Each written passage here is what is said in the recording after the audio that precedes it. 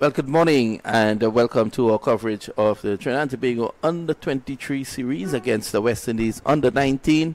And we're here at the National Cricket Centre in Balmain, Couva. There you can see the officials and the players from both teams. The Trinidad and Tobago Under-19 team, Under-23 team on your left, and on the right you have the West Indies Under-19 team. Of course, the idea behind it is to give the West Indies Under-19 team some much needed cricket before they head into that World Cup in Sri Lanka in January.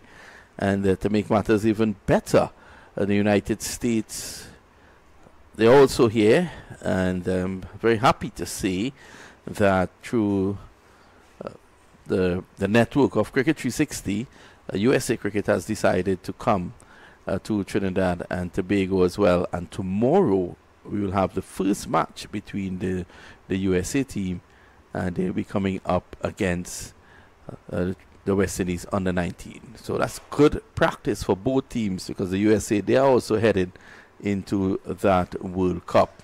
So as you can see there, the officials just having a moment's silence, and then they will be off and running pretty soon. Probably gives me enough time to introduce my fellow commentator this morning, and that's the venerable Vidya Ramphal. Good morning, Vidya. How are you? Well, thank you very much. And of course, this is an important game. First one in the series that will be played. A couple of games rained out as a result. And of course, the conditions not favorable here for play in the last few days. And just as we're watching the match referee with his eyes on the time, we're also watching our watches at the moment here. The umpires just heading out for the start of today's game. And Trinidad and Tobago on the 23s versus West Indies Under-19, as Vinod would have mentioned. West Indies Under-19 playing in the World Cup coming up. And they are involved in that along with the USA. The West Indies Under-19 playing in the last World Cup, which was staged, of course. They were host back in 2022. The USA last qualified for the Under-19 World Cup back in 2010. And there is a lot of interest in this game, especially for Trinidad and Tobago fans. In this Under-23 side, there are several players who still have a chance of making it onto that West Indies Under-19 team. So they will want to put their best feet forward here in this one.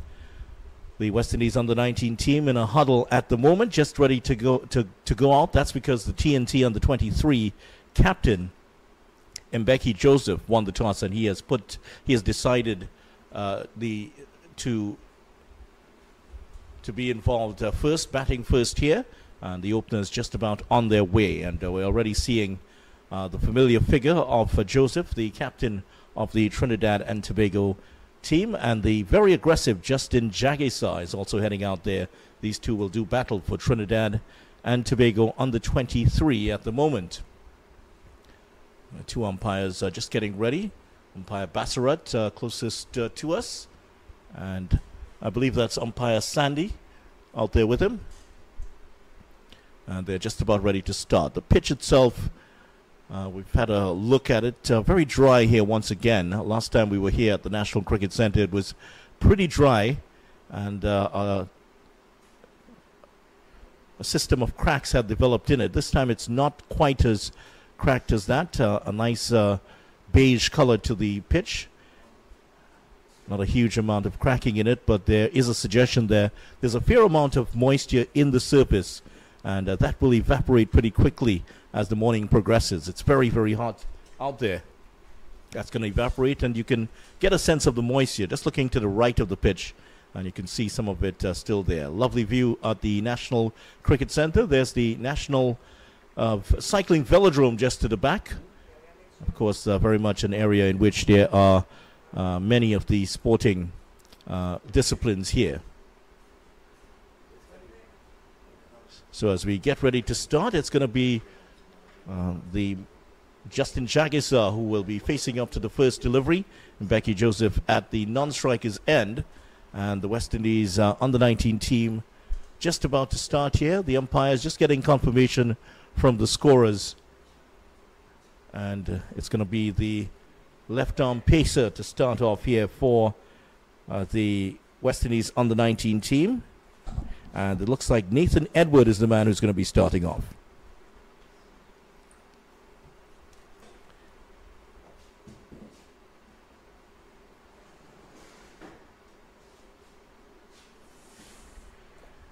So Jewel Andrew, the 16-year-old who made his List A debut, he has the wicket-keeping gloves on. What a talent he is!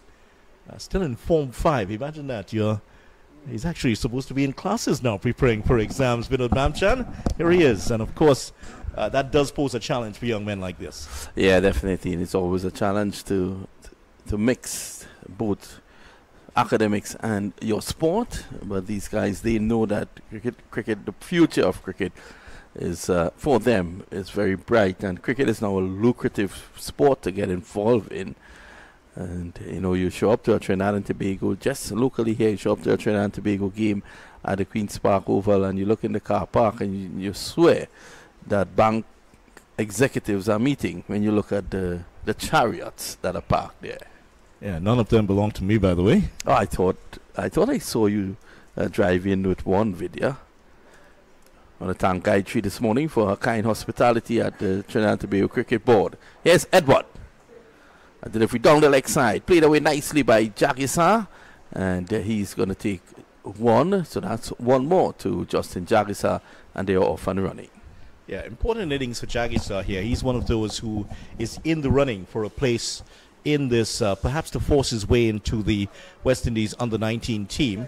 As you would know, during that last tour of the under-19s touring Sri Lanka a couple months ago, in August and September to be exact, no Trinidad and Tobago players there, and there are several of them here in this T&T under-23 team. So there's still a fair amount of space here for them to get in and be involved in this West Indies under-19 team. So you would suspect that this is a very important innings here for Jagisar and a few of his compatriots.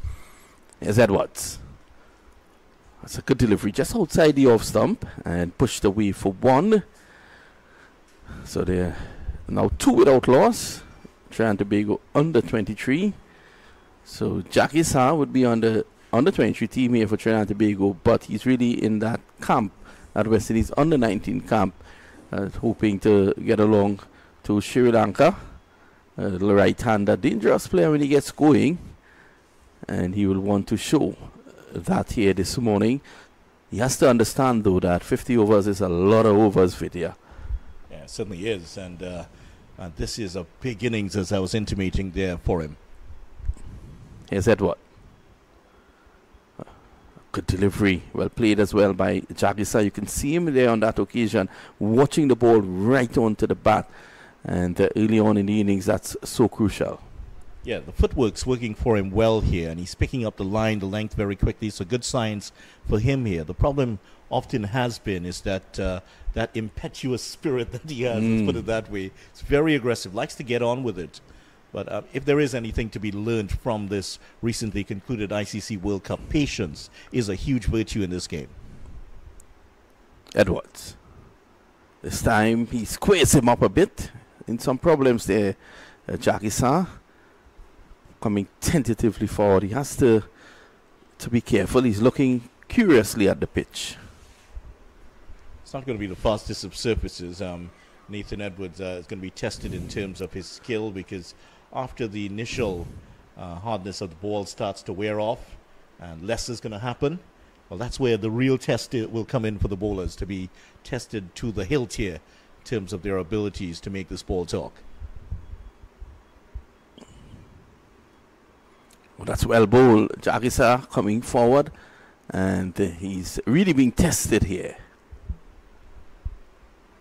It's good from Edward, because I think that obviously the coaching staff would have prepared them well for the mentality of this Trinidad and Tobago team, knowing that some of these players are feeling that they need to do very, very well here in this game in order to perhaps this game and these series of games to get that place in the West Indies team. I don't believe we've ever had a West Indies under-19 team without a T&T player. Yeah, and those guys will be looking to get in. There are a number of talented young men, Jagisa included, who are on the radar. Andrew Rambaran, I think he is one of them who is really out front. I think it'll be unfortunate if he does not show up in this series to keep on pressing. Had a good under 19 series in St. Vincent. Kyle Ramdu is another, and with the West Indies looking to take that second wicket keeper, Kyle Ramdu as a wicket keeper batsman is a good option. And he's a sort of player, Ramdu, who will just show up and score a couple centuries just like that out of nowhere. Clipped away. This is going to go into the boundary. Let's see. Runs for Jagisa here. Badly lined, and he just helped it around the corner. Yeah, of course, pushing that down the leg side, and yeah, just about that over the knee roll, halfway up the thigh, and an easy one if you're a quality batsman as Jagisa is, put away well for the boundary. So what I like about that video was that Jagisa never got too excited because the ball was down the leg side. He allowed it to come on to him, and this is why he was able to maneuver the angle well and get it fine for 4. And that's always the hallmark of a good player. Those who play the ball as late as possible, not those who are normally late, like our scorer this morning, Mr. Kadir Mohammed.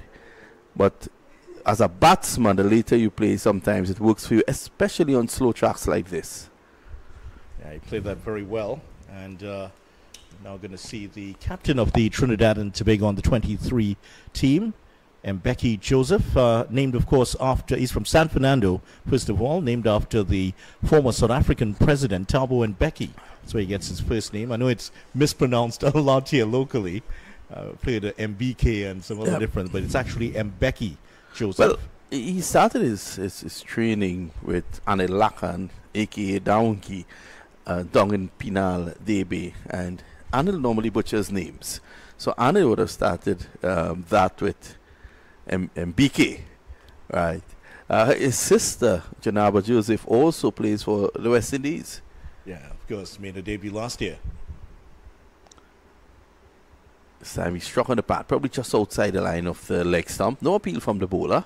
The wicketkeeper with his hands in the air, as is normally the case, wicketkeepers appeal. They'll make good lawyers, wouldn't they?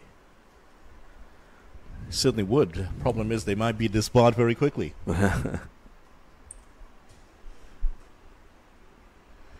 So the Sean Joseph from the other end, starting here for the West Indies under-19 team. Very important here for the West Indies under-19. It's hung like a millstone around the neck of subsequent teams since 2016. Down the leg side, and there is Joseph. Let's wait on the umpire by Bassarat. It's been no signal comes from him, so that's 1.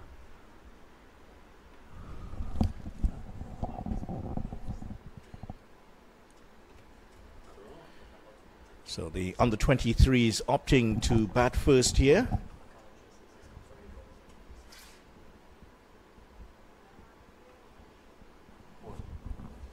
Sean Joseph starting off from the southern end of the ground. Number 19 on his back. I'm sure that Trinidad and Tobago football fans would recognize. That's the number that Dwight York would have loved to played in as a youth.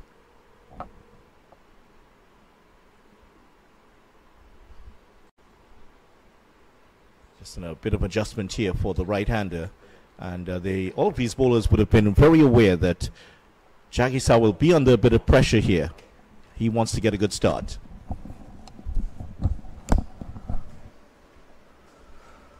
So wide signal there by Bassarat.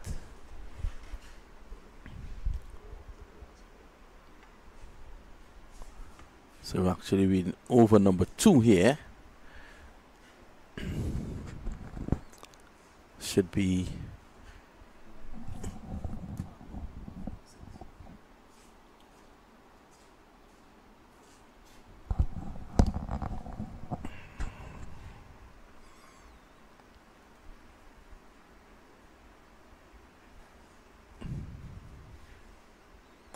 that's a good delivery coming back into Jagisa. He was pushing forward. And it goes down behind the square. They're going to come back for 2.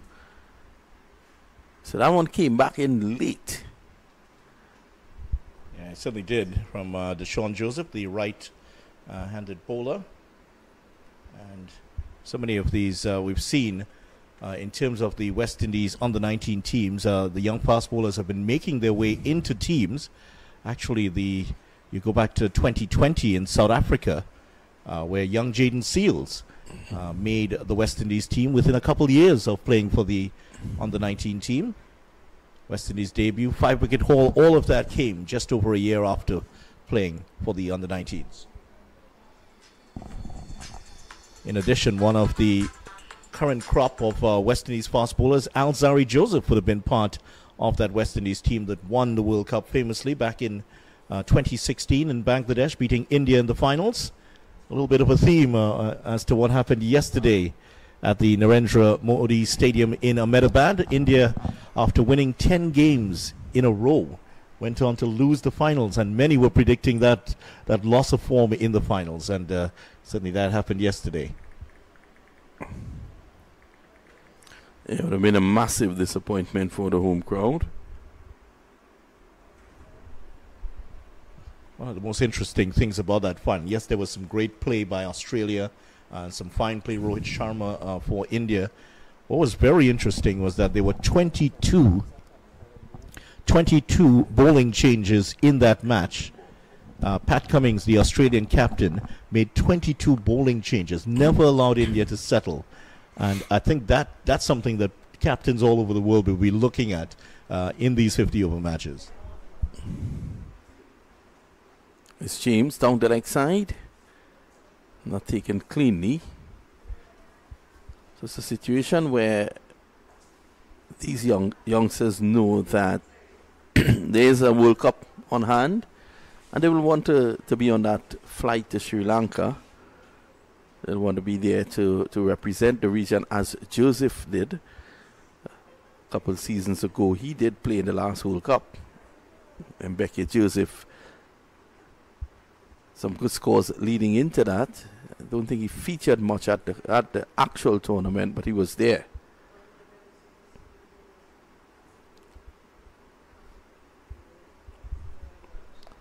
So really a lot to play for. Nathan Edward will be back on the ball here. Boundary of the last ball that he would have bowled to Jagisa. Now he has a crack here at the left-hander, Joseph. So well left. Straight out of the Steve Smith playbook there in terms of that leave. A lot of batsmen have been adopting that since they've seen the rise of Stephen Smith. Yeah, Stephen Smith, you know, you get flustered looking at him bat. I don't know about you, but he's so fidgety, but effective. It tends to work for him. Let's say Shivnarine Chanderpaul as well. When he used to play, he touched everything. Cracked away just to the left of point. And they should be coming back for 2. Yes, they're back for 2. Yeah, it took a wicket bounce just in front of the fielder in that backward point position. And he was going down in the approved fashion, and then suddenly found the ball was rearing up at him almost like a trained Doberman. Tariq Edwards there almost wearing that one after. Luckily, he was able to duck out of the way. Trained Doberman. I like that. Of course, you might use a different dog in that metaphor.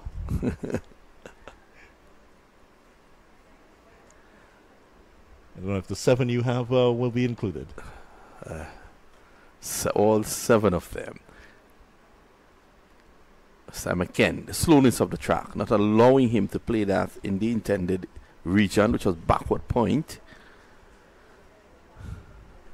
Certainly there will be runs here. There's if you can get stuck into this pitch, stay there for a period of time, build an innings, there will be runs here. It's going to be difficult at the start for these batters just to assess the pace of this one. It's a lot slower than some of the tracks they've been accustomed to, but there will be runs here once you can get stuck in. I know you've been around the domestic scene here at all these grounds doing commentary video, but if I may ask you your opinion of the best in terms of pace, the best track in Trinidad and Tobago, where would you say?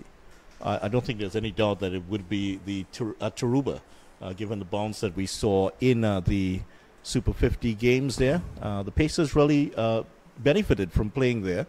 All of the other venues, the leg spinners, the spinners really reigned, but the Pacers had a chance to get back some of their own at Taruba.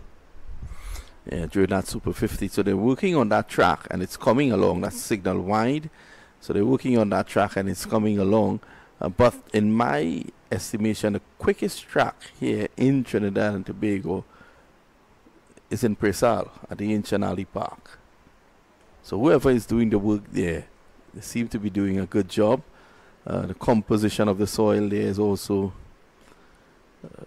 well, whatever they did put in at the track there, it seems to be the right mix. Trinidad is a small country, so it's not as if you're getting, it's not as if it's Australia where you have certain conditions in Perth, and then across in Brisbane you have something different.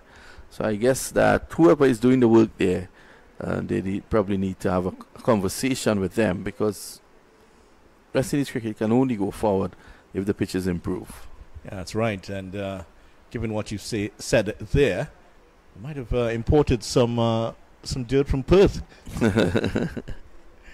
Perth has been something of an ancestral home for fast bowlers. Every fast bowler wants to play at Perth, given the bounce.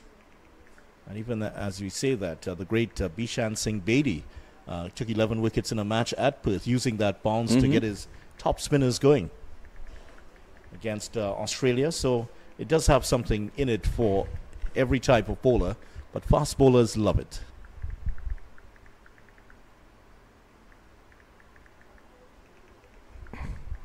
Bedi passing away a couple of weeks ago. Outstanding player for India, and would have featured here in Trinidad and Tobago. 15 without loss after 3 overs. And Jagisar, since that boundary, it's gone very quiet here between these two, as it's a tough battle of attrition at the moment at the start of this game. Certainly you would feel that the West Indies under-19 team are the favorites to take this game. Many would say, well, the result is not going to be important, but it is important for a team going into a World Cup just about a month and a half away from now. Getting wins under your belt is very important. So this West Indies team, they will be gunning for victory in a big way here.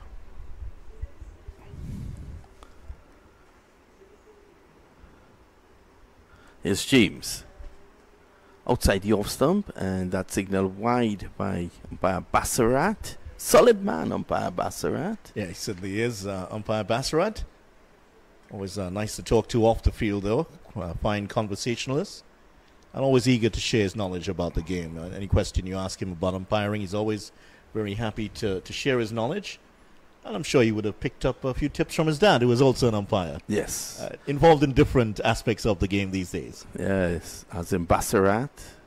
I was told that he was a very proficient umpire back in the day, and decided to go into administration. He's reached far, hasn't he? Outside the off stump, there's an exaggerated drive and exaggerated appeal. Not out, says the umpire. Definitely a sound, but it might have been the bat taking the surface of the ground, and Becky Joseph getting one that was just in that region for him. Feet not quite working up to the speed that he would have liked at the moment, the left-hander. So 16 without here, lost here for Trinidad and Tobago. Projected score in the region of 250. They'd love to get that here.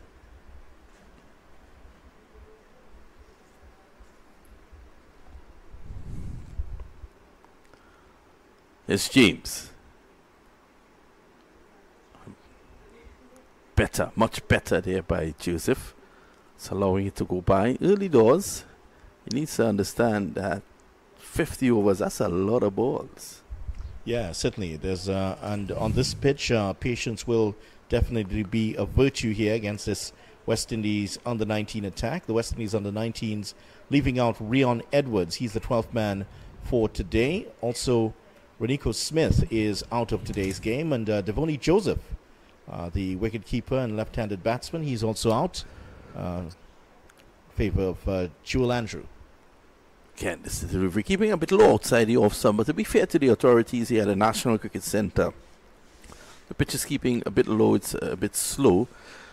They haven't really gotten the opportunity to prepare it properly with all the rain that we've had about. Yeah, it has, you know, as a cricketer, you love to have a consistent practice. Well, for the groundsmen, it's been a nightmare for them. Even cutting the ground is a bit of a lottery, because if there's too much moisture, you go out there, it's going to damage the surface in a big way. And so all sorts of challenges for them here.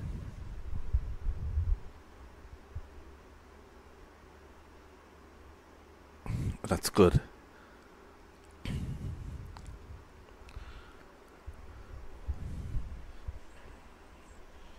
That is certainly some good work there from the captain, Stephen Pascal.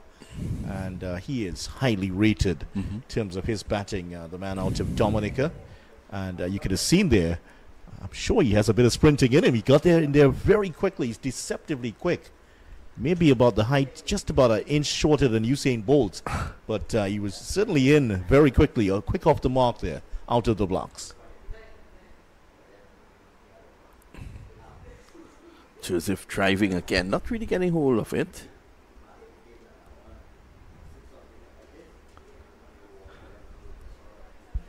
Yeah, he's more of a stubborn batsman rather than maybe one would say like an attractive stroke player. But he's pugnacious and very effective when he gets going here. Becky Joseph, 5 off 11 so far. He can also turn the switch. Yeah, that happens too. It's important for him to really get stuck in, as I'm sure that Jagisa is thinking about at the moment.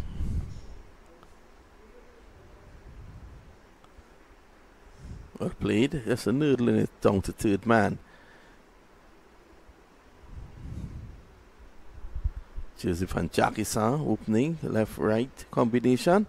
So what has happened here on this setup is that all the under-19 players from Trinidad and Tobago who still has an opportunity, who the CWI are looking at before they finalize that final team for the World Cup, Trinidad and Tobago Cricket Board has included them in the under-23 team. So they have a unique opportunity here now to go ahead and impress. What the Trinidad and Tobago Cricket Board has also done with the USA under-19 World Cup bound team coming here as well, they have decided to card 3 matches for the West Indies under-19 against the USA under-19, but also 2 games for the T&T under-23 against the USA under-19s. It then gives the Trinidad and Tobago players in the setup an extra 2 games to impress the selectors. Again, delivery keeping a bit low and played away nicely just for 1. So showing some patience here, young Becky Joseph, and it's working. Yeah, he has to rein in those attacking instincts. And Becky Joseph, of course, the USA under-19 team, and littered with names that suggest Asian origin. Certainly heavily in favor of India. Quite a few Patels. There's Arjun Patel, Sahil Patel, Vivek Narayan. Narayan spelt not like in Trinidad.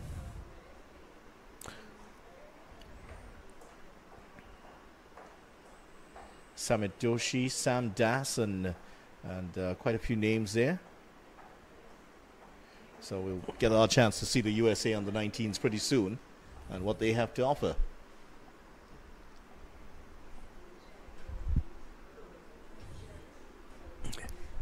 Yeah, in fact, they're here at the venue. They are training just behind the Sir Frank Worrell Cricket Academy. Slow delivery. Jagisa, well played, coming forward. Just needs to show some patience here, Jagisa. Very hard worker, Justin Jagisa. Gets up very early every day, works in the nets. It has shown his physical structure has changed. He has dropped a lot of weight, and you can see that the difference in his cricket.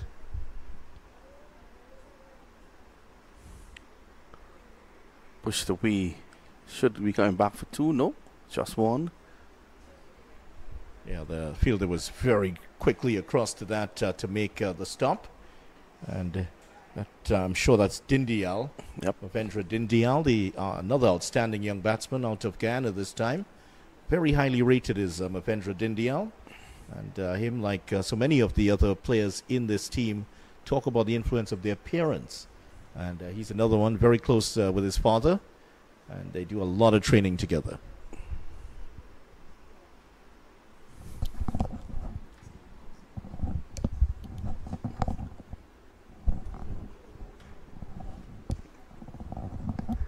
Pushed away, pass point, an acrobatic attempt to stop that.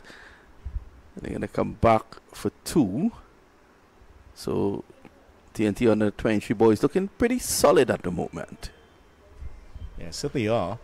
The USA under-19 team, don't underrate them. Just to go back to them for a moment, their first appearance in the World Cup since 2010, when that team was at the World Cup, the current guys were still in their nappies. Wow. That's how long ago it was. So it has been quite a while for a USA team. It's only the 3rd appearance for the USA team in the Under-19 World Cup. Slow delivery. Could have read it from here. So you will want to work on that.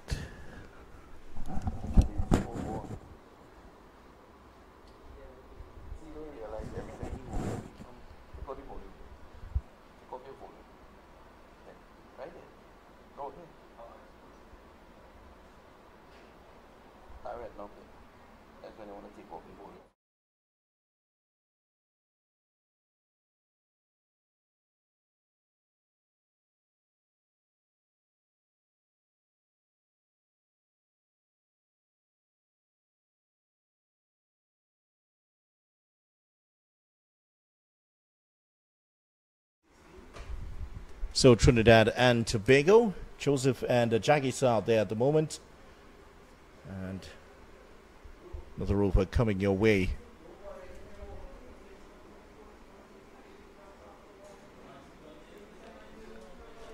Here's James to continue here. Yeah, just tried to work that one away, but straight to the fielder. Didn't quite get all of that there from Jagisa.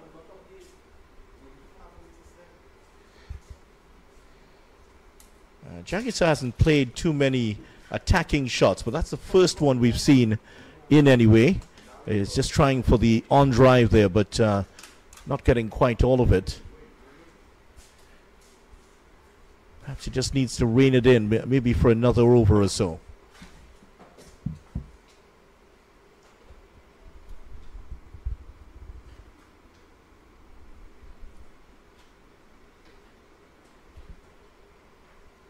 Nice firm push down to the mid-off region.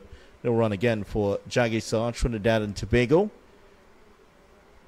Trying to set a total of some meaning here. A lot of jeopardy in this game for a lot of these players. Still hoping to get that chance to attract the eye of the selectors for the West Indies under-19 team.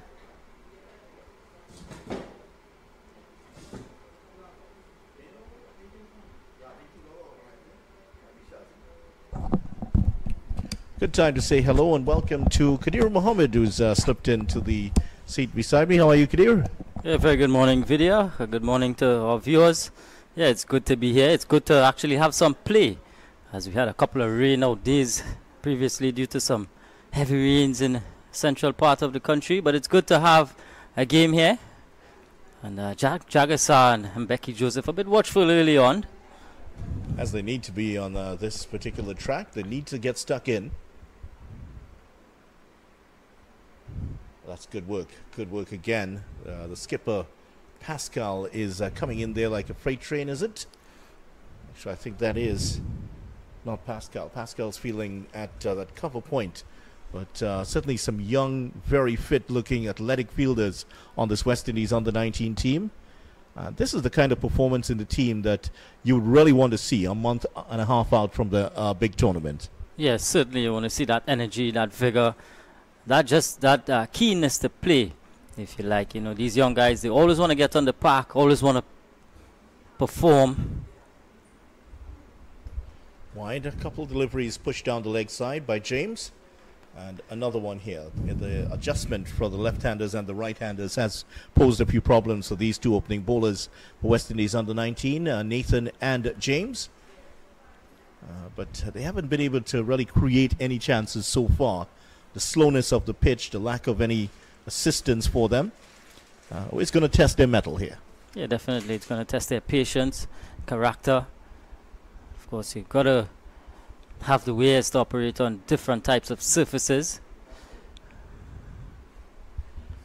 Again, looking for the single this time. It is the skipper who's there. Boy, that was close. Missed the stumps on that occasion, but they do get the single. And tell you what, Pascal was coming in there very, very quickly. Very clean pickup. The only thing he didn't do, which would have been perfect, was to hit the stumps. Jagisar might have been in some problems there. End of the over all the same. Yeah, still a couple of deliveries to go in this Sean James over. Correction, yes, my correction. Yeah. Yeah, but the communication was a bit on the all's well that ends well. Yeah. Miscommunication, not just out there.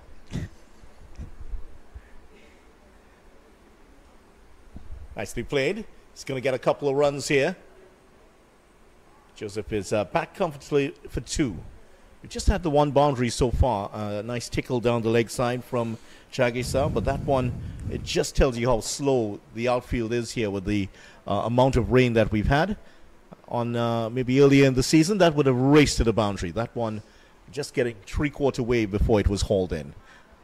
There is the end of the over, 25 without loss after it, and we're now starting to see the flow of runs starting to change just a little bit here. Yeah, batsmen just seem to be getting accustomed to what's taking place now. Of course, you got to be watchful early on.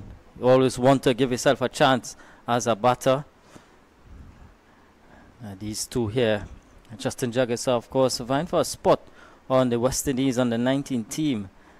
I'll be heading to the World Cup early in the new year.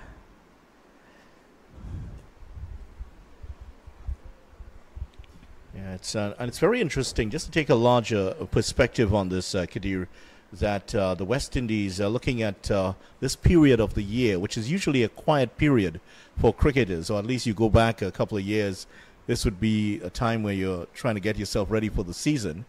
You have all three West Indies teams that are feeder teams for the senior teams in action right now.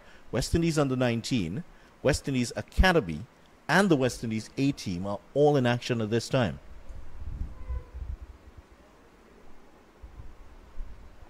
No ball this time. This going to be a free hit.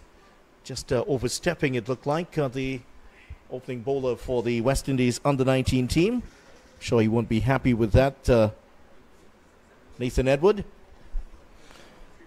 Yeah, it's going to be a free hit. Yeah. Just to go back to your point, Vidya, for me it's a breath of fresh air to see feeder teams, if you like, in action. The West Indies A team out in South Africa, and the West Indies Academy in battle against Ireland at Antigua, the emerging Ireland team. So it's very good. It's very good to see that cricket is being played.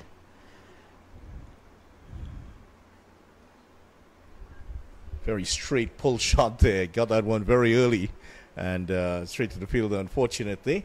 Had that gone into the gap, that could have gone to the boundary. But definitely we're seeing more shots, more aggressive shots being played by Jagisar. There was an attempted on-drive in the last over. Now a pull off the front foot. Just tells you how slow this track is. He's pulling off the front foot here, Jagisar. So he is starting to explore the attacking side to his game now. Yeah, it just seemed to be a slow delivery from Nathan Edward. Just seemed to roll his fingers down the side of the ball. I like the look of Edward, though. Left arm always gets me out of my seat. Something about left-handed players and batters that does attract the eye. There's a story about Paul Collingwood, the former England player, who was running in the gym one day, and he saw a batsman. He was looking on the mirror, and he was looking at this batsman, and found that he was looking very attractive, and then suddenly realized he was watching himself batting in another game, but because he was watching it through the mirror, he was batting left-handed.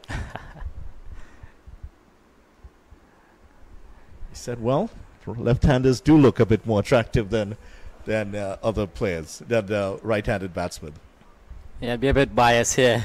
I do think so. When you look at left-handed batters from the past, you look at Kumar Sangakkara, classy left-hander, and of course, our very own Prince himself, Brian Charles Lara. Perhaps the most elegant of them all. Yeah, certainly is.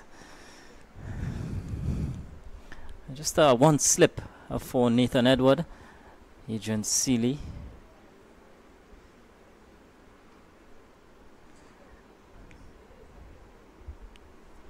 Again, they're trying to put the pressure on Jagisar here, but he got there in time and got there pretty comfortably in the end. So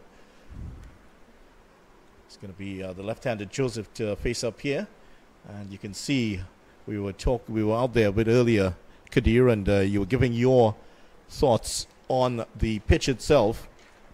And you're mentioning the fact that there's still a little bit of moisture, and you can see from the footmarks that have been kicked up by the bowlers here, those darker spots. That just shows you there's just a little bit of moisture there under the surface. Yeah, there's some underlying moisture. As per this early start times, 9:30, we do expect that early morning moisture. And taking into consideration the pitch was unused, it was covered for quite some time. It would have been sweating as we were when we were out there. It was very hot out there this morning, which is good. I'm sure the players would have appreciated that. If anyone detected, if you were here to watch the training, if you detected a little bit more energy from the players, I think they're very happy to be out there. The West Indies under-19, T&T U23, and away to our left, just outside of your picture, the USA under-19 are doing a training session in the distance. Well, Joseph now getting into the act. He's starting to play some aggressive shots. Both batsmen facing up to just over 20 deliveries. 21 and 22 for these two. And 11 and 10 for Joseph and Jagisar respectively. Trinidad and Tobago 27 without loss after 7 overs. Quiet start here. And you really do sense the importance that this innings is taking in the minds of these two batters. They need to set a firm foundation here. Yeah, winning the toss and batting, you want to build on that decision to bat first. You want to back that up. Skipper himself, he's out there. And they would know batting first. They would want to get upwards 200, I would think. Well, if anything's going to tell you how slow the outfield is, well, then he's gotten rid of the helmet. And he's going to face up, he's going to be batting with the cap, and that's also because there's going to be spin on at the moment. So it is going to be the man with the number 31 on his back. That's Tariq Edward, the other Edward involved in the game. There are 2 Alis and 2 Edwards involved. So Tariq Edward, the off spinner, going to be in action now. Immediately getting some turn there. That one came back into the right-hander pretty sharply. Yeah, slow turn for Tariq Edward, off spinner. Quite tall too. Is Edward good long levers, good attributes. Still a slip in. So it shows that has that one that maybe just slides across, maybe just goes on with the arm. Predominantly the off spinner would turn the ball back into the right hander.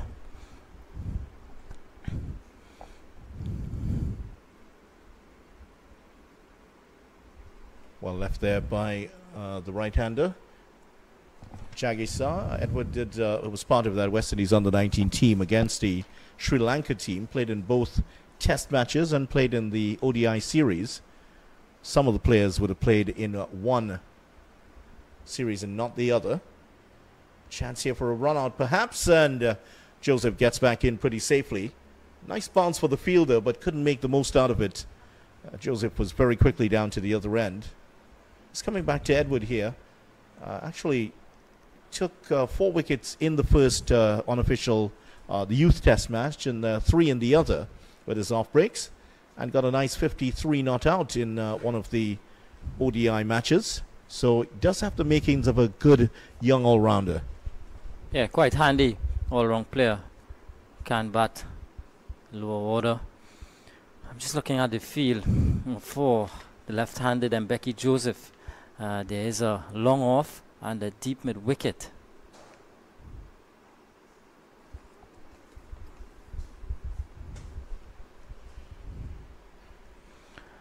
There's that short extra cover in place also for him. Well, given the slow nature of the pitch, a mistimed drive could end up in his hands. Yeah, didn't quite get to the pitch of that one. A bit faster through the air from the bowler. Just sliding off the surface of the bat and down to that backward point position. That's exactly what they want him to do. Just keep play those aggressive shots at deliveries like that. Yeah, exactly what the skipper would ask of Tariq Edward.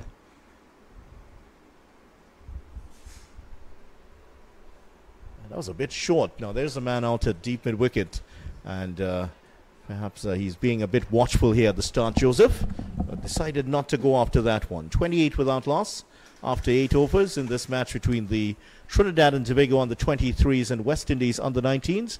This action here on Cricket 360. Thanks so much for joining us here for the action here at Balmain Couva.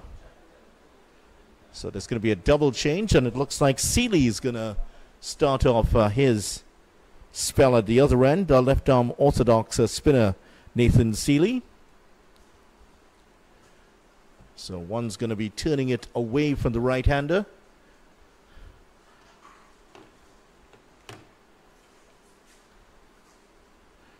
And, well, of course, the off-spinner turning it in. So challenging both sides of the bat here. The West Indies under-19 team. We're at the first slip position.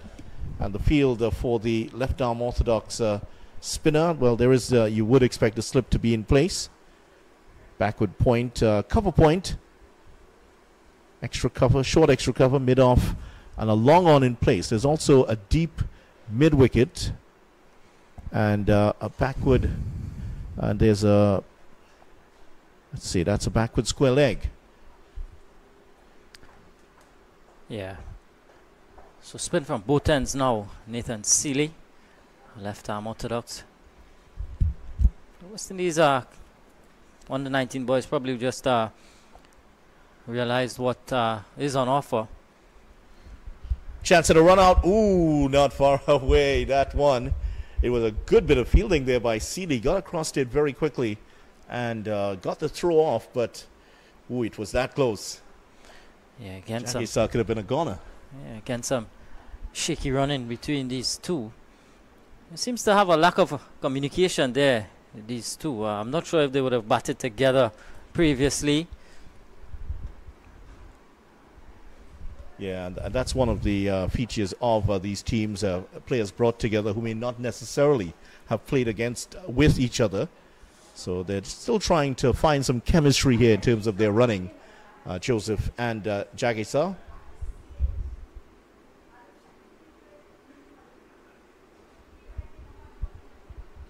Good amount of bounce on that one. That one just seemed to pop a little bit on Joseph, but he was well and truly over it. We've seen a couple deliveries keep a little bit low already from the pacers, from the seamers. Bit of a field change here. There's going to be fielder in that mid-wicket position. Yeah, there's a shortish mid-on and a mid-wicket now. Backward square and a man out at deep mid-wicket. It's also another at long on. Yeah, those are the two men out on the boundary at the moment, deep mid-wicket and the long on.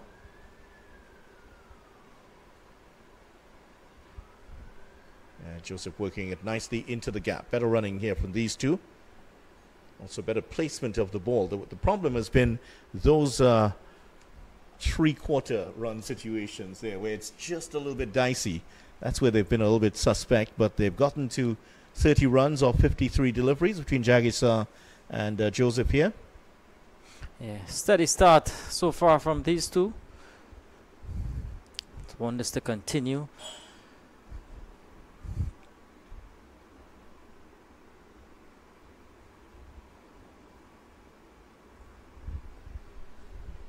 12th man just racing across behind the side screen as the T&T on the 23 band was getting ready to face up. Bit of bounce that time from Seeley. And a lack of bounce on that last one. A bit shorter that time, and if anything, the fact that it kept so low is the reason why it wasn't put away for a boundary. But that was very, very short. Ends off his first over. Nathan Seeley getting a couple of deliveries to pop here. That's what stuck out to me in that last over. And just dragging one down, but no real damage done. 9 overs gone, 31 without loss. But you've been watching from the start as we have, and you do get the feeling that these two want to get on with it. You're seeing more and more attacking shots coming in, and can they get that right balance between defense and attack here in these early stages, just as they try to set up a platform for a big score for T&T on the 23s. Yeah, again, you've still got to be watchful. Just 9 overs old, the innings, that is. Still a lot more time. Oh, he's gone through him. That's hit the off stump.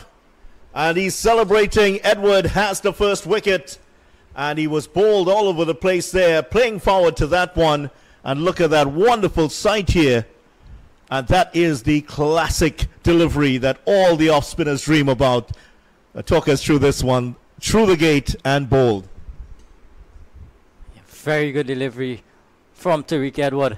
High action, bit of air, and got it in the right area. Jagisar well forward, but that's exactly what Tariq Edward would have wanted. They just gone through the gate and picked the off stump. So good start from Tariq Edward as Jagisar has to go, and it's 31 for 1. Yeah, great delivery there by Edward, and the celebration alone told you that how much he enjoyed that. That is exactly what off spinners love to see. Just pitching it out just outside of that off stump, just enough turn. Jagisar perhaps a little bit late on it, and just through the gate and hit the top of off stump. Brilliant stuff here from Edward, and he strikes the first blow for the West Indies under-19 team. Yeah, classic off spinners delivery. Good dismissal from Tariq Edward. That give him some confidence, a lot of confidence in fact. Striking in just his second over. So now 2 left-handers for the T&T under-23s. Kyle Ramdu in at number 3, wicketkeeper batter.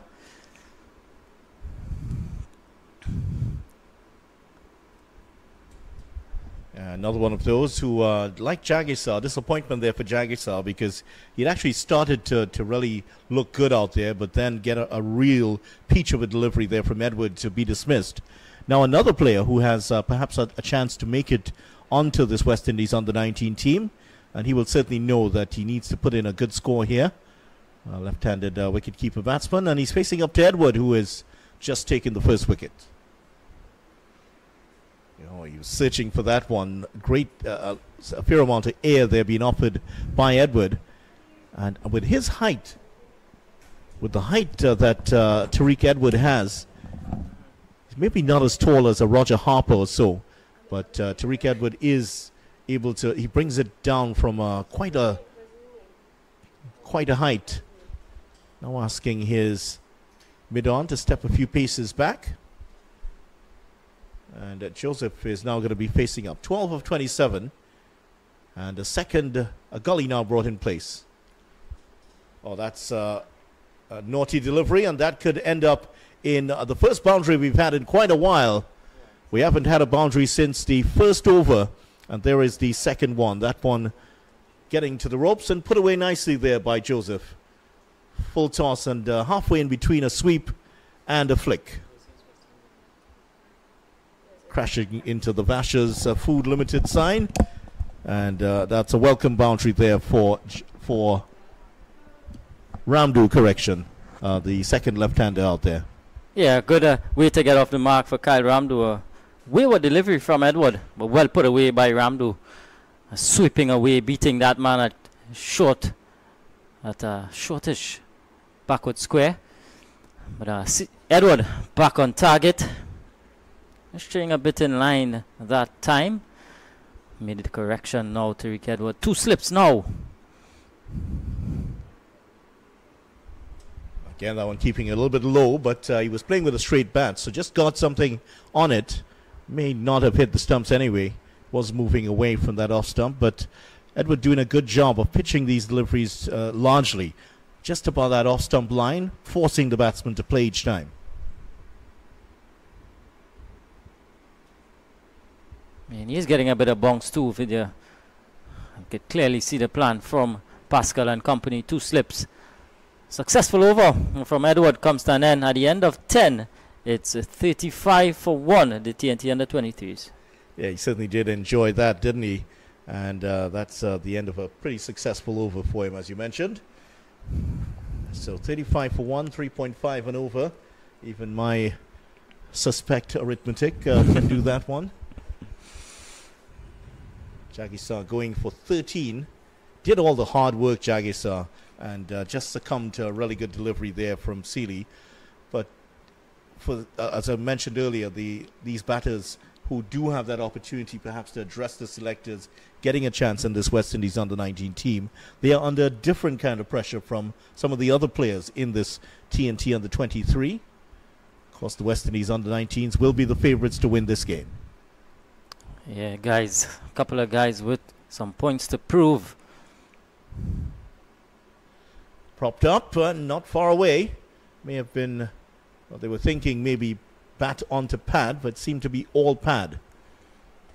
Yeah, again, Nathan Seeley, this time from over the wicket to left-handed Joseph. Sliding off the face of the bat, and that's going to result in 2. Joseph gets back down there. What a household that must be for the Joseph family.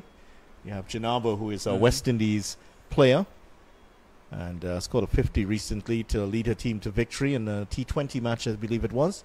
And here's Mbeki. Must be some very interesting dinner conversation. Yeah. And of course, Mbeki Joseph too would have represented the West Indies under-19. Well, his sister has one up on him, doesn't she? She said, well, I've gotten all the way. It's now up to you, sir. But, I mean, all part of... healthy competition, healthy competition, that's right. Fair dose of sibling rivalry there also. Yep, down the leg side. Just pitching maybe about leg stump and going further down the leg side. Nicely taken by Jewel Andrew. We talked about him earlier. What a prospect he is. 16 years of age, made his list A debut for the Leeward Islands a couple of weeks back at the Brian Lara Cricket Academy. Bit short, pulled away into the gap, and the fielder can't get there. So that thuds into the boundary boards for the third boundary of the innings. And Joseph was in there for quite a while. That was a bit short, and he gave it the treatment. Yeah, pulled way in front of square. In full control this time. Mbeki Joseph, a couple of bounces and into the boundary. Good shot, a good start from him. He's on to 18. And Nathan Seeley, guilty of bowling a bit too short at that time.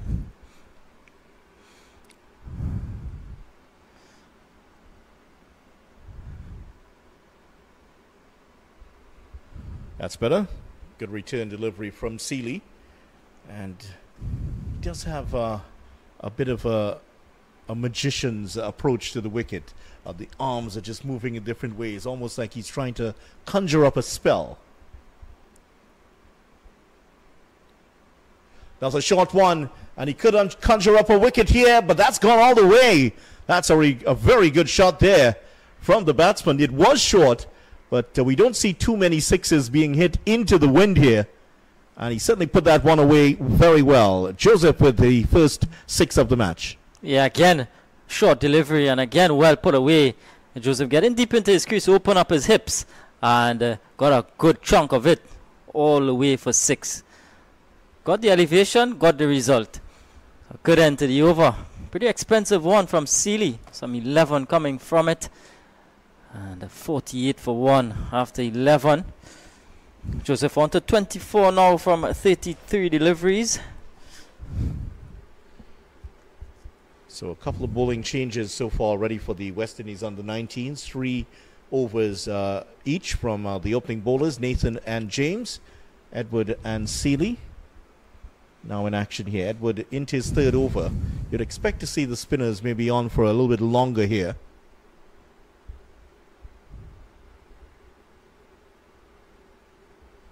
Yeah, well flighted delivery this time from Edward.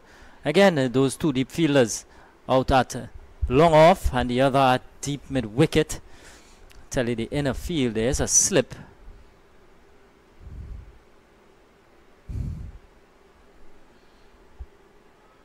There's a slip, a backward point, a cover point, a shortish extra cover, a mid on, a mid wicket, and a man at square leg, just to the right of the umpire, square leg umpire.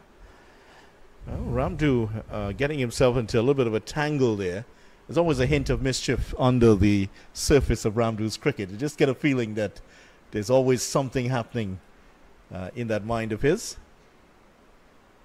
Loves to play his shots and gets that one through the gap. Only going to get 1 this time.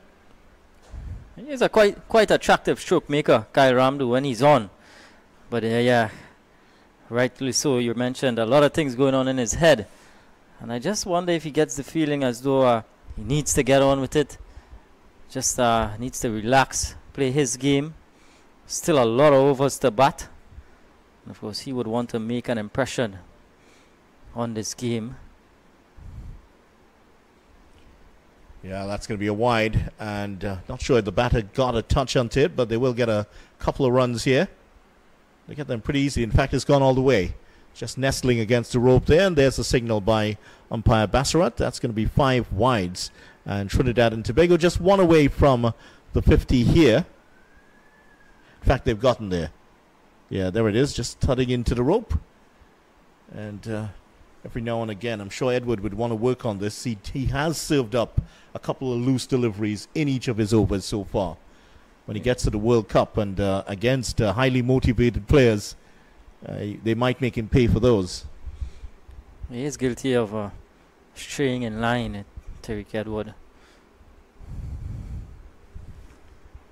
Not much of a breeze this time. It's quite still. From where we sit, certainly, it looks that way.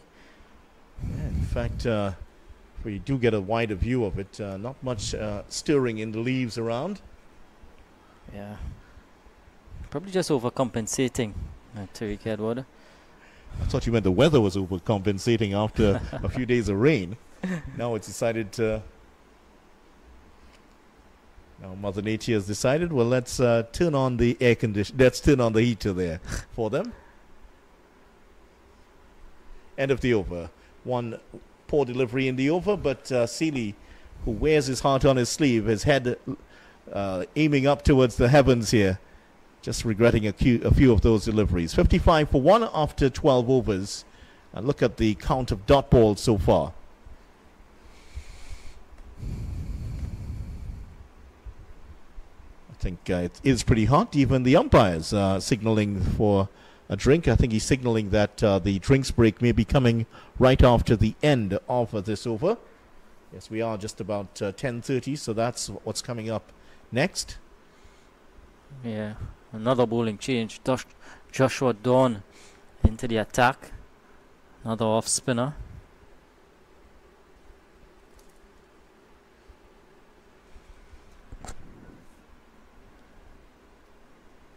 Fifth bowling change for the West Indies under 19s so far. And Becky Joseph, he's looked solid. 25 from 34. Here's Dawn. Dawn out of Barbados. And another one of those players who would have played in tests and ODIs for the West Indies under-19 in Sri Lanka. And more than a useful player here. I'll tell you about him in a minute. And got 3 for 16 against the Sri Lankans in the only innings that he bowled in. 1 for 14 against the Sri Lankans in the last ODI match played. But more known for his batting, really. Got 56 and 34. 2 useful scores against Sri Lanka in the ODI series, where the West Indies went down 3-2 in that one. Yeah. Joseph really had to work that one into the gap. He's looking for a second run, but is sent back, and wisely so. That would have been run out by a margin. Yeah, again, should have been an easy single. Kyle Ramsey was a bit late in taking off. But it went all the way down to long off fielder. He had to go away to his right a bit. Should have been an easy single. All's well that ends well. Ramdu 5 from 10. And it's always pretty handy to have these top order players bowl a bit too. Always gives the captain some extra options. Yeah, played into the gap, just beating the fielder. They will get... should have gotten a couple there, but... Sloppy work from Edward, Tariq Edward at backward point. Yeah, I don't think he's too happy with his work there. Still playing on his mind that last over that he bowled. Of course, when you're fielding, you have to switch that off. Oh, that's cut into the gap. And that was an airy-fairy shot there by Ramdu. But the important thing was he got it into the gap and picks up the single. He does seem to have the ability, the way he shapes up to play every delivery, he seems that he could play maybe about 2 or 3 different shots at the same time. And I think that's when he gets himself in a bit of a tangle. That time, a nice, attractive shot. I mean, as you mentioned, he is an attractive stroke maker. And Trinidad and Tobago on the 23s will be hoping that he does blossom in this innings. At the end of the 13th over, 58 for 1. Mbeki Joseph on 27 of 38 deliveries. Jagistar, the only batter to go, out for 13. And Ramdu there on 6 of 12 deliveries. We'll take a break ourselves. And we'll leave you with the news that T&T under the 23s after the first hour of 58 for 1 against the West Indies under-19 team. The first game has started in this series involving West Indies under-19s, T&T under-23, and the USA under-19.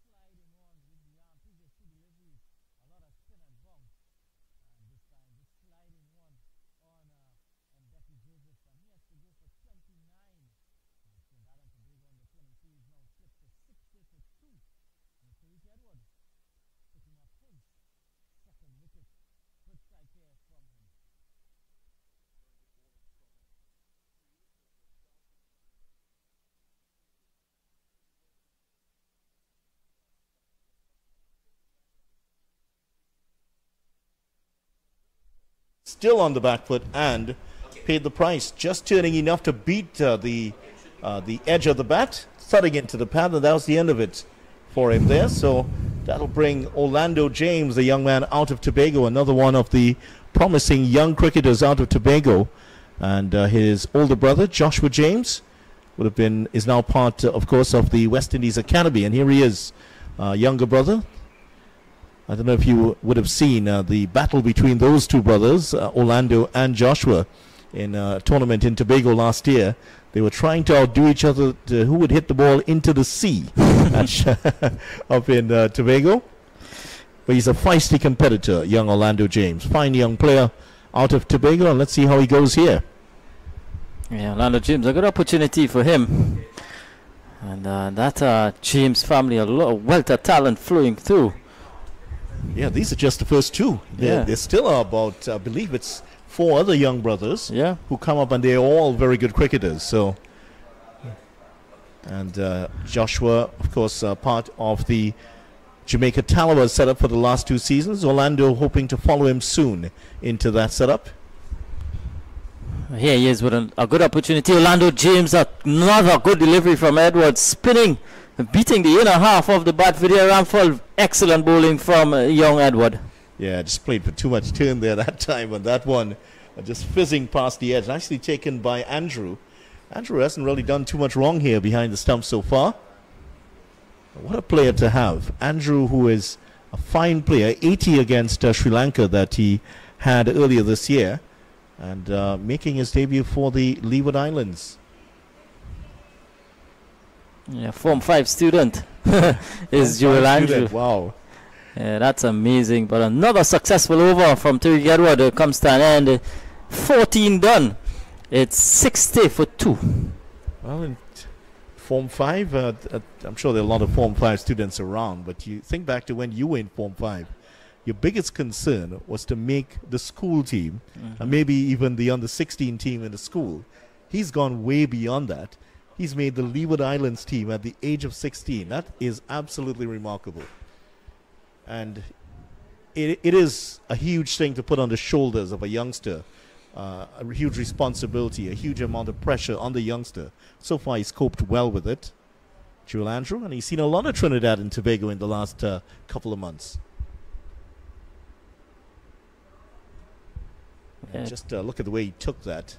You can see the nice silky movements that he has with his hands and feet. Well coordinated. Yeah. Fine young player, Joel Andrew. I'd want to see. I'm interested to see how his progress would be. Poor delivery from Dawn. Hammered away, and they will get a couple runs here. And they get back safely. But not the best of deliveries there from Dawn. And all of the bowlers so far, if you want to be hypercritical of the West Indies under-19 team, they've served up at least 1 bad ball per over. But given that this is a Trinidad and Tobago team thrown together for this tournament, they haven't really taken advantage of a lot of these. Oh, what a stop. What a stop that was. Nicely done there by Pascal. The big man out of Dominica diving away, the West Indies skipper, to make the stop. Yeah, leading by example, Stephen Pascal in there at a shortish extra cover position. That's it high up into the air. The fielder's getting across, can't get there, and gets it on the first bounce. Just a 1. Another chancy looking shot there by Ramdu. He's played a couple of these shots here. He does tend to go very hard early. And has rode his luck so far. 9 of 16 here, Kadir. Yeah, this is Kyle Ramdu for you. He likes to get after the bowling. Thinks he just needs to be a bit more patient at the start of his innings. And it's just something that he needs to work out in his head. 9 from 16. Relatively new to the crease, you have to say, Kyle Ramdu, and you got to respect the conditions, respect the surfaces, respect the opposition bowlers as well.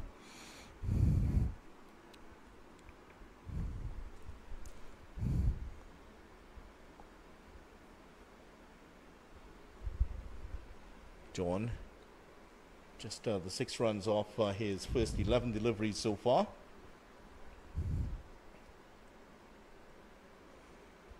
Still that slip in place. Nathan Seeley. Oh, that one crept under the bat there. Very full delivery and just played all over that one. Orlando James hasn't found his feet just yet. 4 deliveries paced. And at the end of 15 overs, Trinidad and Tobago under 23 team are 63 for 2. So they picked up 28 runs in the last 5 overs. And that's a substantial change in what we've seen from them. They got 35 after the first 10 overs.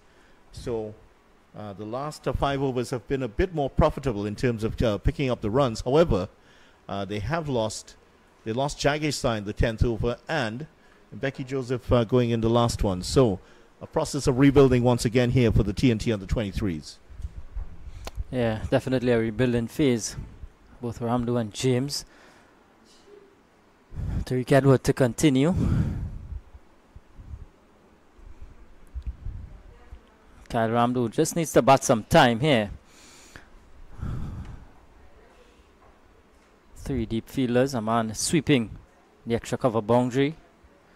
Long off and a deep mid wicket. And you look at Ramdu rehearsing a sweep shot. It was way outside the off stump.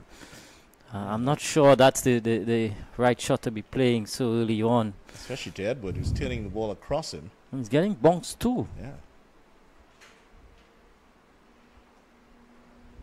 And plays that one nicely.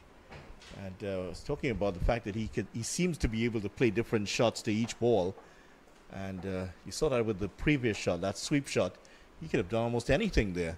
But maybe it just speaks to shot selection issues within his game. James taking his guard once again. Nervous start here for James. Just the 4 deliveries paced. Needs to get a couple balls up the center of the bat. Like that. Yeah, you have to get off the mark, young Orlando James. Well, there are 2 things you go out there. The first thing, you just want to get a solid contact with the ball. After that, if you get your first runs off it, fine.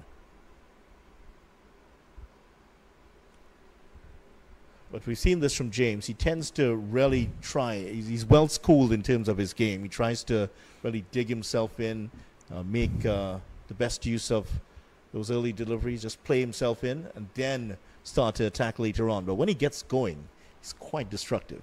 Yeah, he's quite organized. The batter is out of the textbook, if you like. Ooh.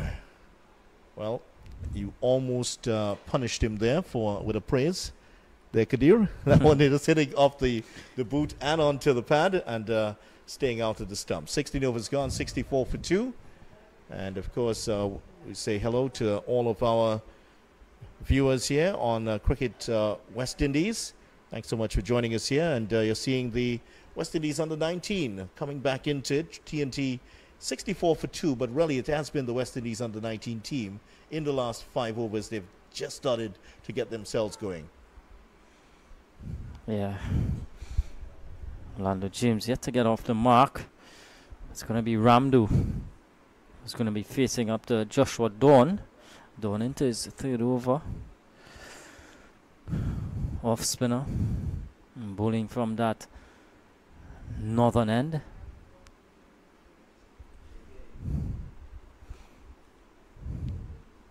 Beautiful conditions. You have to say it's a lovely sunny day. It's a Monday morning. This one is pleasantly driven through. Extra cover. Just going to be 1 in it. But I'm so happy to have cricket video, and I'm sure these guys, they'd be more than happy to be out on the park. I know the Americans are certainly very happy to be out here playing at the moment. They were actually doing some warm-ups with the football, not the soccer ball as they would call it, but the football. Just peeping across as we're doing this game, looking across to see what they were doing. They were doing some tag football. Not sure if you've ever thrown an American football. Have you ever thrown one? Never. I've never done that. Unfortunately, not video. It's a single here for Ramdu. I think you might have been pretty good at that with that arm of yours. Yeah, I'm sure you've done a lot of that in your time in the United States? Yeah, it's a game I enjoy. I really do enjoy it. Had my favorites in the past. Certainly had a chance to see a couple games, so always great to see. Enjoy the different sports in the U.S. Nicely driven, and we'll get one. Highlight really was watching a college basketball game. That was something to see. School that I went to would have been one of the top schools in the Midwestern side, the University of Utah. We had a player called Van Horn who went on to play in the NBA. He had played the year I was there. Turned away. We'll get one here. A couple of the West Indies under-19 players could have gone into basketball, I tell you. Especially the likes of Pascal, who's pretty tall. Dawn not that far away either. Maybe a small forward. What do you think? Curtly Ambrose, of course, was one who wanted to play basketball. Into the gap again. Not a single this time. Yeah. Oh, and there's a little bit of slipping and sliding. They got an extra run. Yeah, there's some sign that there maybe is still a little bit of moisture, a bit soft in the outfield, and the player tumbling over. He seems to be okay, though. 17 overs gone, 70 for 2. The last thing that one of these under-19 players would want is to pick up an injury at this time, with just about 6 weeks ago, or a little bit more, to the start of the tournament. Yeah. Yeah, definitely. You would not want to be carrying an injury into a World Cup. And even worse, to miss the World Cup altogether. Yeah. That'd be heartbreaking, I might imagine. It certainly is. To miss out on the eve of a World Cup would be really cruel for any player. So Edward is going to continue here. 2 wickets for him already.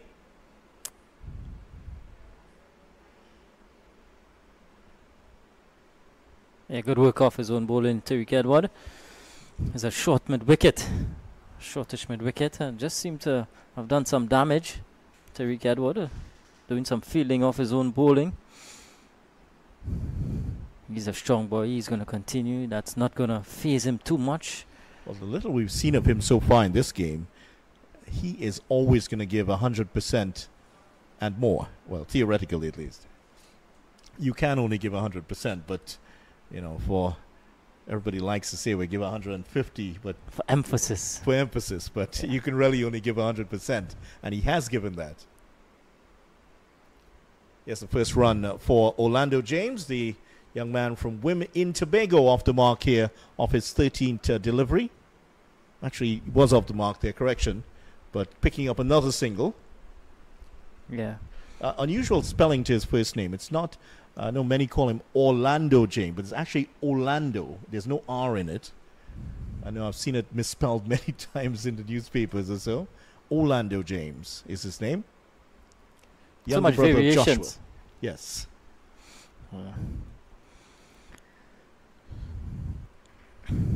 Pretty interesting field set for the left-hander. Slip, a shortish extra cover. There's also an extra cover in place. And a backward point. It's a sweep on the extra cover boundary. And a long off in place at the moment. That long off is having an animated discussion. Nathan Edward. Yeah, Tariq Edward just seems to have done some damage to his hand in this over, early on in this over, doing some fielding off his own bowling. And yeah, the physio, just outside of your picture there, the physio is just doing some work with him. Yeah, there he is there. There's the physio on for the West Indies under-19 team. Just checking out, hopefully he will be able to continue here. As we mentioned, the last thing you want is an injury at this point. That'll rule you out of perhaps the biggest tournament of your young life. And it's his bowling hand too, his right hand.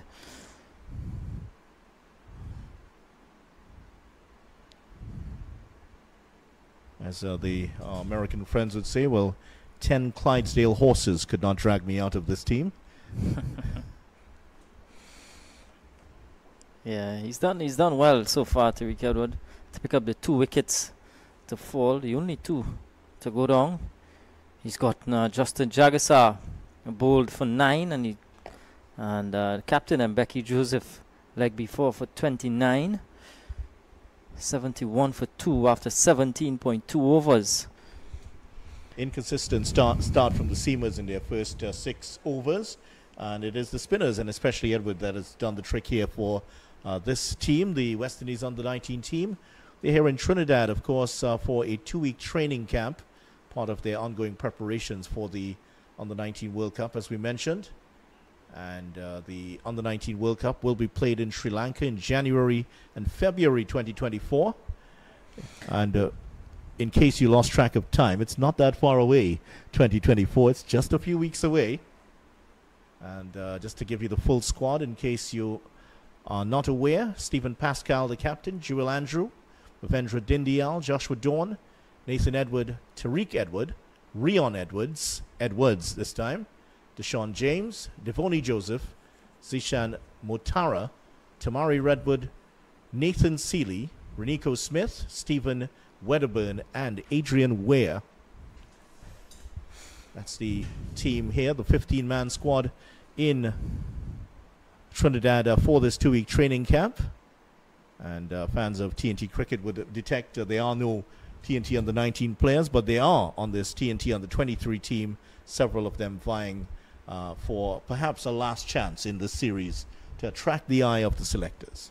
Yeah, certainly a good opportunity for 6 guys with a realistic chance of making the West Indies under-19 team. But Tariq Edward with some running repairs, he's gotten that sorted out and he's ready to pick up the attack once more. 2 for 16. Kyle Ramdu is not out on 14. Orlando James on 3. Left-hander, right-hander. Left-handed Ramdu, right-handed Orlando James. Edward going to continue. This is his 6th over, of course. That's powerfully past the fielder. I think it got through the hands and it came off his left boot. And there is Edward. That's Nathan Edward to clean up. That got through the hands of, is that Seeley? Yes, yeah. It is Seeley. Got through his hands very quickly. Yeah, powerful looking drive from Ramdu. Coaching staff at the back, they are just having a look at what's going on. So good to see too, lending that support. Young guys just making their way in international cricket. Young careers.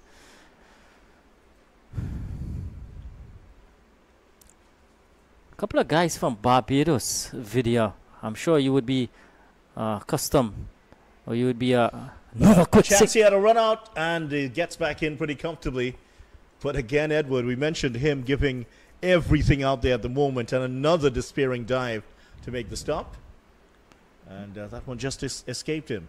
Yeah, I'm sure you'd be familiar with a couple of these names, Video. We saw them for the Barbados under-17, the recently concluded under-17 Rising Stars tournament. Jatario Prescott, a right-arm fast bowler, and Kyron King, also a right-arm fast bowler. Yeah. They were wreaking havoc in the under-17 tournaments due to their extra pace. Tall guys too, Jatario Prescott. I'm not seeing them around. I've seen Zishan Motara, the leg spinner, who was also in that team. He's currently on this West Indies under-19 team, but I've not seen these guys around. Well, on the other side of that, there is the Trinidad and Tobago under-17 player, Adian Racha, who's in. Very promising young fast bowler. He also starred in that under-17 tournament for T&T.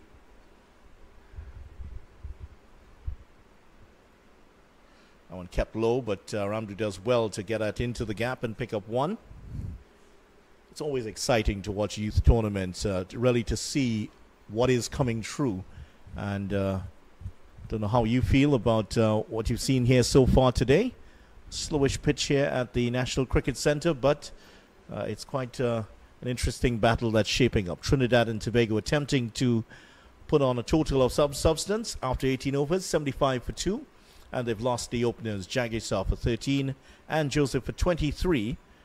Ramdu has looked largely untroubled. A couple of shots that went in the air. In the meantime, Orlando James, as he usually does, trying to build a platform here for his assault later on. he would hope. Projected score for T&T in the region of 209 at the moment.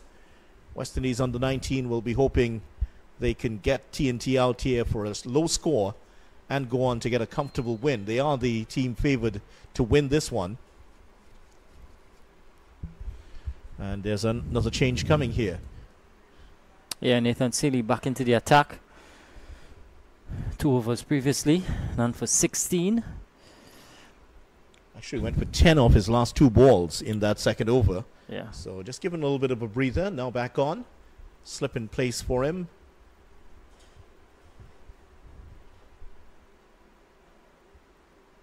Quite interesting approach to the crease. What do you make of it, Video?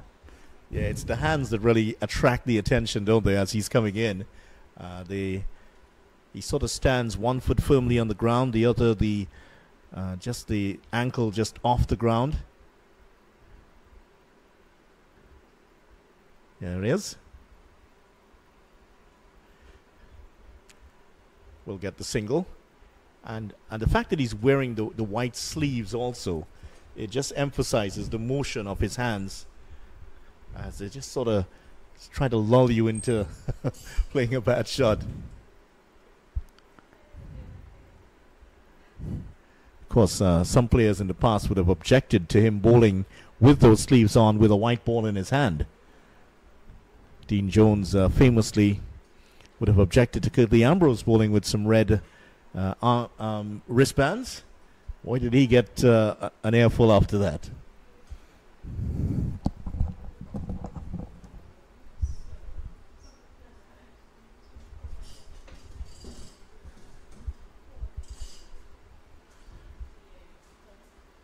Great delivery there from Seeley. That one just touching down around the off stump. Just doing enough to beat the edge of James, but didn't take the edge. Just there is that slip waiting in the form of Adrian Ware.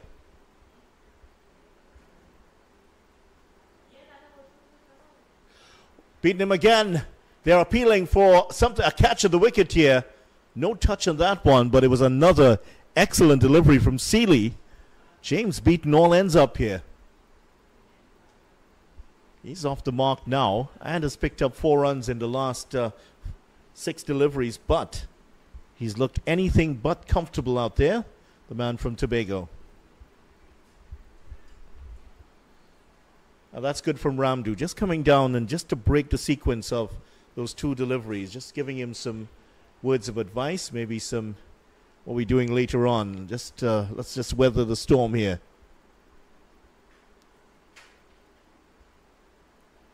That's better from James.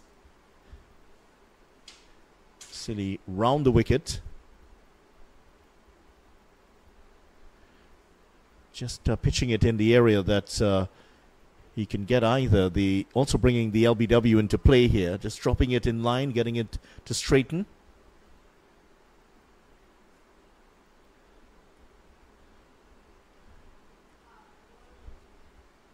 So a challenge here for James. Ramdu has looked relatively untroubled. 17 of 23 as the 18th over comes to an end. It's been all spin since the 6th over of the innings here. And West Indies under 19s with 3 spinners in operation at the moment. Tariq Edwards, Nathan Seeley, and Joshua Dawn.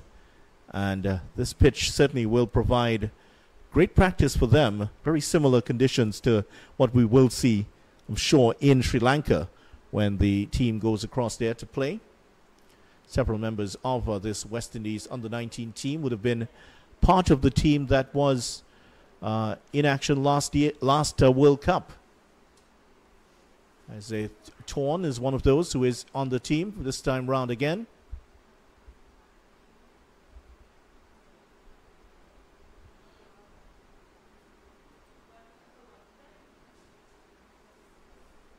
Dawn's going to continue here.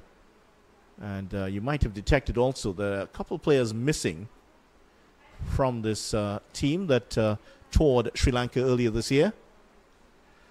Just hammers that back straight to the bowler, who does well and makes the stop. He may have actually prevented umpire Bassarat from copping one to the feet there. Umpire Bassarat was nimbly stepping out of the way. That's a bit short, and James picks up 1. Yeah, missing from that tour of Sri Lanka, Jordan Johnson and Thorne. They competed recently in the 2023 Super 50 Cup here in Trinidad, so they might not be here because they've been rested. Johnson actually played very, very well for the CCC. Absolutely fearless, young Jordan Johnson. And as you would remember, 300s against Sri Lanka in that series earlier this year. He's played a fair amount of cricket. Yeah, young Jordan Johnson out of Jamaica. Quite attractive young player. And those 300s would have really stood out for me. Foreign conditions, Sri Lanka, ball spinning. Yeah, that was something amazing from Jordan Johnson. But he'd want to continue in that vein. Would have gotten list A experience. CCC. Yeah, he played his part actually in that CCC win. They pulled off a really good win against the Windward Islands at UE Spec. And he was there with the captain of the CCC team, Shane Dorridge. Shane Dorridge, of course, who scored 100 in that game. And his innings with Dorridge, of course, was the driving force, but his counter-attacking innings certainly played a big part, Johnson. Oh, that hammered past the bowler. Certainly, technically, that was a catch, but don't think too many people would have been catching that. Yeah, good from Orlando James, playing with the spin, a bit uppish, but got it well away from Thorne, able to pick up a single. He's just starting to rotate strike now, Orlando James. 6 from 20, Ramdu 21 from 29. Played nicely into the gap. He's picked up quite a few of his runs in that region, and does look an attractive stroke player. End of 20 overs. At the end of 20 overs, the Trinidad and Tobago on the 23 team have progressed to 82 for 2. So no wickets lost in that 5-over block, but only 19 runs. So it's an attritional period here for the Trinidad and Tobago on the 23 team. And great credit to the West Indies under 19 team and their spinners putting on the pressure here in those last 5 overs. Yeah, certainly. The spinners doing a job for Pascal. Pacers were a bit indifferent up front. They were not able to hit their lines and lengths, hit their straps early on. Spinners now getting into their work. Nathan Seeley. And you would expect that the spinners will be doing a lot of work for the West Indies under 19s in Sri Lanka. Yeah. Known for their spinning tracks across there and producing some fine spinners indeed. Yeah, and nice again from Ramdu. Just realizing the situation, and he's just buckled down. He's looked a bit more watchful now, and he's rotating strike quite nicely, getting deep into his crease, working it away. He's getting forward. He's committed on the front foot. Good stuff so far from Ramdu. Hope he continues in this vein. Yeah, he has shelved those big shots, hasn't he? Yeah. A couple of them going in the gaps, and he's learned his lesson pretty quickly and has put those shots away at the moment.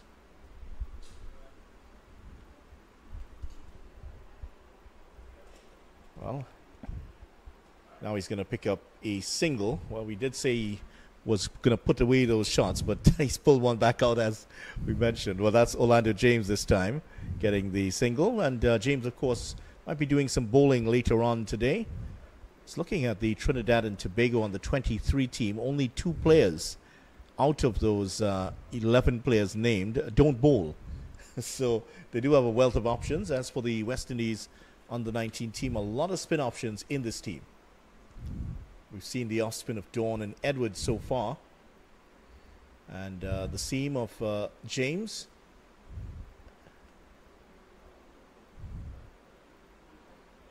Gets that one round the corner, and we'll pick up 1. Just going to be 1 this time. They're going back for the second run. That's good running. Realized the situation well there, Ramdu, and picked it up well and got the single. That's the other side to his game. And you can tell that he's a fan of the Bravo brothers, don't you? Yeah, just didn't get a tickle on that one. Ramdu gets 2 leg buys. I felt like he missed out there. Down the leg side. Oh, and he's bowled. And as we were talking about earlier, he does seem to want to get on with it and just steps away to the leg side, trying to play the big shot to the offside, and is bowled comprehensively. He's out for 23, and that's not a shot that I think he'll remember very fondly for a long time. Yeah, what a gift of a wicket for Nathan Seeley. Ramdu, we just mentioned how comfortable he was looking, just starting to get into his innings, and just like that, he has played a shot in anger. I don't know if it's in anger, if it's a premeditated shot, but just shimmying to the leg side to give himself some room, and completely missing that delivery. Seeley picks up his first wicket. Ramdu goes bowled 86 for 3 now, the T&T under 23s.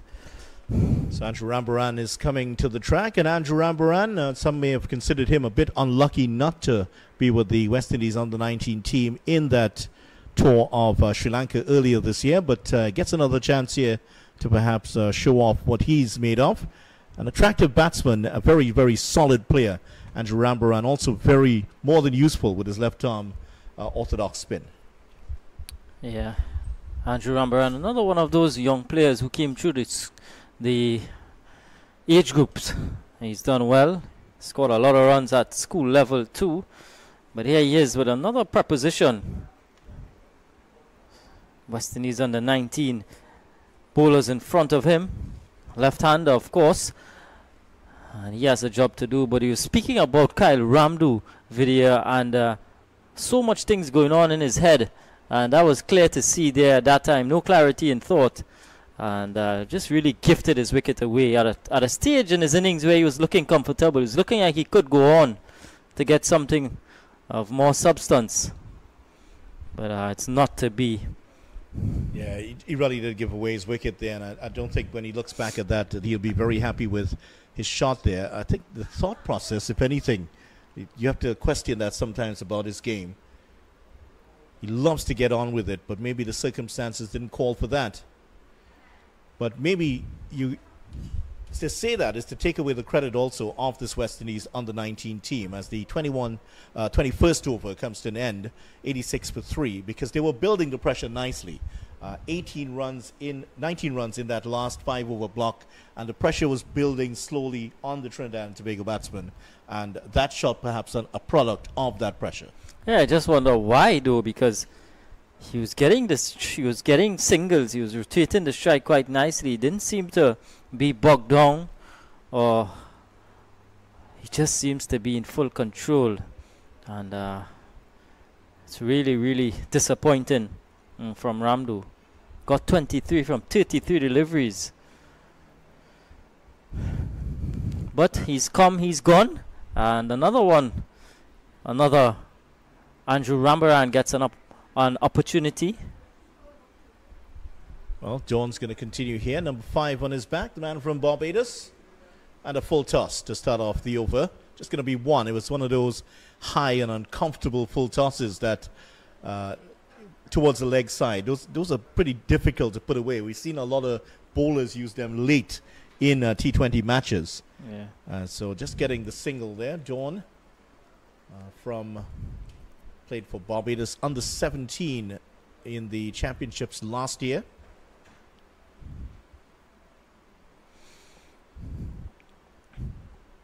Slight changes to the field now. His dad, Tony Dawn, has played a big part in his career. And, of course, all of the coaches deserve some credit coming up. Richard Clark, of course, at Passage Road, one of them. Well, that's an attractive shot there to start off from Rambaran. And how easy, he just pushed it into the gap and picked up the single. No fuss at all. And that's in a nutshell what his game is about. He reads the situation well. He's able to play through the gears, pick up the singles, and very quickly you see him on 49 not out, and you wonder where the runs came from. He picks it up very quickly. Accumulator of runs. That time just easing it into cover and able to get off the mark. Well, James hit that one very powerfully, and Pascal was a bit surprised that one climbed all over him.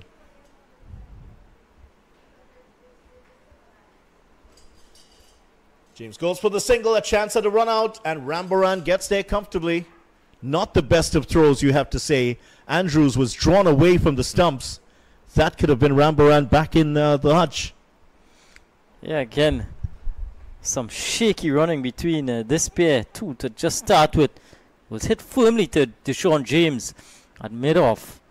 And had he hit the stumps, could have been a totally different result.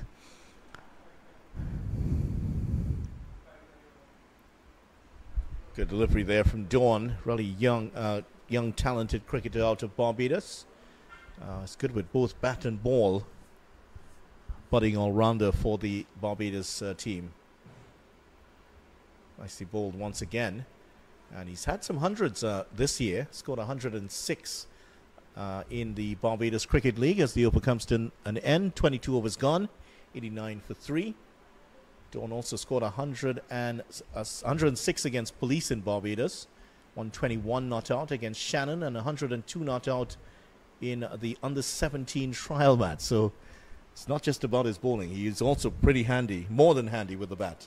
Yeah, he's a top order batter, Joshua Dawn. It's quite handy to have him bowl some off breaks.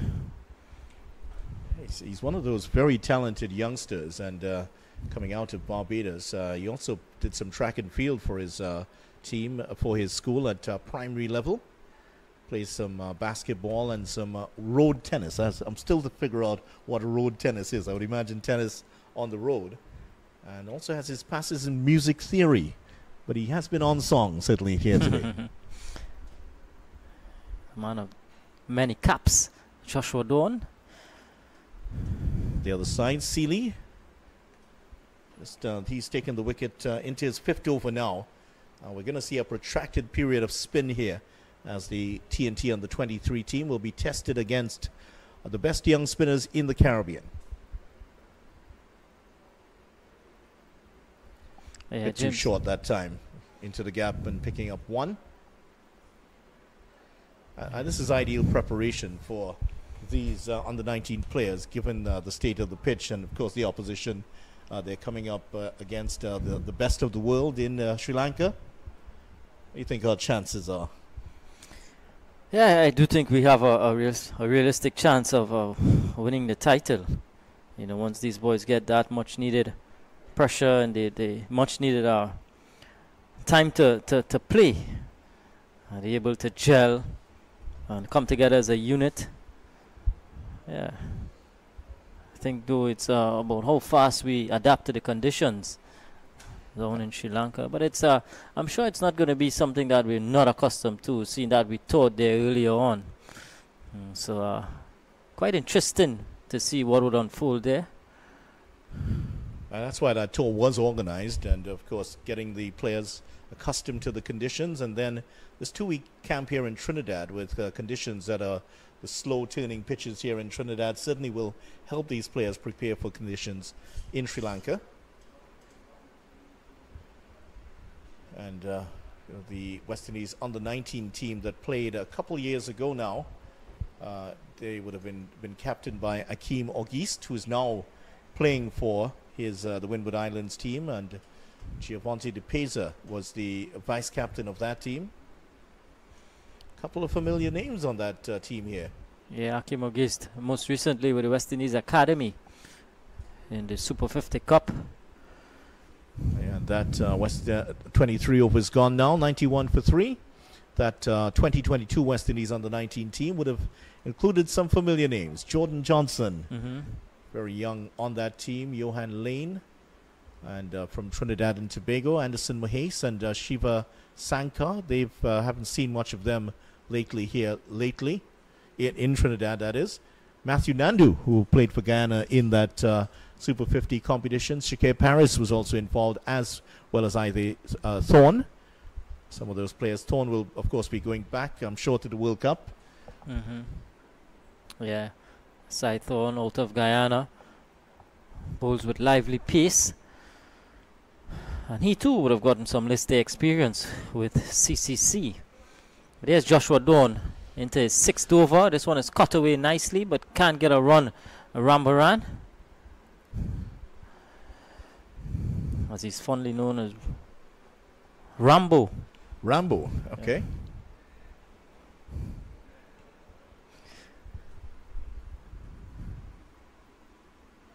Oh, that's beaten him. Has that, he's gotten a touch on that? No, he hasn't, according to the umpire. But that was a brilliant delivery there by Dawn, getting that one to really bite and turn, and got some bounce on that. Yeah, peach of a delivery from Joshua Dawn. Pitched in the right area. Just enough spin to beat the edge. And it was too good to take the edge, in fact. It's just too good. Yeah. There from Dawn, and that this talented youngsters we were talking about in the last over, producing another excellent delivery here. None for 20 so far. Oh, and that is another brilliant one from him. He's definitely found I'm sure he's found a little bit of a weakness in the game here of Rambaran. Rambaran will have to counteract this very quickly. Yeah, but slower through the air. Slow turn, you'd have to say, video. Well watched by Andrew Rambaran. And this time he's able to get a single. Well, eventually every batsman runs into a delivery that has his name on it. And certainly those two had his name on it, but luckily for the bowler, he didn't get a touch onto it.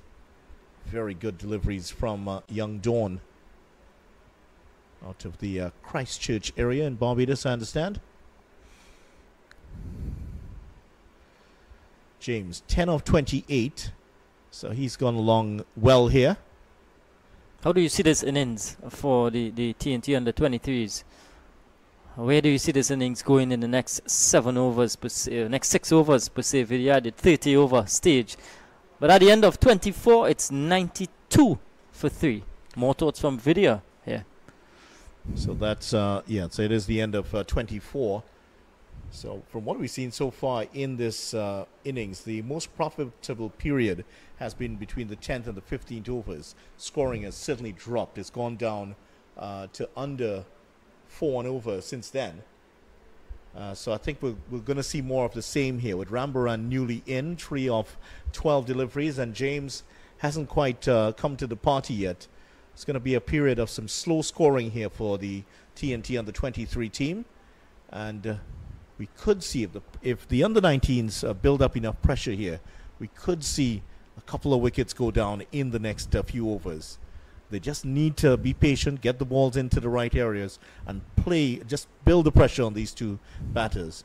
As I mentioned, that spectre of a possible place in this West Indies under-19 team is at the back of the minds of all of these T&T players who do have a chance. So that's something that will be playing on their minds. Yeah, bowling change to Mari Redwood, leg spinner, into the attack from the northern end, replacing Nathan Seeley. Oh, another misfield. Straight through the fielder, and they get a couple of runs. It hasn't been a blemish-free performance here from the West Indies under-19 team by any means. Yeah, it's been difficult, the outfield to contend with. A lot of rains previously. There may be some unstable pieces underneath there, but it's a good outing for them, a good experience. Sure, these conditions are going to be something that they'd be endured with over in Sri Lanka. It's never going to be perfect in any field, no matter where you go. Yeah. Ask India yesterday, playing at home in front of a crowd of over 90,000 and losing out to Australia. Oh, that's taken something and gone between first slip and the keeper. In the meantime, the batsmen have crossed for a couple of runs here. Let's see what the call is. It is byes. Wow. Didn't touch anything. Just turned so much that it beat the bat, beat the keeper, and first slip was left flummoxed by that one. Seeley was left asking, was there something on that? Good start from Tamari Redwood. Exactly what you want from a leg spinner. Difficult art.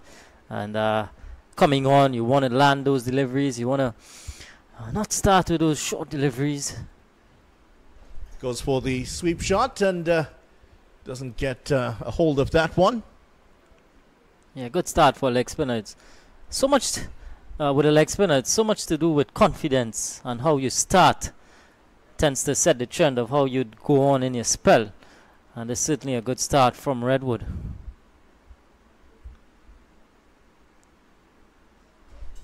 Now he gets onto that one, and that's swept away nicely for 4 runs. and it was in the arc and well put away. And that'll give the batter, James, a lot of confidence as he played that very nicely. Hit that powerfully into the gap for 4. If ever there was a commentator's curse, there's one. You're just speaking of Tamari Redwood and how good he started in his previous 3 deliveries, and there he goes with a one way down the leg side and well put away by James. Goes up to 14.99 for 3. Well, that's the occupational hazard of being a leg spinner. Every now and again, one doesn't go to, right, and captains, of course, have to be cognizant of that. And again, a repeat of the dose, swept around for 4 runs. This time a little bit finer, and a couple of good shots here, and the pressure back squarely on the young back of young Redwood. Yeah, swept away again. Back-to-back boundaries for Orlando James. Just staying in line, Tamari Redwood, and paying the price. 100 brought up with that shot, 103 for 3. And it's going to be it's going to prompt a field change. There's a man going back now on the deep backward square boundary. So there's a deep backward square, deep mid wicket, and mid on. Well, couple of good sweep shots. Yeah, a couple of them. We're just about on the cusp of the second water break here. Of course, you know the redwood is the largest and tallest of trees in the universe. Well, he's not the tallest of guys, but certainly if he's made of the same kind of material, he'll last a long time here. A couple of good shots here from James. Oh, I think it's bees. That's why the players have gone down there. It's a swarm of bees right now over the National Cricket Centre. This is not something you see often. We've seen a couple of interruptions around the world because of bees, but that's why the players have gone down. As you can see there, this is not something you see often. A swarm of bees has just passed over the field here at the National Cricket Centre, and they're down for the count. We did have an interruption like this, I think, at the UE Spec. There was a swarm of bees that forced the players down, and I think our commentary team was sent scurrying there. Yeah, we had to take cover too. We weren't excluded. But yeah, Redwood with 1 delivery remaining in this over. 103 for 3. Much better this time from Redwood. A dot to finish the 25th over. And at the halfway stage in this game, it's Trinidad and Tobago 103 for 3. And video halfway through here. And who you think would be the happier of these two teams? I certainly think that right now the West Indies under-19 team would be pretty happy. They've gotten rid of the top 3 batters in this T&T under-23 team, and they will be looking to push on here. So at the 25 over stage, 103 for 3. The wickets to go so far: Jagisar for 13, Joseph for 23, and Ramdu for 23.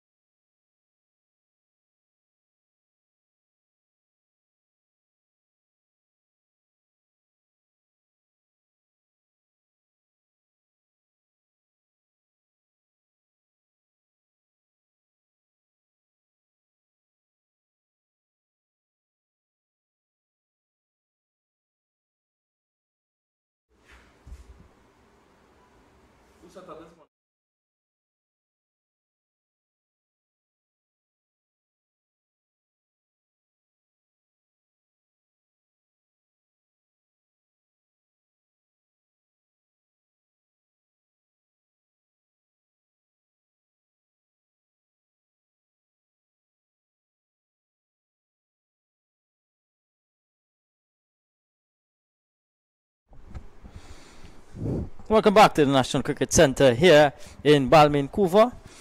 It's 104 for 3. Orlando James not out 18. Andrew Rambaran is not out on 5. Joshua Dawn to continue into his 7th over, none for 22.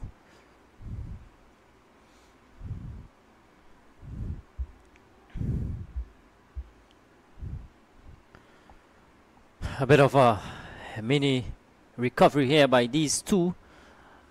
James with a couple of sweep shots in the previous over.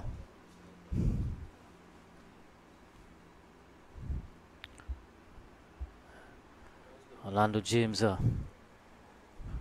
quite an interesting player. It's up to 18. Short delivery, pulled away. A work for the man out at the mid-wicket. Can't prevent the 2. Movendra Dindial. 2 more to Orlando James. He goes up to 20. Starting to find his way now. 20 from 37.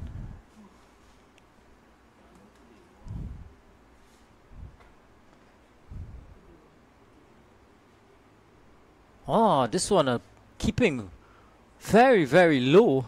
There was a short delivery and it just scooted through.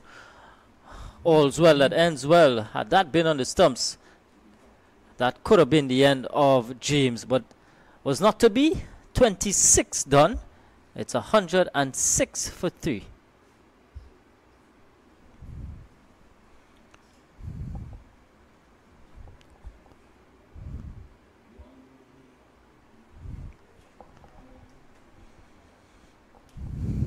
Andrew Rambaran 5 from 15. There is still that slip in place. Nathan Seeley.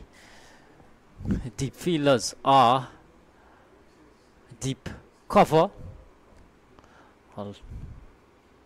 Long on and a deep mid wicket. There's also a man back at deep backward square. Good delivery from Redwood. Bit of spin comes off the inner portion of the bat. And easy single for Rambaran. Not in full control.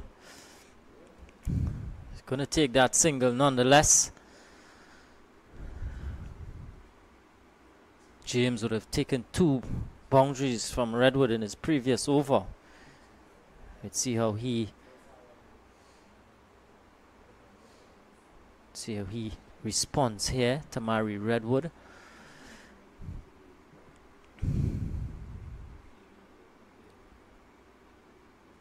And this time looking to go again, and some spin for Redwood. James looking to go across the line.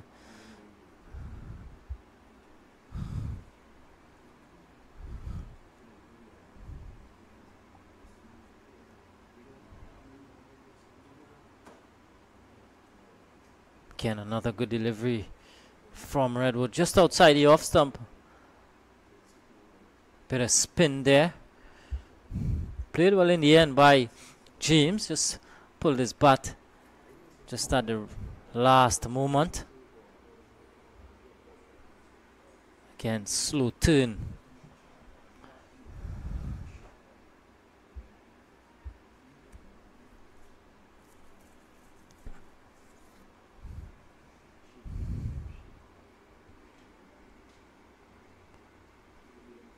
Leg spinners always on attacking option, or wicket taking option. Sometimes they could go for runs erring on the full side or the short side, but generally they're wicket taking bowlers.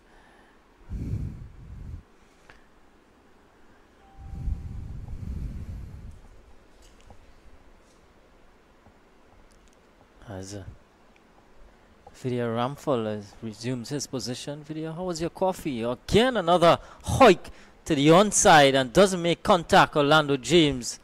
I'm not sure if it's a rush of blood, but he's batting so good, and just like that, out of the blue comes the big shot. Yeah, he's trying to hit against the turn, which is always going to be dangerous for him. And luckily, he hasn't gotten a touch on it.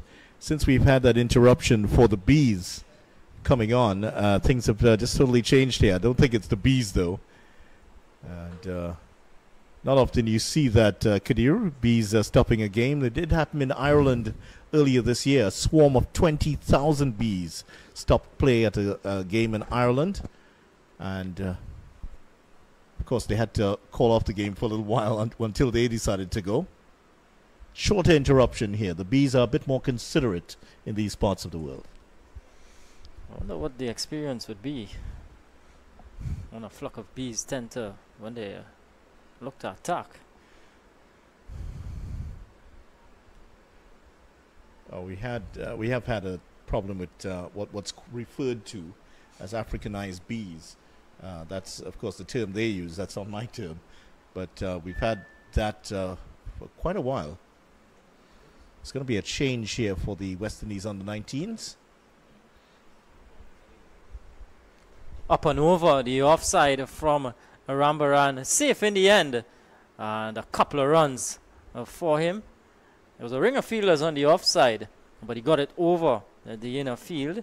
Safe shot from in to out. Pleasant looking shot. Yeah, he's a very clever batsman, and once again realizing there's no one in, just outside of the ropes on the offside, so he just lifts it over, picks up an easy couple.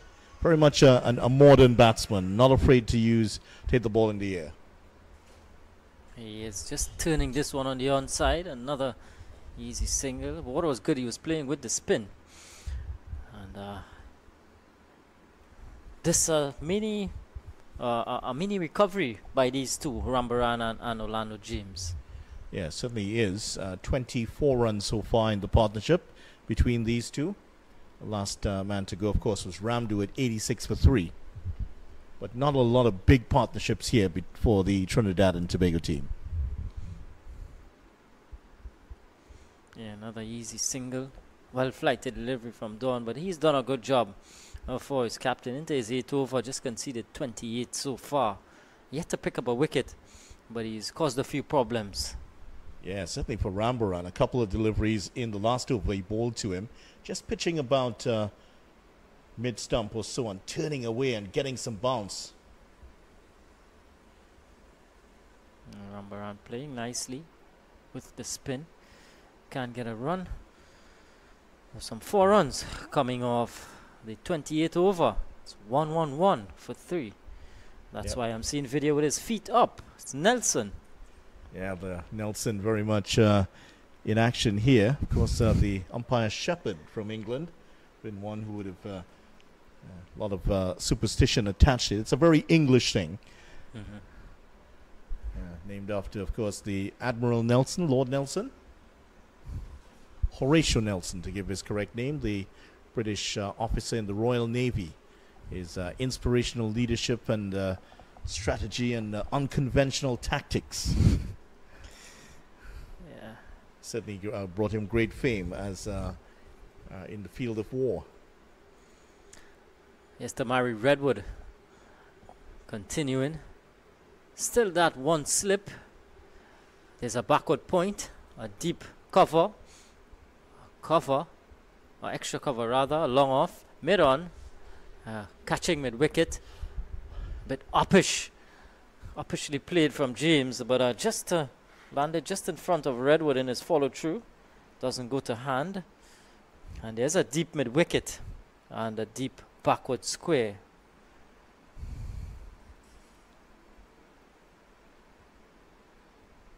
Well, that previous delivery almost getting back to the bowler.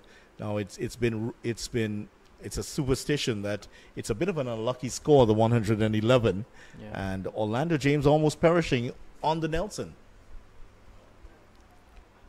Yeah, cut away, just one.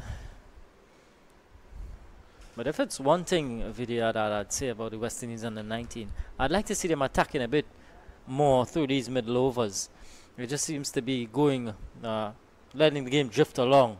I'm not seeing that attacking nature. Maybe try bringing back one of the seamers. It's been spin since the opening burst from the seamers. It's been all spin since then.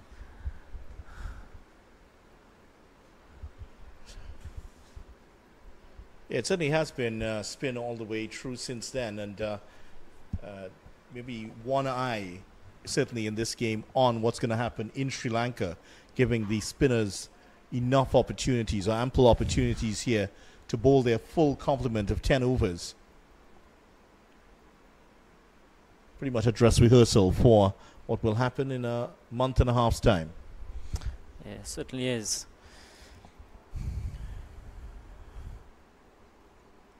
But again, another lovely day. Just seeing some overhead conditions overhead, just slightly changing. But a good end to the over from Redwood. A maiden it is. And 29 done. It's still 1-1-1 for 3.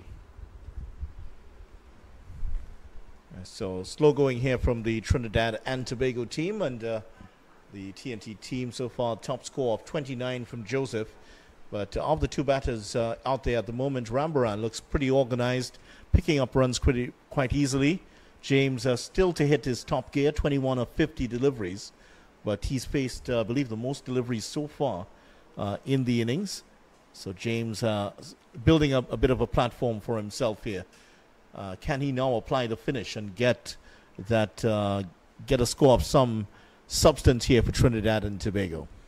Yeah, the last thing he'd want to do is to get a start and not carry on. And we've seen that happen already. Yeah.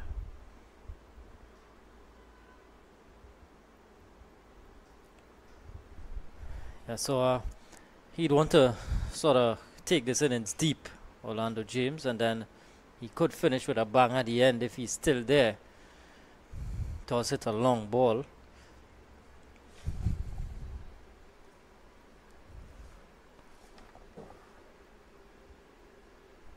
A small adjustment to the field. The fielder at square leg just moved a few inches to his left. So when you see that, you know it's just more of playing on the mind of the batter more than anything else.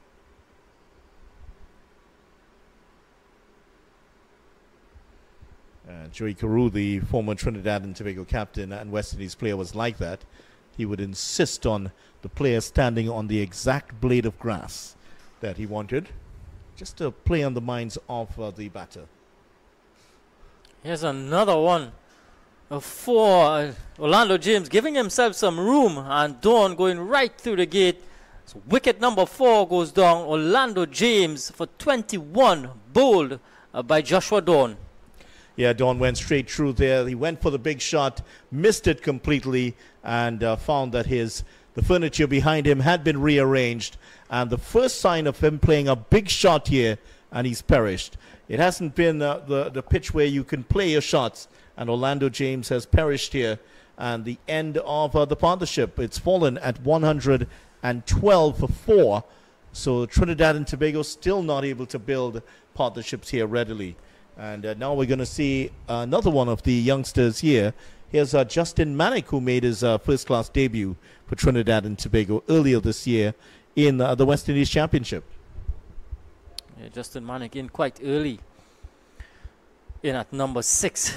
Can't bat Justin Manick, but again, another batter getting a start and not carrying on. James with 21. So that's sort of been the trend so far in the innings. Batters doing the hard work, getting in, and then getting out. And some might extend that back to what happened in the Under-19 series for the Trinidad and Tobago team. And a lot of talent there, but nobody really carried on to make big scores in that tournament. So we're seeing more that's par for the course here. Rambaran, of course, he is one that still has a lot to play for here. 10 of 23 deliveries. He's looked pretty comfortable. Yeah, maybe he could be the one to take the innings as deep as possible. Justin Manick can't bat. He's quite stubborn. with bat. Yeah, he's getting one down the leg side. Dawn is going to have to reload that one. Yeah, he's quite stubborn, Justin Manick. Has a pretty sound defense.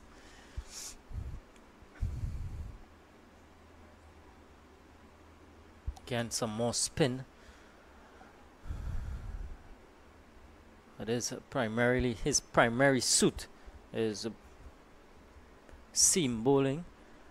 Justin Manick.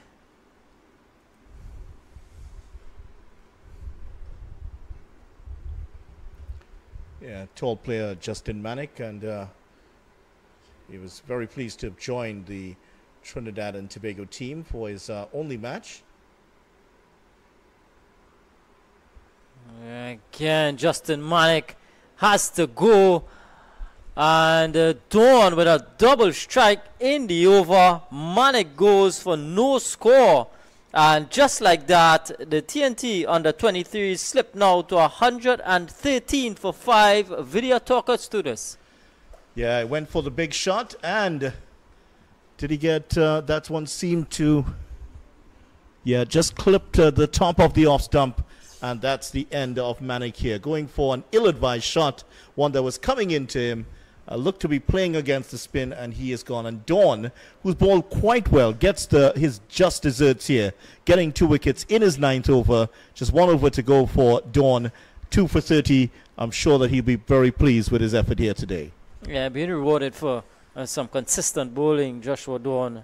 Just like that, a double strike, and have pegged the T&T team back now to 113 for 5. And at the start of this over video, they were 112 for 2. At the end of the over, for 3 rather. At the end of the over, it's 113 for 5. Avinash Mahabir Singh, the new batter. Yeah, Mahabir Singh out here for the Trinidad and Tobago team. Another promising young player. And, well, 30 overs. So in the last 5 overs, Trinidad and Tobago scoring 10 runs and losing those 2 wickets. So just as we were talking about, if the West Indies under 19s could get the ball in the right areas, continue to apply the pressure, you could see the innings break. And that's exactly what has happened here. And real credit here to the West Indies under 19 team. They certainly did keep up the pressure. 30 deliveries bowled and only those 10 runs scored in those last 5 overs. Yeah, good stuff. Good tight bowling from. And credit too to Pascal. He's set some fields that have been aligned with what the bowlers were trying to do. And they've picked up justice reward for that good patience. Is Rambaran getting a single to mid-off? Tamari Redwood continuing. Well, it's Manick's stay was so short, I didn't even get a chance to mention that he had just changed teams for the new season. He will be playing for the Marching Patriots, the Triple Crown winners last year, won all 3 competitions they played in here in local club cricket in Trinidad and Tobago.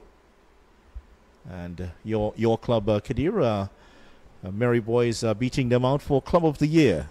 Congratulations to the Merry Boys in your team. Yeah. A most welcome video. Well deserved, you have to say. Sure, some are going to say differently.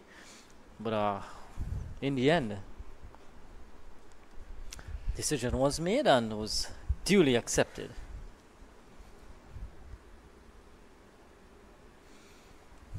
Mahabir Singh, right-hander. But that's not good. I'm sure it's not going to please Coach David Williams and, of course, Kelvin Williams to see his batters getting starts and not carrying on. That has been something that's been trending locally. You know, batters looking good and then just giving it away. Yeah, it's been the recurring decimal, and one that the David Williams, I'm sure, would not have enjoyed at all. All of the starts have come and nobody's been able to profit from it. It's that sort of pitch. You really have to dig yourself in and then pick up the rewards later on. None of the batters have been capable of doing that.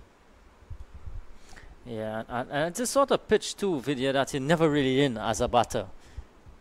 You've gotten a start, but you're never really in. You've never really gotten accustomed to what is taking place because so much changes, you know, from ball to ball, over to over. and you just got to keep your head in the game. Yeah, natural variations there coming in full show. Several of the deliveries have stayed very low. Some have been popping on the batsman. So it's been fairly difficult for them at times.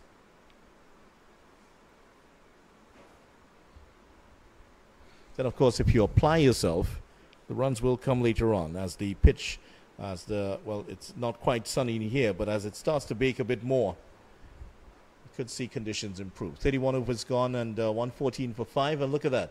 Joseph, 42 deliveries, 29. And James, 21 of 51 deliveries. They did all of the hard work, and they're not there now to reap the benefits. Yeah, that's gonna disappoint the coach and staff. And we speak so much about reading conditions, getting accustomed as quickly as possible, assessing conditions.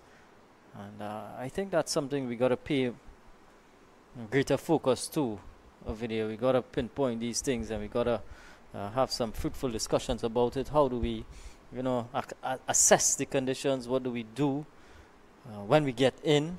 And how do we sort of carry on? That's all part of the evolution of the games of all of the players here. I'm sure that the West Indies under-19 team will be, their batters will be relishing a chance to the challenge of playing on this pitch. It's going to be very similar to what they face up to in Sri Lanka. So will be a chance there for to get that experience of playing on these conditions.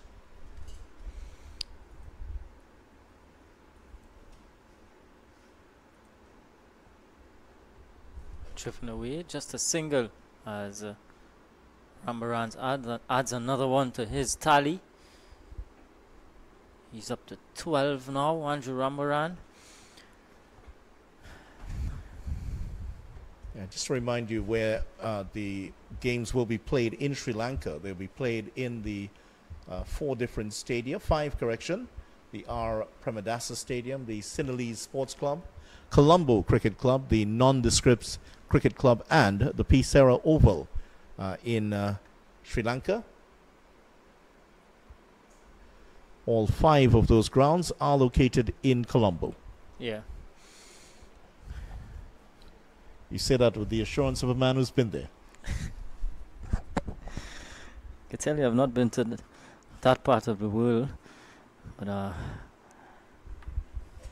it's going to be quite interesting. You know, speaking to head coach Rohan Nurse, and he was saying that his plan is to sort of get the whole team involved, not just in the cricketing aspect, but in terms of their culture. Huge appeal, and it's given. Mahabir Singh goes leg before dawn, gets another breakthrough, and the T&T under-23 is now 115 for 6. Well, the slide is well and truly on here for the Trinidad and Tobago under-23s. 3 wickets going down for 3 runs here. Nicely flighted delivery, just enough turn to beat the forward defensive shot into the pads just in front of off stump. And Mahabir Singh has to go. So that's the end of him. And from 112 for 3, Trinidad and Tobago under-23s are now 115 for 6. So it's well and truly on here, and someone has to stand up and to take the bull by the horns here for the T&T under-23 team, but not to take away what the under-19s have done here. This is really good stuff from them, well deserving of their position in this dominant position in the game. Yeah, they've taken their chances, they've rode their luck, the under-19s, and now they're reaping the rewards of some good tight bowling. Joshua Dawn picks up his 3rd wicket into his final over. That would give him some confidence heading into his batting. But it's been a slide, a real slide from the under-23s. It's from 112 for 3 to 115 for 6. 3 wickets for the loss of 3 wickets for just 3 runs.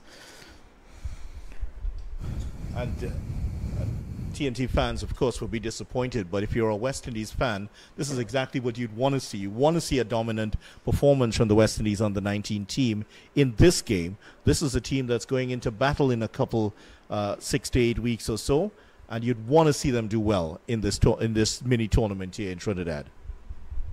Yeah, it gives them the much-needed preparation. As Nicholas Ali, new batter, gets off the mark immediately. And it's up to the bowlers now, we have to say, video. All the top order batters, barring Andrew Rambaran, has come and gone. Yeah, he's the last man standing there, really, because he now has to shepherd Trinidad and Tobago on the 23s to score off some merit here. It's always going to be difficult for him, but he's done it before. We've seen him with patience and common sense bat himself out of situations like this in local club cricket, but he needs some support at the other end, and he hasn't found that so far. After that James shot that saw him dismissed for 21, we've seen the end of Justin Manik and Avinash Mahabir Singh, both of them going, all three of them falling to Dawn here, who has ended up with some pretty good figures at the end of his 10 overs. Yeah, 3 for 32 from 10 overs. Good spell of bowling from the young Bajan, Joshua Dawn. Here's Redwood to continue. Nicholas Ali with an uppish drive just out of the reach of Redwood. And Ali, heart would have been in his mouth for a little bit there. Didn't go to hand. Yeah, Ali getting a full toss and almost putting it back into the hands of the bowler. Nicholas Kaleem Ali, the 21-year-old, did play for the Trinidad and Tobago on the 19 team previously. But Andrew Rambaran here, video, his role becomes even more important with the loss of those 3 quick wickets. How do he sort of play it from here onwards? What sort of approach does he take now? I don't think there'll be a much discernible change in his approach here. He's always read the situation well, and you're not going to see a huge amount of big shots from Andrew Rambaran. He's going to get the occasional ball, he's going to play over the field, he's going to pick the gaps well and run the singles hard. And then when he gets one like that, he'll put it away. Yeah, nice juicy full toss and well put away by Rambaran. Of course, they could be tricky to get away, but this time he got a good piece of it. And one bounce into the boundary for 4. Yeah, it was very, very high. I think, I'm not sure if that wasn't called a no ball, but that's pretty close. Yeah, that certainly looked pretty close to that waist height. Another one slipping away here from Redwood. This time he's swept away just over the man at the backward square and able to come through for 2 runs. So Rambaran playing with the spin and just over the head of the man at the short backward square. Well, you're asking the question, what's he going to do? Well, he's gotten one delivery that was he should have been putting away, he did. And the next one, just trying to lift it over to pick up another boundary.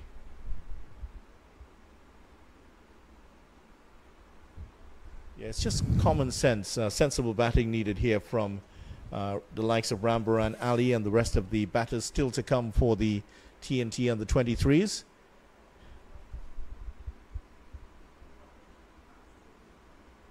Another full toss from Redwood, this time driven nicely through extra cover, and another boundary for Rambaran. Another loose delivery from Redwood, and another boundary in the over. Yeah, 2 poor bits of bowling there from Redwood, and both of them punished. And Rambaran, well, he feasts on these types of deliveries. He can also pick up the singles readily from good deliveries. So he's the man for Trinidad and Tobago if they are to get any sort of score to challenge this West Indies under-19 team. He is the one who has to do it here. 22 of 31, but as I said, he needs some support. And hopefully Ali, the former Shiva Boys Hindu college player, hopefully he is the one to do that for him. Yeah, it's going to be a bowling change from the southern end. Joshua Dawn completing his quota of 10, and it looks to be the reintroduction. Or maybe on Edward, Tariq Edward is going to come back into the attack here. Well, at least it seemed that he was. Edward is now stepping away. Yeah. I think he was just marking off, just having a look. He might be coming on next from the southern end. I think Redwood has one delivery to go. Oh, he does. Yeah. Yeah, they just realized that. Well, we were wondering about that no ball call. Perhaps that was it.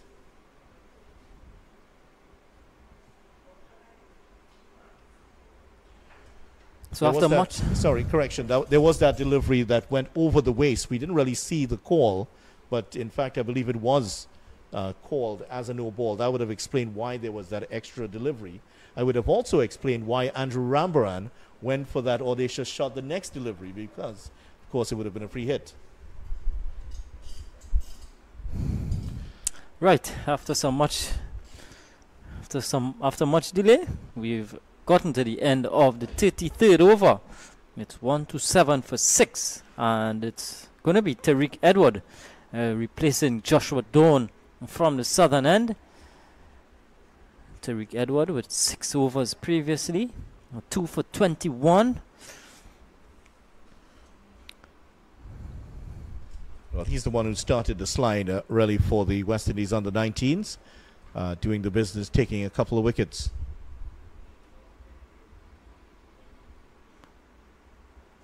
Ali doing the smart thing, just getting off strike. But Rambaran, no.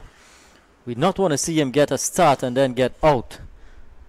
We want to see him break that trend in the innings. Of course, the under-23, they would want to accomplish batter at the end. Sort of cash in. That's exactly it. And Rambaran is setting himself up to be that person. Of course, the West Indies under-19s will have their own plans. They certainly want to see the back of him quickly, because real opportunity there presenting itself now. They prized open a big opportunity for them to roll over the Trinidad and Tobago team for a score under 150.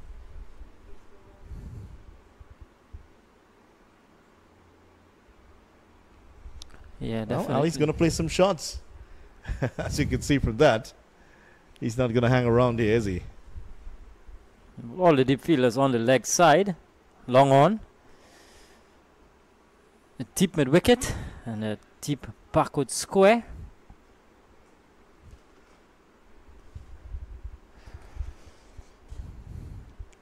The offside field is a slip, backward point, extra cover, and a mid-off. And just like that, driven uppishly, and Nicholas Ali goes, and Edward picks up another wicket. And in video, you said that he was going to play some shots, but I'm not sure that's what he would want to be doing. Hitting it straight into that cover fielder, and he goes for just 3. Yeah, and that's exactly what they would have wanted him to do. They set up the field you had the backward point. There was the short extra cover fielder. The ball was being hung up just outside the off stump, turning into him. So there was every indication they wanted him driving through that offside. Unfortunately, he's gotten it wrong. Straight to the fielder, and he's gone. So 26, that's the end of him. Jason Agard, another one who is a contender for a possible place in this West Indies under-19 team, who is more of a left-arm seamer. Well, he is now in. He has a chance to show what he's made of with his bat.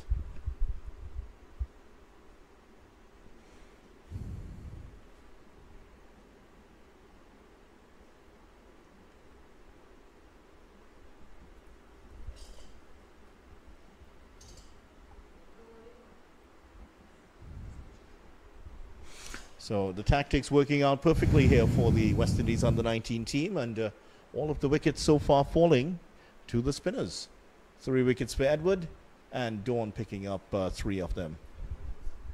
Yeah, Seeley with 1 as well, Nathan Seeley. Jason Agard, known for his left arm seam. Yeah, he is going to be doing some batting, and all of All of 16.1 overs to go in the innings. That's a lot of overs. Yeah, it certainly is.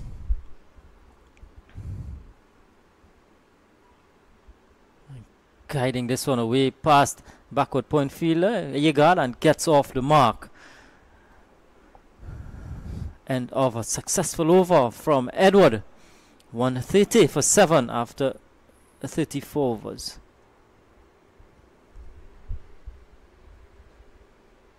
Jason Agard started playing cricket at the age of 9 and made the national under-15 team for Trinidad and Tobago and of course he's just 18 now, so very much could be a part of this West Indies under-19 team.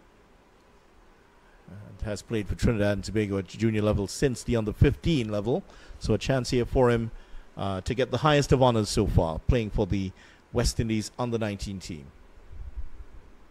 Yeah, he's been on around the West Indies setup. He went to Antigua for a camp with I'm not sure if it's a fast bowling camp, but he did go to Antigua, and he's quite experienced, just 18 years old.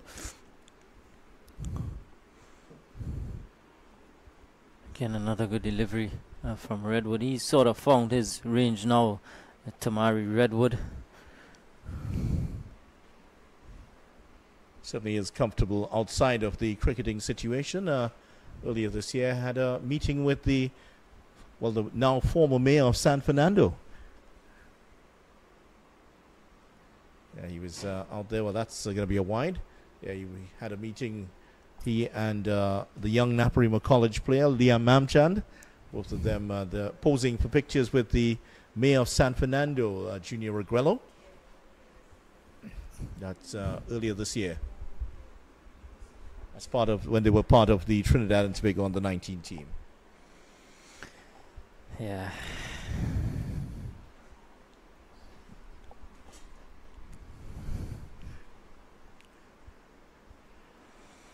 Well, and to my good friend, Mr. Vidya Ramford.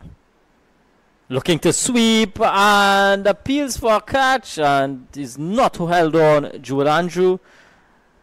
That would be interesting to see what would have been the call had he taken that catch. Was there a touch? That's the big question here now.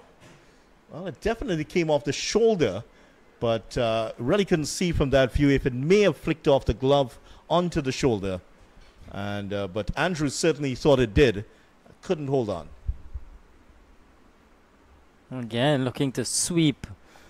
Here's Agard. Doesn't make contact. Well, you got to admire the anticipation there by Nathan Seeley.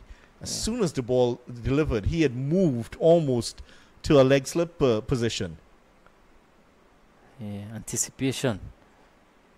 Soft dismissal from Agard. A full toss and driven straight back to Redwood, who doesn't drop those. And the T&T have lost their 8th wicket. Agard goes for 1.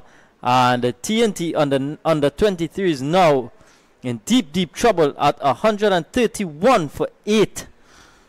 Yeah, and the sliders come very quickly here for Trinidad and Tobago. They have succumbed to the pressure of this West Indies under-19 team. And, yep, the knees are buckling, according to one of the under-19 players. And the latest to go here is Agard, caught and bowled. Redwood for 1, 131 for 8. And I think if the game plan was to roll over Trinidad and Tobago for less than 150, they are well and truly onto that at the moment. And while that wicket falls, there is going to be a short break for water with T&T at 131 for 8 here, Kadir, just up to the end of the 35th over. Yeah. Well, you were talking about the lack of any wind. Well, there is some on offer now, so that's going to but it's an evil wind for the T&T under 23 team because the middle order has been blown away. Yeah, certainly blown away in space of a couple of deliveries and not much runs. 8 wickets going down.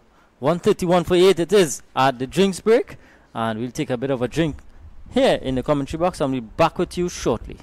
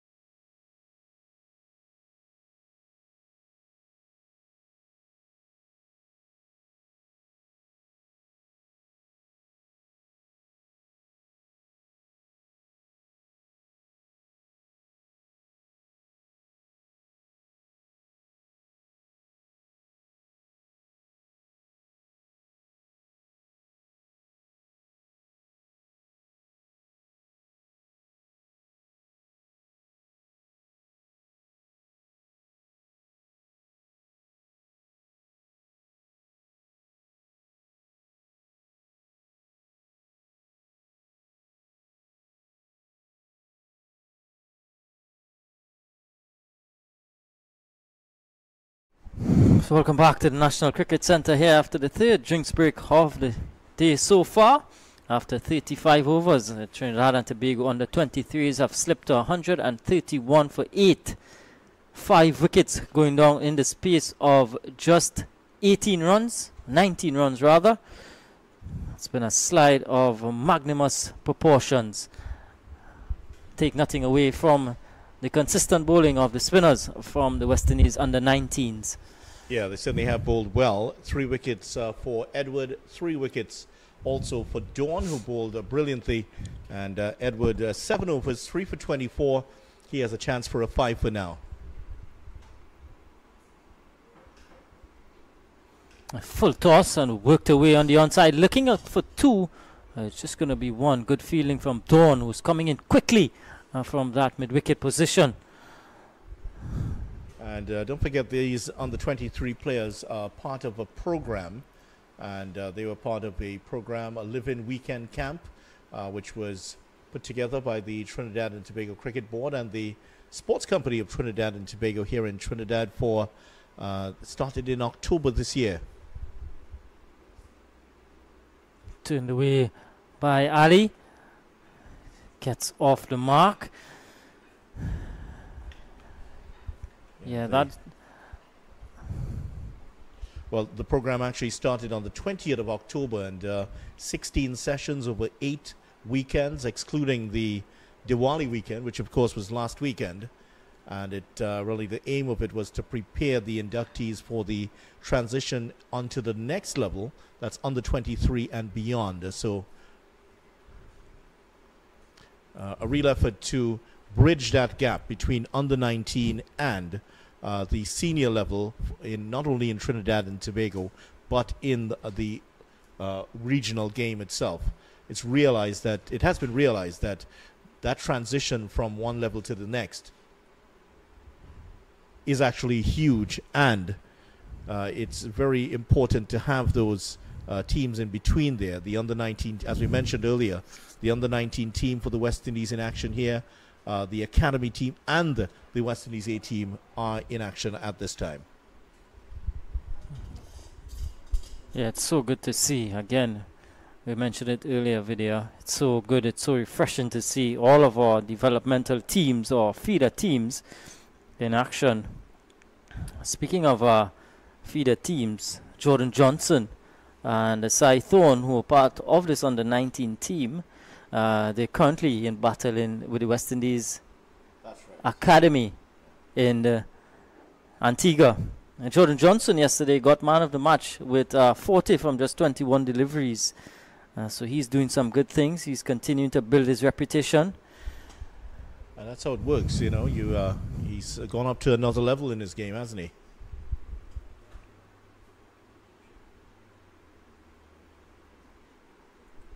Then, of course, the West Indies A team also in action as the over comes to an end. 134 for 8 after 36. Joshua De Silva, the incumbent West Indies wicketkeeper batsman, captaining the West Indies A team to South Africa, where they will be playing 3 4-day matches. Matches being played from the 21st of November at Willowmore Park in Benoni. Then they go to East London, where they will play at Buffalo Park for that game starting on the 1st of December. And then from the 5th to the 8th of December, the final match, hopefully that'll be a decider of sorts, at Bloemfontein.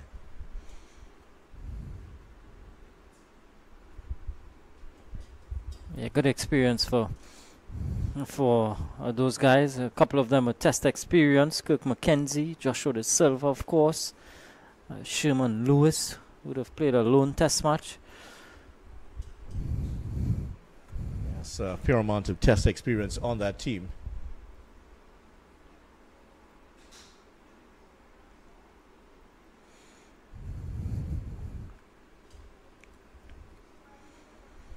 Here's the other Ali involved, Samir Ali.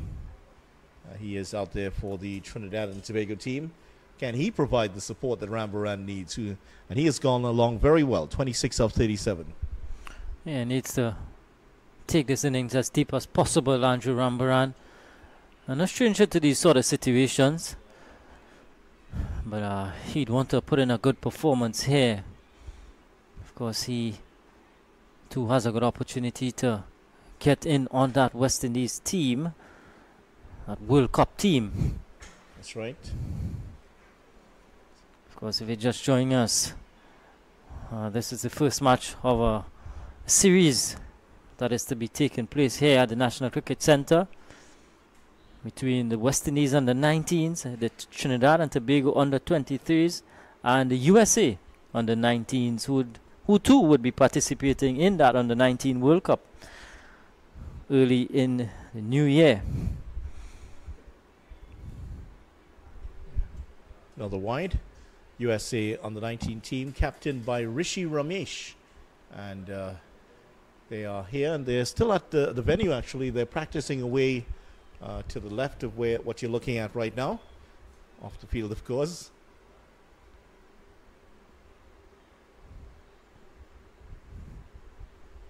And that team, a lot of talent on the bench for that team. There's the former Pakistan player, Asif Mujtaba, is the head coach of that team.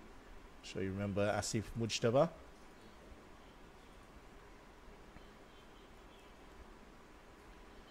"25 test matches and 66 ODIs for Pakistan during his career."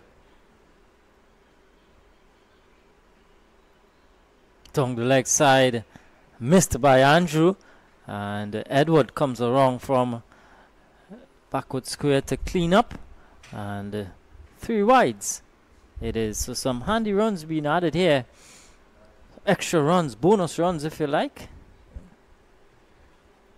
And Asif Mujtaba, best known for that 6 that he hit off Steve Waugh off the last ball of a match. Pakistan needed 7 runs to win. He hit a 6 off the last ball and tied the match. Of course, there would have been a super over these days. Back then, it was a tie. That's the end of Samir Ali going for a big hoik on the onside. Completely misses that delivery, and Redwood picks up another wicket. 9 down now for T&T under 23s. It's 141 for 9. Ali goes for 2. Well, you knew that a slide was coming, and then as soon as that Orlando James went for 21, the score was 112 for 3 at that point. Now it's 121 for 9. 6 wickets going down very, very quickly, and I'm sure that the T&T under 23 management team would be very unhappy with what they've seen so far. And there's the last man out, Adian Ratchel, the promising T&T under 17 player, one of the stars of that T&T team with his fast bowling out there. I believe he is the youngest member of this under 23 team. Yeah, Adian Ratchel has a bright future ahead of him once he stays fit, stays level-headed. Just 16 years of age, bowls with lively pace. He's come on leap and bounds as a fast bowler video. He works very closely with one Riyad Emrit. And, our colleague, of course. Yeah, our colleague Riyad Emrit. Riyad was part of the commentary team for the Super 50 competition. And that certainly will be looking forward. I'm sure Riyad will be looking forward to see what Adian Ratchel produces with the ball later on. Yes, Tariq Edward to continue, but the batters video, though, they've left a lot to be desired. Rambaran is looking so unbothered at one end, and here you have batters coming in and just wanting to play big shots, when in fact they should be just trying to turn the strike over, try to get the more accomplished Rambaran on strike. They've not done so. Here's a wide from Edward. Well, I was saying earlier that there are runs to be scored here on this pitch, and once you can get yourself in, you do the hard work and get yourself in, the runs will come for you after that. And Rambaran has proven that is so. 27 of 41 deliveries, and he's looked completely at ease here. He hasn't played a false shot at all in this innings, and he has been the batsman really that needed to bat in this fashion on this pitch. Yeah, he's played the situation. Credit to him, Andrew Rambaran. And I think he's worked out what's required on this type of pitch. He's got to be dogged, he's got to be watchful. And when he's gotten the opportunity to score, he's done so.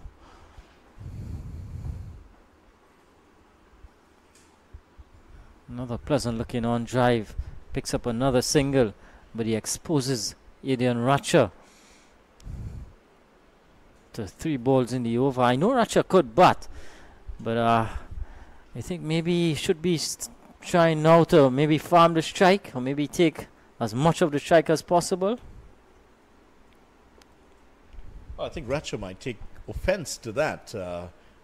One remembers his performance in the local intercall competition back in May this year, where he played for Presentation College San Fernando. And Ratcher came in and hit, was it 5 fours in a row in 1 over, and won the game for Presentation College. So he's a big game player. I think he might want to remind you of that. He fancies himself with the bat, Adrian Ratcher. Of course, all bowlers do. I'm saying that guardedly. Yeah, just for those of you all who are not from Trinidad and Tobago, as the over comes to an end here, 38 was gone, 143 for 9. Just to tell you what happened in that match. Presentation College San Fernando were chasing 116 for victory in the T20 competition. That's National Schools Intercall competition. His team was 75 for 5. He came in the 16th over with his team looking like they were going to lose the game to Fatima College of Port of Spain, Trinidad. He hit 5 fours in 5 balls and stayed there to the end and brought Presentation to win in the last over. One of 3 titles that they won, all 3 titles in schools competition. So he would tell you, hey, I'm no mug with a bat. Rambaran down the track and driving away in the gap. And away for 4. Nice looking shot from Rambaran, using his feet, beating the gap, and picked up a much needed boundary. Yeah, nice shot indeed. And that's just piercing the gap. And once it got through past the fielder, it was a narrow gap. And once it got through that fielder at that short extra cover position, it was always going to get to the ropes. And 3 runs away from the 150 here, T&T. Yeah, Rambaran continues to bat well, continues to play smart, sensible cricket. Used his feet previously, this time just staying back on his crease, getting long forward. He's gone up to 32, a top score in the innings so far. He is down the track again. Can't get under this one, can't get access the offside. He's a very thoughtful cricketer, and you could see, even as he's played the ball, he's just motioning with the arms. All right, that's what I should be doing here. And he's reading what Redwood is throwing at him. He's getting a short one, pulling it away in the gap. Don't think it's going to go to the boundary. Enough time for him to complete 2 runs. And this is good. This is good from him. Seizing on the opportunities to score. Well, we talked about his organized game, but more importantly, he has a very organized mind. Understands clearly what he needs to do and sticks to his game plan. There's a sense of tactical discipline about him when he plays. Yeah, clarity in thought.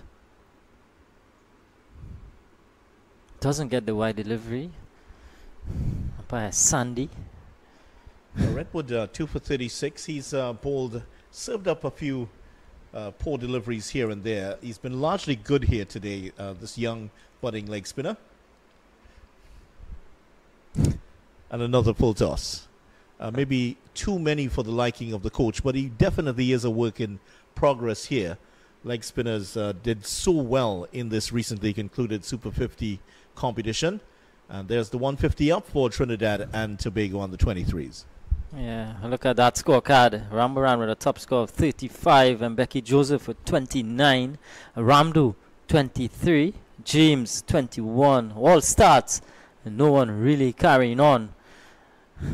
But it's up to Andrew Rambaran to take this innings hopefully into the 45th over, I would say.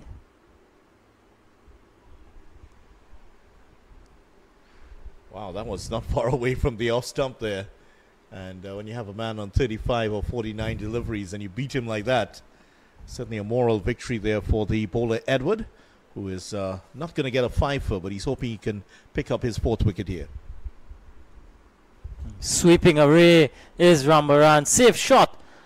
And again, 2 more in the gap. Safe, you have to say. It was against the spin. But the good thing was that he got it in the gap. Safe shot in the end. 2 more added to the total. And the beauty of that is that he swept it in front of square, but away from the fielder, who is at that deep mid-wicket position. So the fielder had to run about 10 meters to his left, 10 to 15 meters to his left to intercept that one.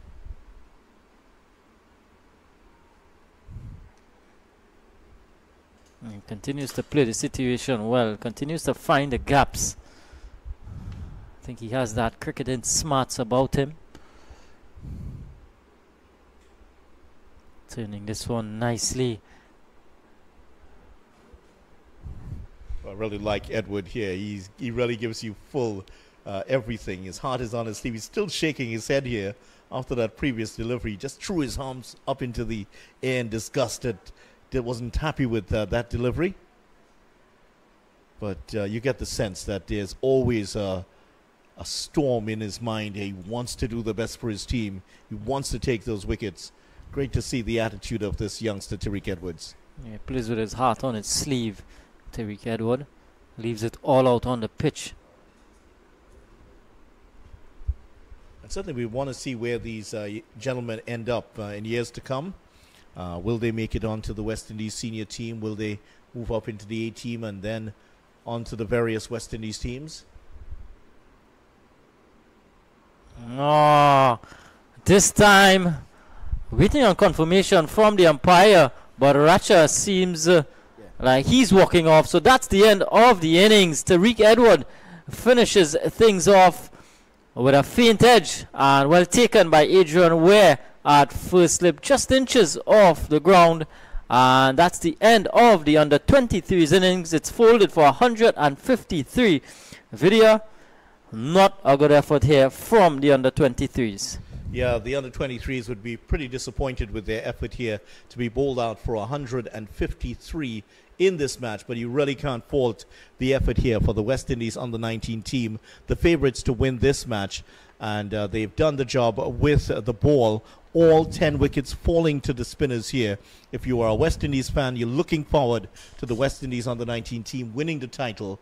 I think you'll be heartened to see the spinners doing the job here for your team, because remember, that's exactly what they're going to be facing when they go to Sri Lanka with those 5 tracks in Sri Lanka, all of them helping spin. But the real story for the under-23 team has been Andrew Rambaran, an excellent innings of 38 of 53 deliveries, and he has done his chances of being selected for this West Indies under-19 team no harm at all, because he's batted very sensibly in an otherwise ordinary effort from the T&T under-23s. Yeah, he seemed to be the only one to adjust the conditions, Andrew Rambaran. Unfortunately, he remained not out at the end. So he's unbeaten on 38, a top scorer in the innings. But more importantly, all 10 wickets falling to spin. And they sort of choked the T&T batters through the middle overs just when we thought things were just drifting along. Wickets started to tumble and they came in heaps. And in the end, the Trinidad and Tobago under-23s all out for 153. Means that the West Indies under-19s would need 154 for victory. And we're going to come back with the run chase on the other side.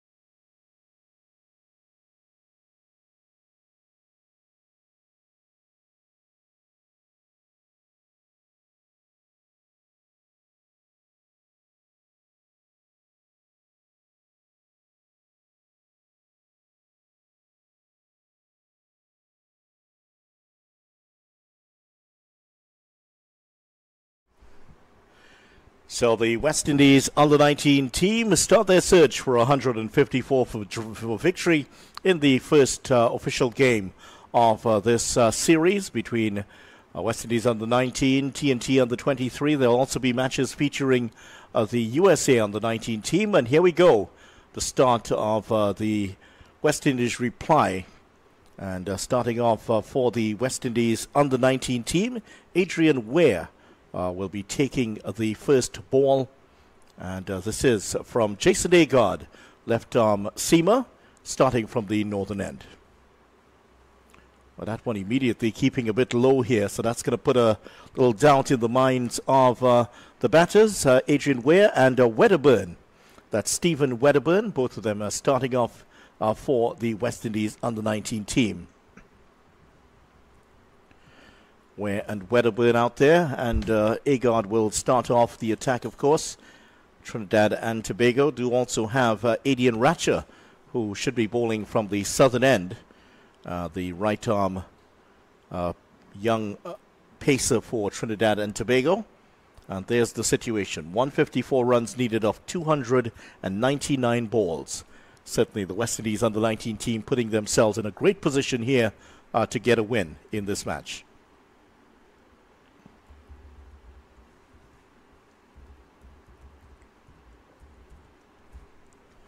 Two slips, as you can see, there in place. Two men outside of the circle. And they will come into play now just to retrieve those. That one gets between the legs of the keeper, didn't get off the surface at all. And down for four. And Ramdu having a real nightmare time at the start here. That one going down the leg side, keeping low. And that's run away for 5 wide. So exactly the start that the West Indies under-19 team would have wanted. Not the start for the T&T under-23 team.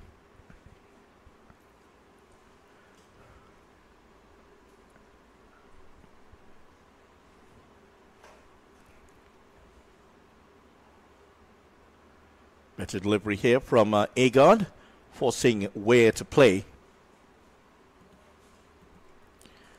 And as you pick over the bones of what's happening in this match, Trinidad and Tobago under-23s bowled out for 153.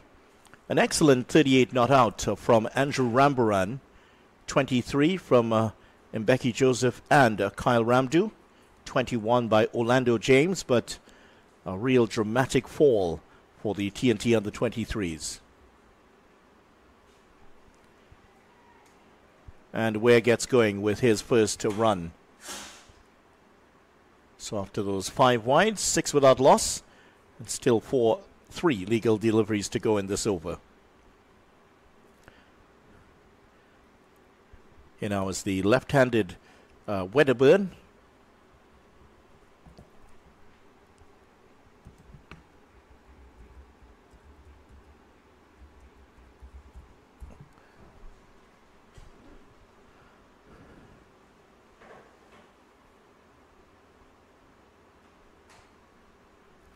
Let's see what the left-hander has to offer against the left-handed seamer, Jason Agard, out of Presentation College in San Fernando. The teammates will be opening the bowling here for T&T on the 23s.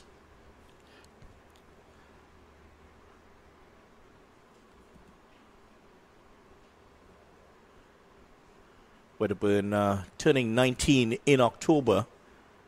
Played his part in one of the unofficial test matches against Sri Lanka under-19. Got 2 good starts in that game.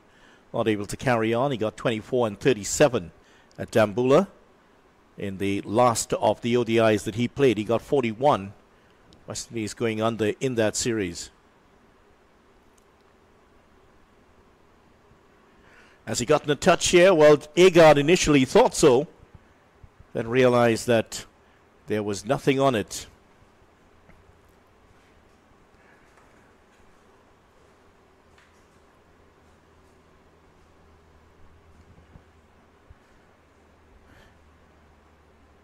Ramdu looking a little bit bemused there. He thought there was no touch at all on that. Agard definitely thought It did take the end of the bat off Wedderburn's bat.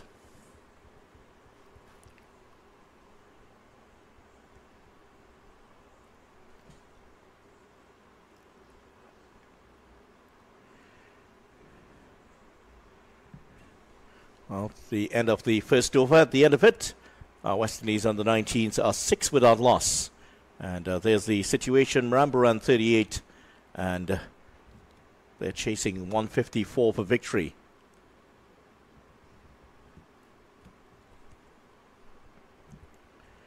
It should be an easy chase here for the West Indies under 19s. Of course, if Trinidad and Tobago can get the balls in the right areas, it could make it very difficult here for the West Indies under 19s. They want to provide some test for them. Looks like we will be having spin at, it won't be Ratcher at this end. It will be Andrew Rambaran, finished with 38 not out, and he will be bowling from his left arm orthodox spinners from the southern end of the ground. Very cool, calm, and collected is Rambaran. And that showed up during his batting effort. He has to do the same with his bowling effort here for the under-23s. And as we mentioned, he is one of those 6 players from this T&T under-23 team that could force their way into this West Indies under-19 team for the World Cup with some fine performances in this series. Mid-wicket in James. There's a slip in place. 2 fielders outside of the circle are at long on. James is there actually. And the deep mid wicket.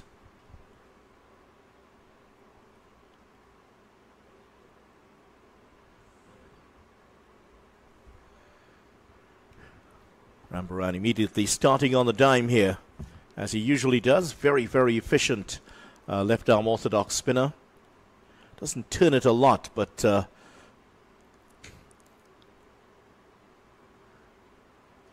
very much economical. Not less so on this occasion, as the ball just treaded through that gap on the offside, and they pick up 2. So a couple runs here for Ware. He's up to 3. And for Trinidad and Tobago on the 23s to get back into this game, they'll need to put on a great fielding effort. They're going to have to accept all of the catches that come their way.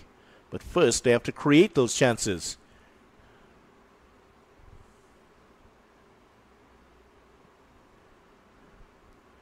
This part of a series that includes the USA under-19 team. The USA will come into action on Tuesday at the National Cricket Centre right here in Balmain, Vancouver, when they take on the T&T under-23 team. Well, that's hit well. That has gone a long way. Wow, Ware is not wasting any time here.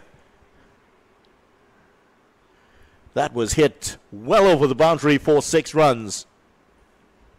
Rambaran pitching this one up, and it was in the slot, and wow, where has that gone?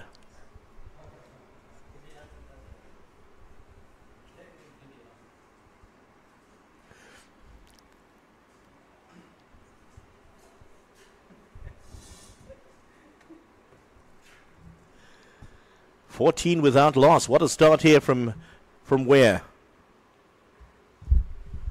Better delivery from Rambaran. Well, he's learned his lesson quickly here. Don't toss it up to Ware at all. That one disappeared in with a long way, and that one actually cleared the boundary, Kadir, by at least 15 meters. It seemed to be about 75-meter hit from Adrian Ware. Does pack a punch. This is Adrian Ware. He's got off to a good start. 14 without loss after 2 overs. And if it continues like early day, video. Yeah, it might be. And I think the West Indies under-19 team, they really would want to make a statement here. I think the ideal thing for them is to win all their matches in this series against the under-23s and the USA team, and go into the World Cup with some confidence. I'm not sure if there are other matches coming up. There are, of course, the official warm-up matches. There will be the inter-squad matches, but excellent opportunity for them to show what they're made of. That was a good delivery. Wedderburn still trying to find his feet here. Yeah, good delivery from Egard. just outside the off stump, moving away a touch. And just a start that he would have wanted a pretty indifferent first over from him. And he does move the ball a bit, Jason Agard. Natural angle would take the ball away from the left-hander. Be interesting to see if he's working on that one that comes back. Surprise delivery. We'll get, he's off the mark off his 5th delivery, and we'll get an extra run. A misfield here by Adrian Ratcher. And are you a bit surprised that they didn't open with Ratcher from this end? No, not surprised that one bit. The pitch is offering something for the spinners, getting purchase, and Captain Mbeki Joseph immediately going for a slow bowling option. But the ball is new, it's not going to spin as much, it's going to slide more than spin. So once they could line it up, they could be in some problems once they do find their radar early on. Another delivery keeping a bit low here, and Wedderburn playing with a straight bat, and that's why he was able to keep it out of his stumps. That one hit the bottom portion of the bat. And we saw a couple deliveries in the first over from Agard also keep very low. Hasn't been the easiest of conditions here, but once you apply yourself, the runs will come for you here. Into the gap here, this one can run away for 4. Played that beautifully off the back foot. Kept a little bit low, but that was no problem for Wedderburn, who picks up his first boundary. Yeah, if you could be critical of Jason Agard, just a bit too short, offering width, and a good shot from Stephen Wedderburn away in the cover region and picks up a boundary. His first of the innings, 20 without loss. Jason Agard has not started the way that we've grown accustomed to seeing him start. Just a bit too short. Would want to be on the fuller side. And just outside the off stump, that 4th stump line or 5th stump line. Took the pace off that one. They won't get the single. And it's a recurring theme that we've talked about through the Trinidad and Tobago on the 23 batting effort. But now with the ball in hand, there is a bit of pressure on some of these players who see this as their last chance to get to impress the selectors and get into this West Indies under-19 team, which has not been named. Last time round in 2021, it was named on the 1st of December, so we're pretty close to that when that squad will be announced. Edged and past first slip. Not going to go into the ropes, though. Ratcher is there to make the stop. Diving figure of the Captain Joseph there. That would have gone to second slip, but there's only the one slip in place after 3 overs 21 without loss.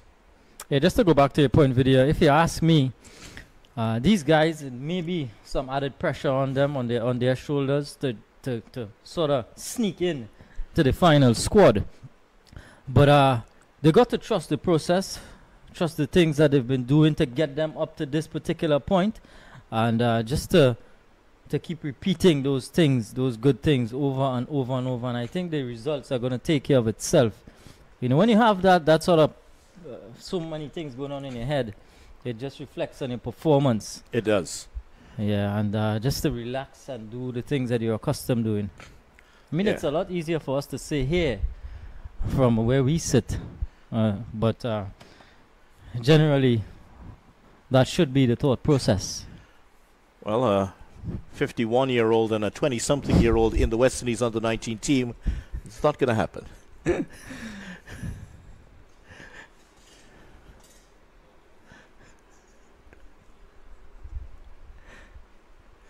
Hits that back over the top. Oh, that is exceptional.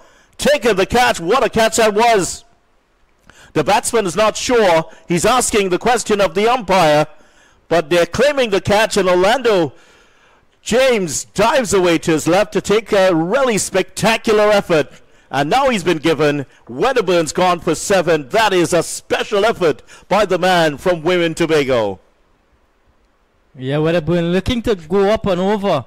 Didn't get as much of it as he would like, but what a catch from Orlando James. Moving smartly to his left. Had to put in the dive and did so in the end. A good breakthrough here for the under-23s. Stephen Wedderburn goes for 7. West Indies under-19s lose their first one at 21. Yeah, he hit that very well. It was a full toss. A delivery that he hit very well over the head of the bowler. But James made that into a catch. I think Wedderburn was a bit surprised. He thought that one would have gone past the fielder and away to the ropes for 4. But James had other ideas. Yeah, that was a pretty good catch from Orlando James. Moved smartly to his left. It's as though he was anticipating something. And pulled off the catch in the end. So good bit of fielding from the under-23s. Orlando James, and a good breakthrough for Andrew Rambaran. Joshua Dawn, new batter out of Barbados. Good performance with ball in hand. That would give him confidence. Let's see how he approaches this innings.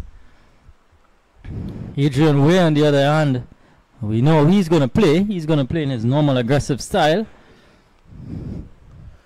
Let's see how Dawn's going to adapt here. He's scored some big runs over the years at school level and in the trials, as we were talking about earlier. Actually scored 169 not out in a match and won the Gary Sobers Award for the best all-round player. That's in the Herman Griffith tournament in Barbados. Good chance for him to show what he's made of in the chase of a small score here. 154 for victory. Yeah. So the two deep fielders, long on and a deep mid-wicket.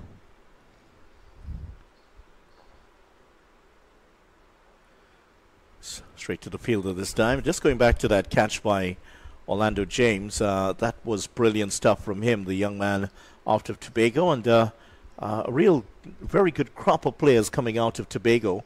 Always been some fine players there. Some may have felt as they get the single here. Some have felt that maybe the Tobago players have been underrepresented in Trinidad and Tobago teams. The last player to really make it in a more substantial way in a T&T team would have been Nathan Stewart. Yeah. He would have been the last. Stewart still in operation in the T20 franchises across the U.S. at this time. Yeah, currently in action in the Tobago T10. Well, that's hit over the extra cover fielder. That's run away for 4. That's hit very, very hard indeed by Ware. Not far away from Jagesa, but I tell you what, Jagesa, if he had tried to take that, might have taken a couple of fingers with it. Just smoked through the offside. Hit away with disdain from Adrian Ware. And he's certainly signaled his intentions as to how he is going to play, how he's going to approach this innings. He's not going to muck about. But I tell you what, that was an excellent shot up and over the extra cover region. Yeah, so Rambaran, a successful over for him, taking the first wicket for the T&T under-23s.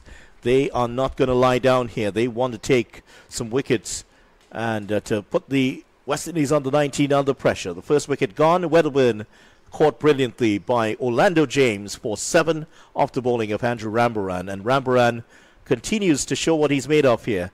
38 not out and a wicket already.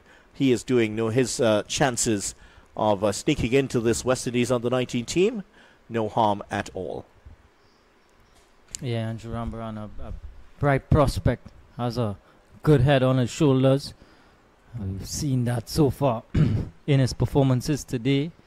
Unfortunate though that he ran out of partners in his batting effort.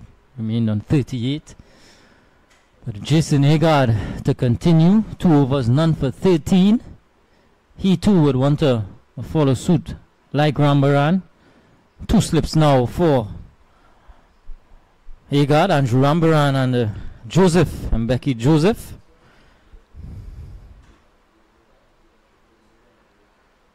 Dawn just trying to guide that one through the offside. Won't get the single, so he is off the mark already.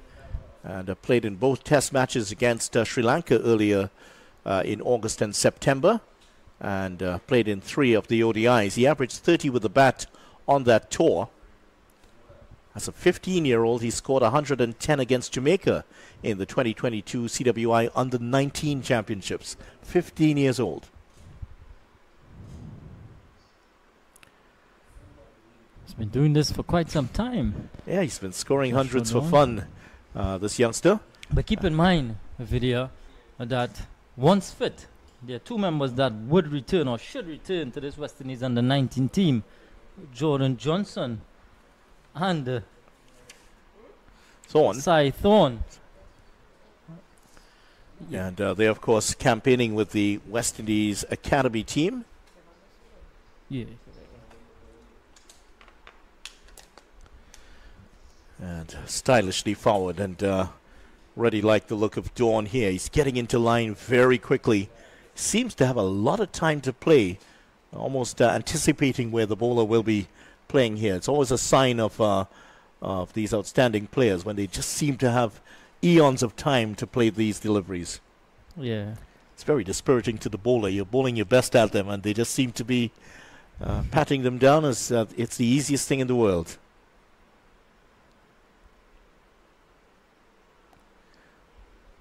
And you can tell that his timing is pretty good. Yeah, sumptuous timing. Seems to just get forward and push it, but it's coming off the sweet spot. Always nice to feel balls coming off the middle of your bat. Gives you confidence. Well, the red marks on that bat in one spot, apparently. It's pristine white, almost wedding cake white. Yeah. That bat of his.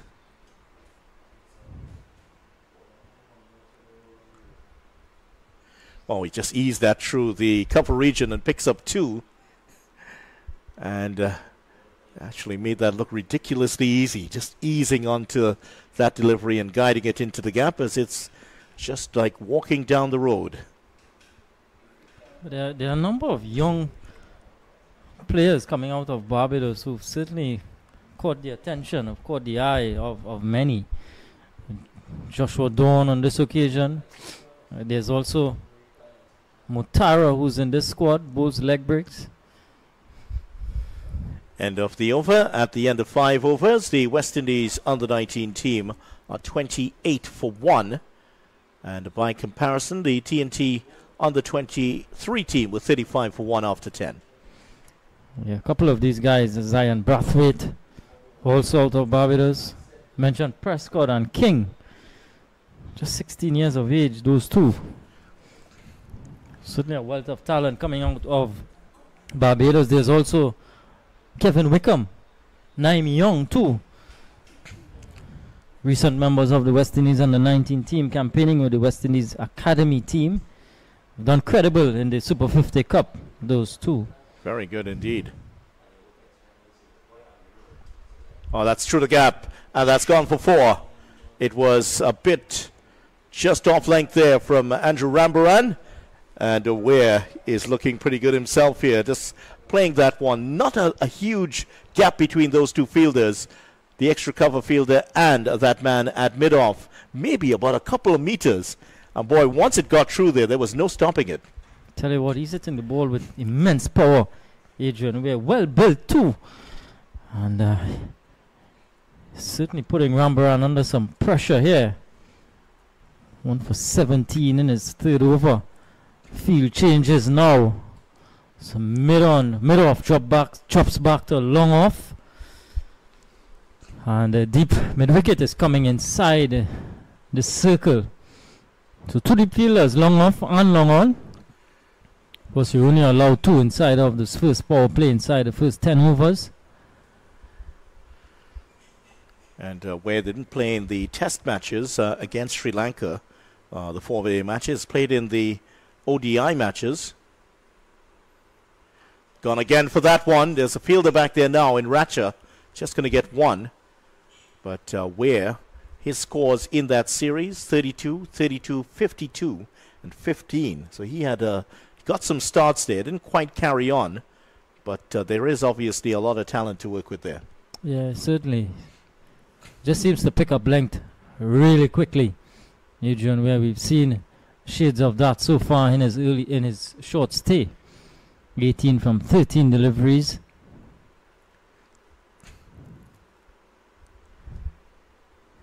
Ware and Dawn, they look like a formidable pair here.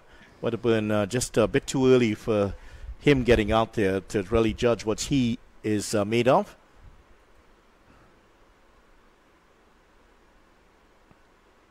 Adrian Ware, out of Jamaica, of course, played for the Jamaica under-19 team and a couple of seasons, and West Indies under-19s.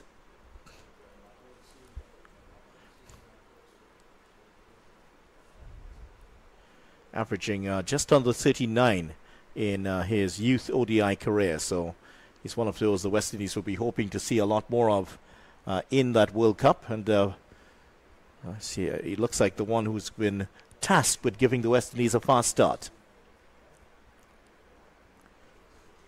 Given a bit more air. And well driven to long off. Yeah, stylishly driven there by Dawn. And that has brought to an end the over by Rambaran, his third, 34 for 1. The West Indies under-19 team off to a quick start here. Now, after 6 overs, the West Indies under-19s are 34 for 1. After 10 overs, the T&T under-23 team were 35 for 1. So they're going at a really good clip here. Yeah, healthy start, fast start from Adrian Ware in particular. He's been doing the bulk of the scoring. We're going to see a bowling change now from the northern end. Justin Manick replaces Jason Agard. Right arm medium fast bowler.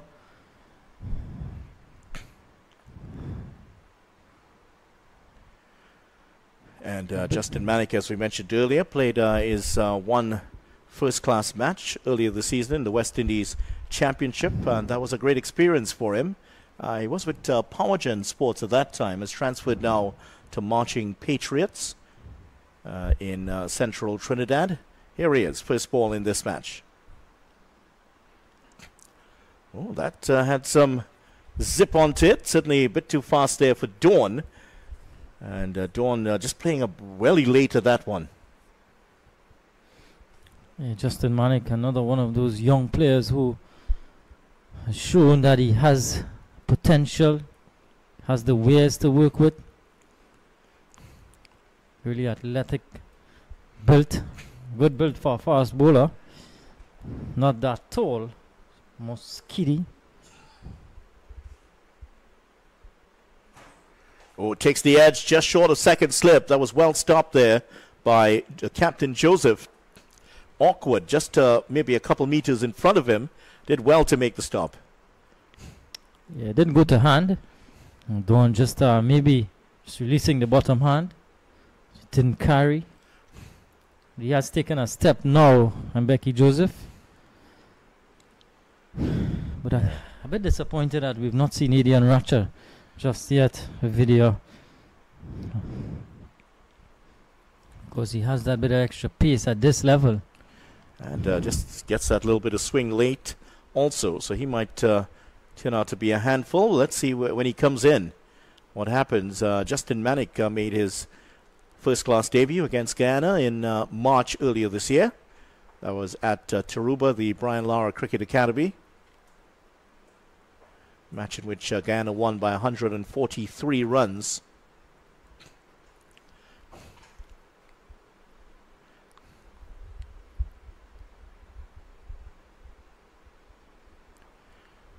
Very full delivery there from Manick. He bowled 7 overs in, opened the bowling for Trinidad and Tobago. Actually bowled the first ball in the match. None for 24 off his 7 overs. Guyana went on to get 324. 4 wickets for Imran Khan. Surprise, surprise. 3 for 85 for Brian Charles in that one.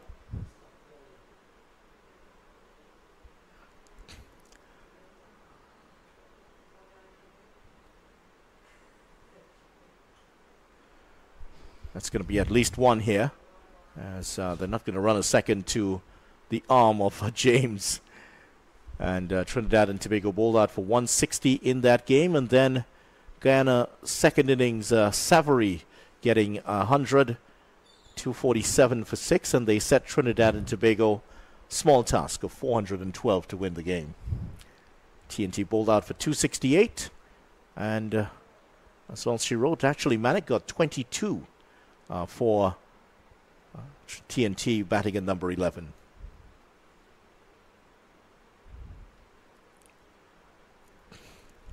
Yeah, so there's another dot ball from him. A nice tidy start here from Justin Manick. Just the 1 run in the over. So after 7 overs, West Indies under 19, 35 for 1.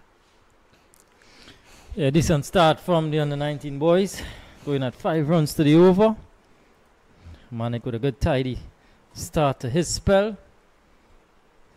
And we might be seeing a double change, as it looks like Avinash Mahabir Singh is going to come into the attack. So still no sign of Adrian Ratcha. Yeah, Mahabir Singh, the off-spinner, bowling from the southern end of the ground here. And just about ready to start his quest for control and to try to get a measure of control back here for the T&T under-23 team against this under-19 team that includes 2 fine young batsmen, Dawn and Ware. Have already shown that they absolutely ooze class here. Yeah. Adrian Ware, powerful stroke player. And Joshua Dawn, out of the classy. Yeah, out of the coach's manual. So here's Mahabir Singh. Ooh, that one played nicely in front of him. Dawn just seems to have so much time, and 2 really classy players here in their own different ways. The Barbadian batsmen just seem to ooze orthodoxy. We've seen so many fine batsmen out of Barbados, including Craig Brathwaite and so many of these players who campaign for West Indies. Shamar Brooks, who is always looks classy. Brilliant batters. And, of course, Shea Hope must be mentioned there, the top ODI player in the Caribbean. Didn't have a very good series in the Super 50, but he did get, there were some moments that he really looked good. Yeah. West Indies would be in action not too far away against England. We'll be coming here for the Christmas holidays. White ball series. It's nicely played, but straight to the fielder this time. Yeah, that series, of course, eagerly anticipated. The cruise ships will be piling in to the Caribbean. Of course, England with a point to prove, you'd say, video. Knocked out the World Cup defending champions. Yeah, it's certainly not the World Cup defense that they were hoping for, but too many players out of form in that England team. Including perhaps their best batsman, Joss Butler. He looked really out of sorts in that World Cup. It's unlike Joss Butler, what we've grown accustomed to see from him.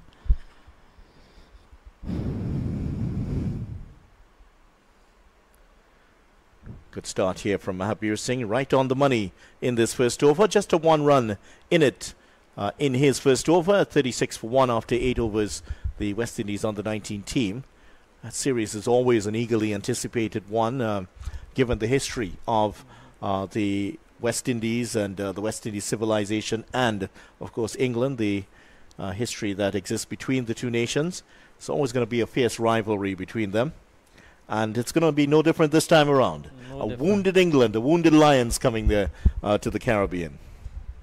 It's going to be a highly anticipated series for more reasons than one. Certainly makes for a mouth-watering clash. Justin Manick is going to continue. Still 2 slips. Wide-ish third man, a backward point, extra cover, mid-off, mid-on, a mid-wicket, and a man at deep backward square. Nicely played again, through the gap. Dawn will pick up a couple of runs here. It's not going to go to the boundary. And he just eases back for 2. Boy, does he make this game look easy. Dawn. There was a comment made at Brian Lara when he was a youth player, went to Barbados to play in a youth tournament. He was told by the great Sir Gary Sobers, well, I can't understand why you get out. And Dawn seems to be in that category. He looks so comfortable at the crease. I think you'd be very surprised if he gets dismissed anywhere now. Just 8 of 21, but already looking like he's in supreme control of what's happening around him. Yeah, he's largely in control of the situation. And he is playing against a bowler who has made his first-class debut. So this is not a bowler who is at the under-19 level. This is a first-class player that he's coming up against. And that one really just nice hurried to on see. to him just a little bit more.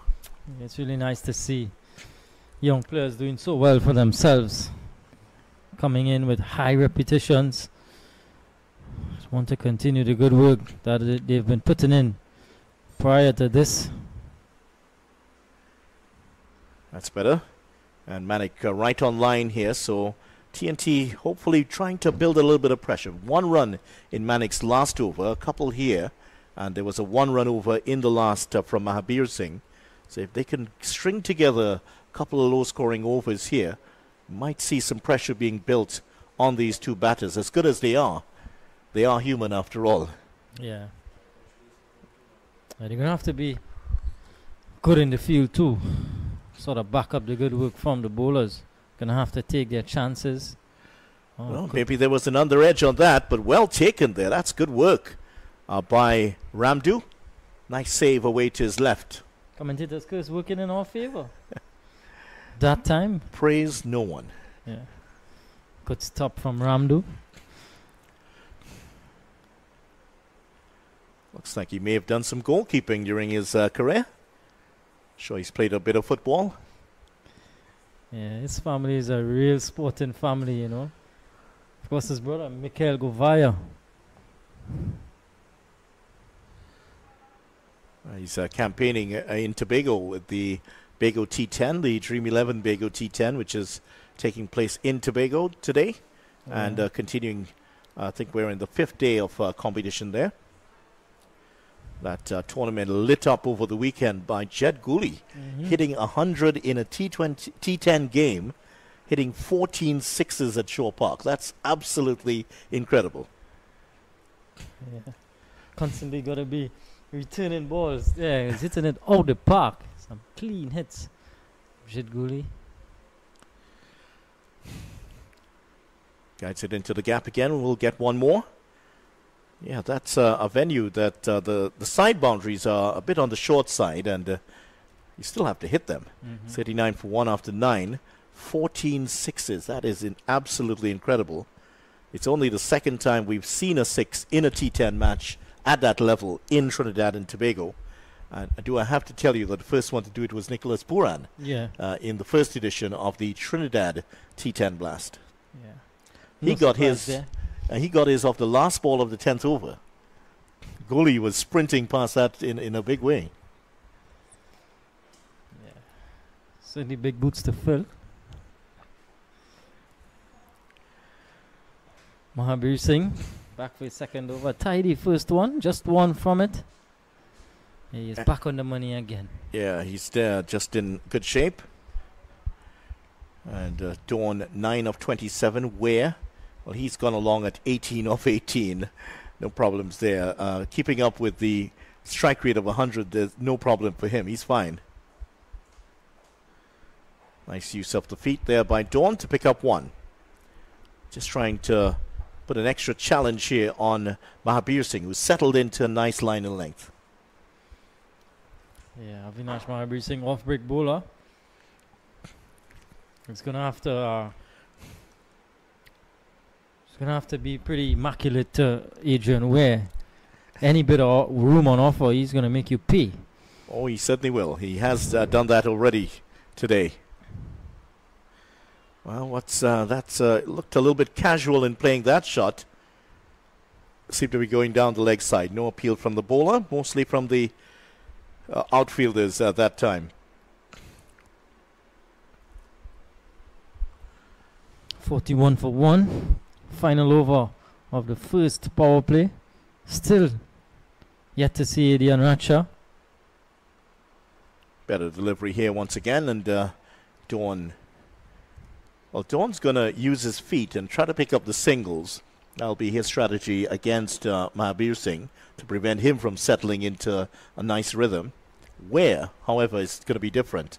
Once you pitch it up, anything offline, he's going to put it away. That one really kept low. But straight bat there from Dawn. That saved him. That hit maybe about 1/3 of the way up the bat. Yeah, when you see in different bounce like this, it just highlights the point that it got to be wicket to wicket. You got to bowl straight. You know, something could happen from there. Dawn again moves into double figures now, and that's the end of the over. So Dawn will have the strike for the next over, and after 10 overs, the West Indies under-19 team are 42 for 1.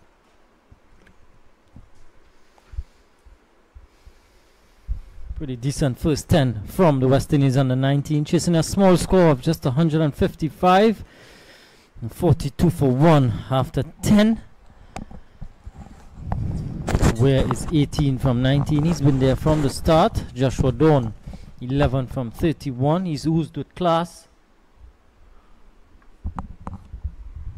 Yeah, he certainly has oozed with class here. Dawn, 11 of 31 deliveries. Where has been the... He's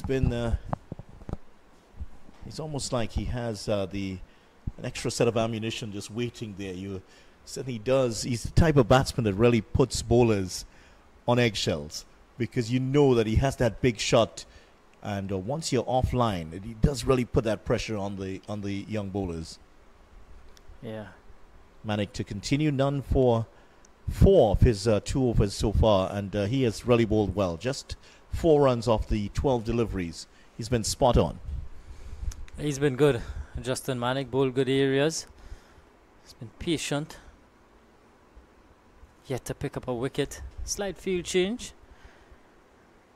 The 2 deep fielders now at a third man, and the other at extra cover on the boundary.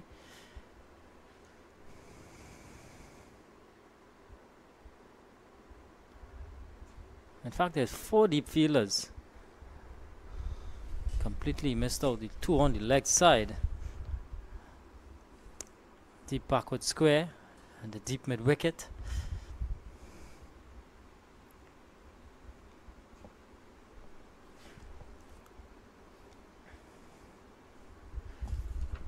Oh, we haven't seen a big shot from Ware quite recently. They bowled a lot better to him. He was actually on at a strike rate which is better than a run a ball. Now it's slipped into the 90s. So good work here from the T&T under-23s. Yeah, good work. Manik operating on a good line, good length. Asking where to play.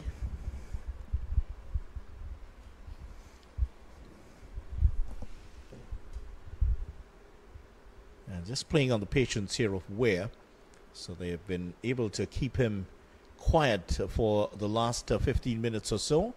Is there a big shot coming here from the hard-hitting Jamaican batsman?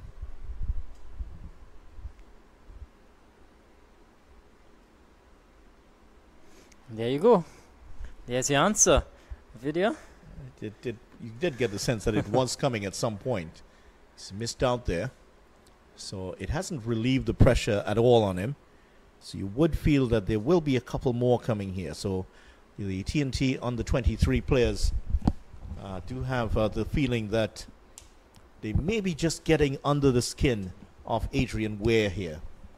And if they can do so and induce maybe another fall shot from him, they could have their second wicket. They're wearing on his patience.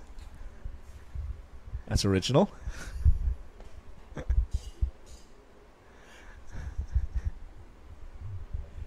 Where indeed.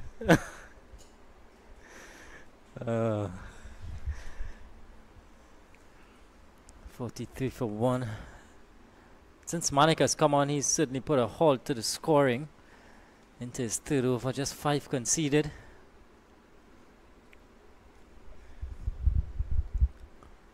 But we know Adrian, we know he's going to play a big shot at some time. And fielders are going to be observant. They got to be looking out for the opportunities when it presents itself. It's a short one, pulled away in the gap. Ratcher intercepts before it gets to the boundary. Just one run added to the total. Good work from Ratcher. The deep. Certainly pretty good work from him, because that was bouncing awkwardly. Just timed the bounce well, got behind it and made the stop. And we're just about to the end of the 11th over here. We haven't seen him yet. I think he's not far away from coming into the attack. Adrian Ratcher, the man from Rio Claro in southeast Trinidad. Yeah.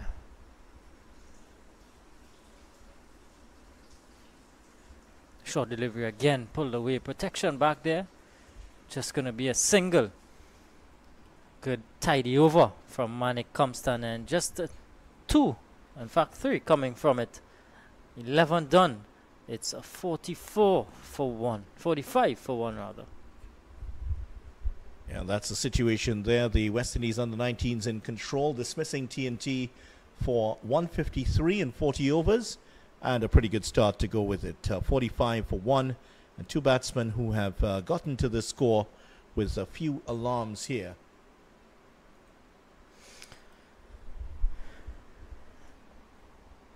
Just 155. The T&T under 23s were able to get at one stage. They were 112 for 3. It slipped to 155 all out. All 10 wickets going to spin. Dawn picked up 3. Also 3 for... Yeah, I'd imagine that Ratcher's chomping at the bit here to get going, because of the players who do have a chance to make it onto this West Indies under-19 team, he might be considered as an outside shot, as an under-17 player, but he does have the quality. If he can get his chance and turn in a good spell here in this game and a couple of the other games, who knows if he has that opportunity. Yeah, the thing about Ratcher is that he offers something different. Skiddy, he's tall, has a bit of extra pace at this under-19 level. Even at the under-17 level, he was hustling up those regional batters. The best at the under-17 level. Tells you that he has something about him. Just needs to get the opportunity. Already into the 12th over. We've not seen him.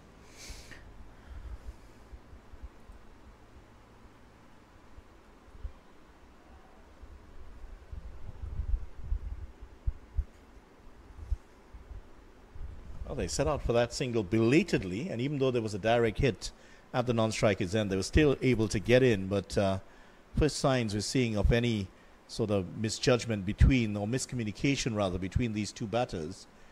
And so far we haven't seen, that's the first instance of it. We saw a lot of that on the 23 team. There's players who are not used to playing with each other. Up and over again from where, and Ratcher takes the catch in the deep. So Adrian, where you felt as though that was coming, and Ratcher with the presence of mind to gobble up that one at long off. And West Indies under 19 lose their second wicket. Adrian Ware for 20, 48 for 2 now. Yeah, he didn't get under that. He was hoping to clear the boundary as he did earlier in the game, but that time not getting quite under it, and just lifted the catch to Ratcher, who was never going to drop that. Got in position very quickly and had the stable foundation with the legs. Took the catch very well. That's the end of Ware, and you did feel that they bowled very well to him, kept him quiet, and he has succumbed here to the pressure. Gone for 20. Dawn is still there, 15 off 36. And the man coming in is another wonderful stroke player for the West Indies under-19 team. It is the captain, Stephen Pascal, out of Dominica, a young man who a lot is expected of in the future. Yeah, Stephen Pascal, captain of this West Indies under-19 team. But we predicted that video that the concerted pressure and the lack of scoring has certainly paid off. Adrian Ware, he likes to get after the bowling. Didn't get the distance on that one, and Mahabir Singh strikes, but he too has been bowling quite good since he came on. He's picked up that wicket now. Well, the game changer really was when Mahabir Singh came on with Malik. These two in tandem have bowled very well, and that's why the wicket has fallen here. And Ware, who was starting to look as though he was getting a bit impatient, really has succumbed and holed out. So let's see how Pascal approaches this one. The man from Dominica averaged 13.33 in his 3 matches in Sri Lanka.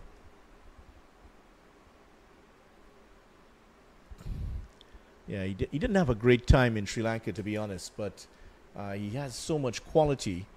He did average 21.3 in the 2 test matches against Sri Lanka. End of the over here, 48 for 2.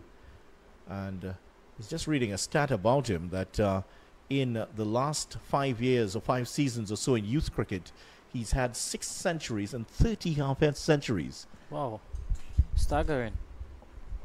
A run machine, some might say. Let's see if he can reproduce some of that here today. Well, certainly the West Indies under-19 team would need it. Yeah, man from Dominica. When we think of Dominica, most recently we think of Alec Athanaze and the good things that he's been doing for the West Indies team. I'm sure that Alec Athanaze's success has provided a great template for Stephen Pascal to see that there is a future for him. Manik again for his 4th over, quick single taken, and will they get the extra run? No, they won't. Yeah, Pascal was interested in the extra run, but Dawn had run past the crease and he was in no man's land, so the captain deciding that he was going to pull out of that.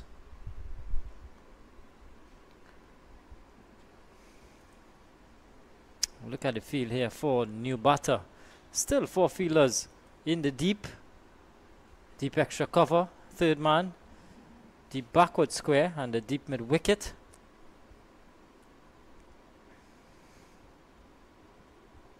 A new batter, a bit of pressure on. I'd like to see one of those guys from the deep, maybe man on the extra cover boundary, just come inside the circle and not offer that easy single for Pascal to get off the mark. Whipped away nicely. Nice looking shot from Pascal, good timing on it. Yeah, 2 elegant batsmen who are known for scoring big runs here. So this is a big challenge. 50 up here for the West Indies under-19 team. They are very well in control here. Look at that required run rate, 2.76. That's not a problem for them here. So a very good chance for the West Indies under-19 team to start off this series with a good win. Yeah, and I feel as though for the Trinidad and Tobago under-23s to really have any chance of this, they got to bowl out the under-19s. They got to be keep picking up wickets at regular intervals. 2 so far for them. They're gonna get when the T&T team gets this next wicket, if it's soon, it's gonna be a big celebration. You'll see, because they know the importance of breaking this partnership. Yeah. Real backbone of the middle order out in the middle. Still quite a few batters to come. Mavendra Dindial out of Guyana. Now there's another one. Get one of these titans out. There's another one waiting in the wings here, and I imagine we'll see Dindial next. Another player who's highly regarded in the region. Yeah, not to forget Jewel Andrew. 16-year-old Jewel Andrew. Yeah, they'll take some beating here, this West Indies under-19 team. Easier said than done to bowl them out here today. But it's a funny old game. Yeah. If the under-23s can keep doing the good work they have been doing in the last half an hour or so, they could provide exactly that pressure needed. Quick single taken here. And all's well that ends well. Played it, and immediately on playing it on the point of contact, started to head down to the non-striker's end. So good communication by these two. Yeah, Pascal actually started playing under-19 cricket for the Windward Islands at age 12. Wow. That's how much was taught of him. He's a very classy young player. Captained the Windward Islands at under-12, under-13 and under-17. Led them to victory in the under-17 championships.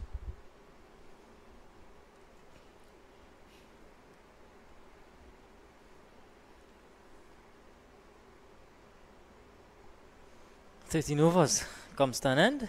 It's 53 for 2. So 100 runs, 101 runs to go here for the West Indies under-19 team. Chance here for them to make a big statement in this tournament. I remember the USA still to show up. They will be in action on Tuesday right here at the National Cricket Centre on the 21st of November. They're back in action on Thursday 23rd at the Queen's Park Oval.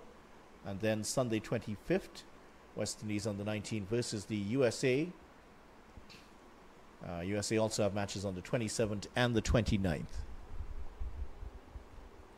A lot of cricket to look forward to.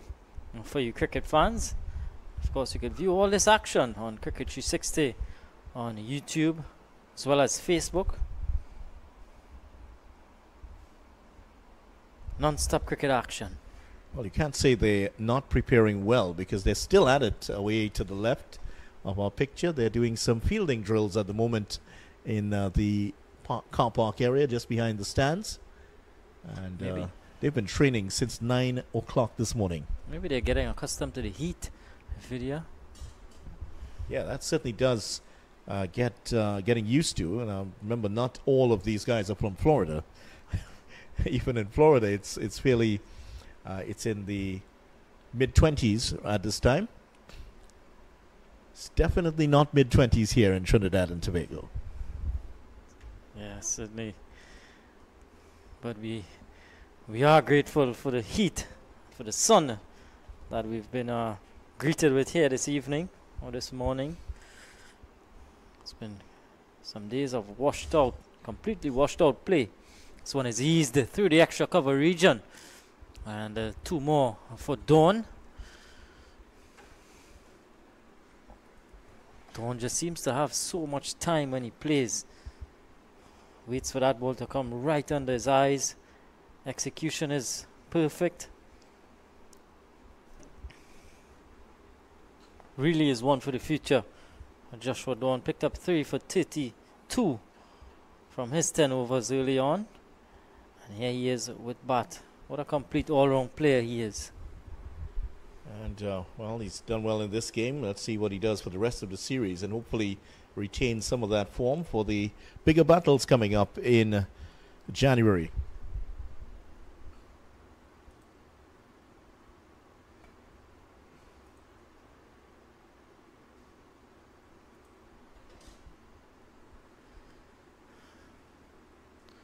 Single to finish off 14th over at the end of it. It's 56 for 2. And with that, we're going to have drinks here at the National Cricket Centre.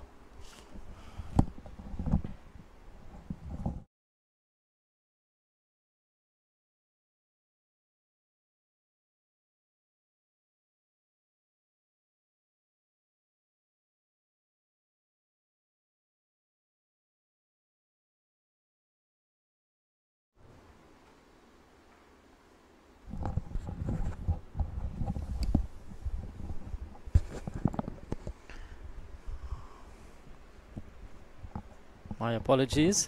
It's going to be 1 over before the drinks break. I don't think they were quite ready for the drinks just yet. And the umpire was making the signal, but I don't think him and his 4th official was on the same wavelength. Time to get the radio out. Just to remind you, West Indies under-19s in Group B in the ICC Under-19 Cricket World Cup. They're grouped with Scotland, England and South Africa. That's not going to be the easiest of tasks at all there for the West Indies Under-19 team. They start off their campaign against South Africa at Colombo on the 14th of January. They then play Scotland on the 17th of January at the same venue, Colombo, before. Here's a bowling change. Nicholas Ali into the attack. Left arm orthodox from the northern end. Places Justin Manick. Yeah, Manick had a good spell there. Really bowled well. Now let's see what this change will bring here. Ali has to keep up the good work from that end to keep these West Indies under 19 batsmen tied up, and the third game for West Indies will be against England at Colombo. Loud appeal. Nothing doing from umpire Sandy. Good start here from Ali on the money, wicket to wicket. If anything, he was indicating the umpire that may have been going down leg side.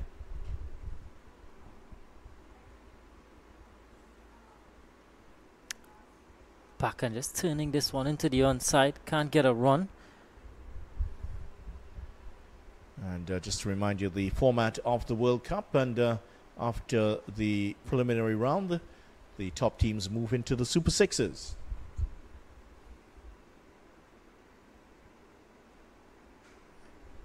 Four groups of 4 teams involved in the competition.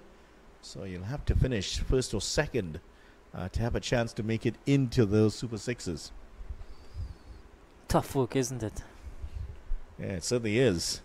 It's going to be a tough task for the West Indies under 19, but that's why these competitions have been organized, to give them the right sort of preparation for that.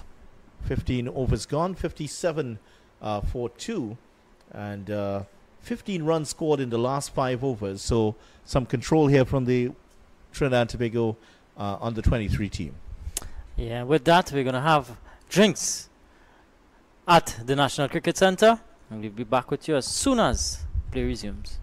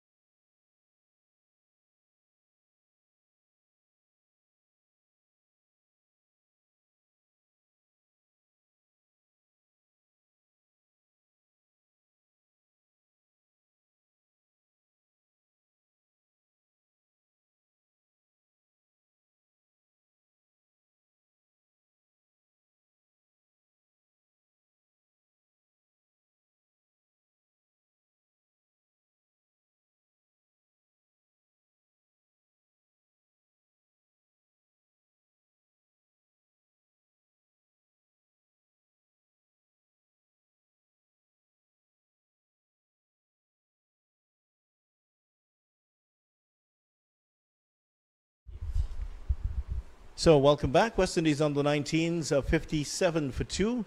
And after 15 overs here, and Trinidad and Tobago on the 23 team, just conceding 15 runs and taking a wicket in that last 5 over block. And it is going to be Mahabir Singh to continue here.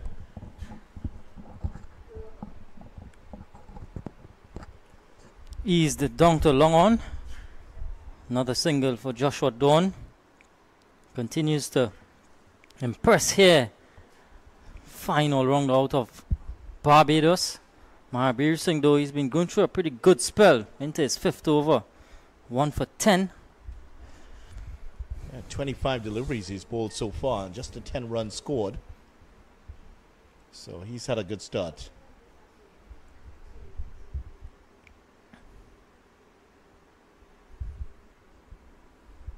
And Mahabir Singh has also taken the wicket of the dangerous Weir, who was caught at the long off position by Ratcher for 20.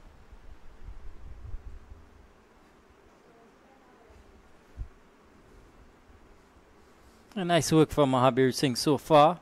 It's varied his pace. Not afraid to flight those deliveries as well.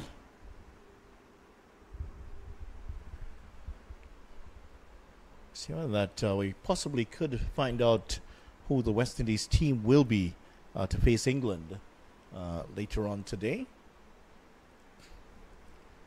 West Indies, remember, will play England in 3 ODI matches and 5 T20 matches. And those 3 ODIs will start on December 3rd. Matches on the 3rd, the 6th, and the 9th. First 2 at the Sir Vivian Richards Stadium and the 3rd at Kensington Oval. Good work in the cover region by Ratcher. Putting in the dive, the big fast bowler. Prevents any chance of a run. Another tidy over from Mahabir Singh. Just one coming from it. The end of 16, it's 58 for 2. Yeah, he's bowled well here. 5 overs, 1 for 10, Mahabir Singh. Good control from the off-spinner. And great command of his art.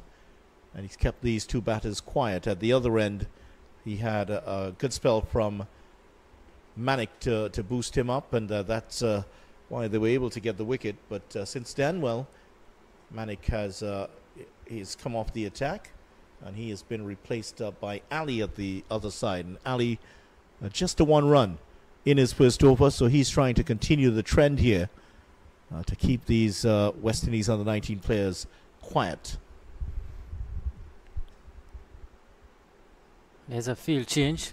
Man from the deep extra cover boundaries come inside the circle now. We were alluding to that earlier on video, and it's as though they heard us. Yeah, you've got to keep the pressure on here. That's where the wickets will come. Don't forget also there's the T20 series, 5 matches. First at Kensington Oval on the 12th, then matches at in Grenada on the 14th and 16th. I'm going to put you on the spot, video. Will we see the reintroduction of Darren Bravo to the West Indies team?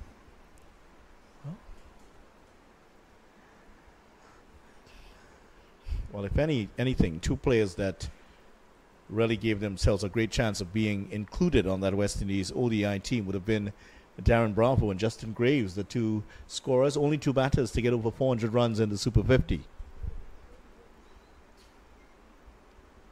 Yeah. Especially impressed with Graves and his batting during that series. But Bravo really turning the clock back a bit and really looked like the old Bravo that we know of. And it wasn't just the way he batted, it's the way he led the team and then that joie de vivre that you associate with the batting of Darren Bravo seems to have returned. Yeah. End of a maiden over from Ali. Score remains at 58 for 2. Yeah, I think he did his chances no harm, Darren Bravo, as he tries to make his way back to West Indies cricket. I think he still has a lot to offer though. 34 years of age. I think he's might be, you know, a bit more prepared.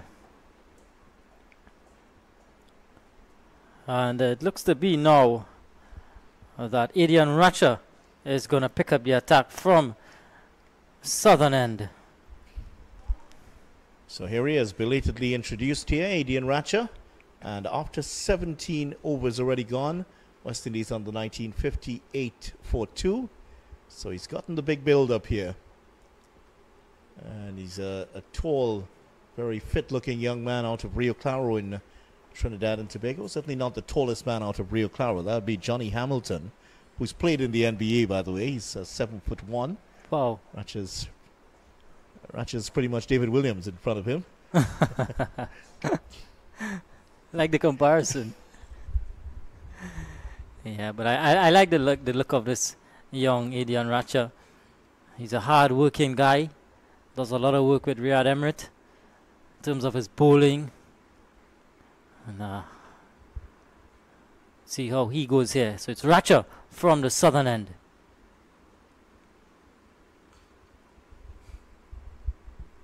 Starts with a good delivery, a wicket to wicket.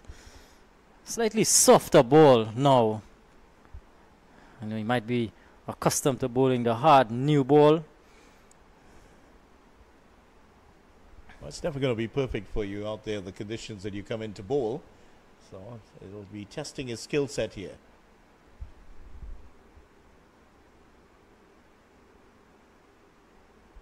Goes past the edge. Bit of a waft from Pascal. He's not up to full pace yet, Ratcher, and just looking at his run-up, there's a series of stutter steps before he starts. Don't think that's normal for him. Maybe just trying to literally find his feet here at the start of this spell. Let's see if it happens again.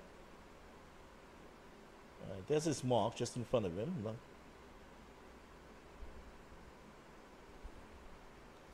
Yeah, definitely not the smoothest of approaches at the start here. Definitely less stutter steps that time. So I think he might be just still going through the gears at the moment. Yeah. Just coming to the attack. There might be some nerves there too. He's a quite humble young man. I think there he solved the problem here. He's taken it maybe a foot back. And look at that. It's almost a change already. We saw a couple of unusual actions during the Super 50 on the CCC matches. There were a few on offer. It actually made it into a video on TikTok. A couple of the unusual actions within, was it the CCC team?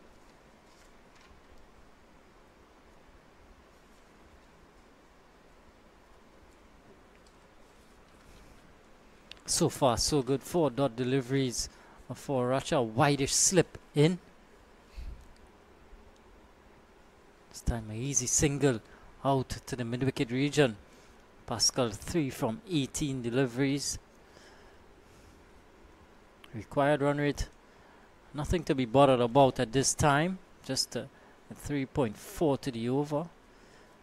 Partnership is 11 from 36 deliveries.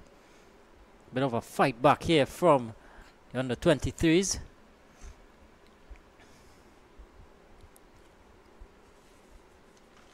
Third man, deep point back.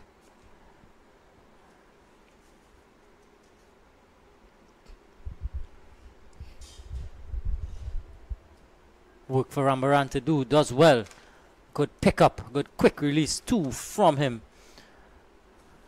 So no ball. And the dreaded signal comes, a free hit.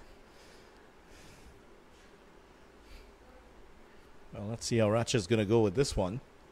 And he will be bowling it to Dawn.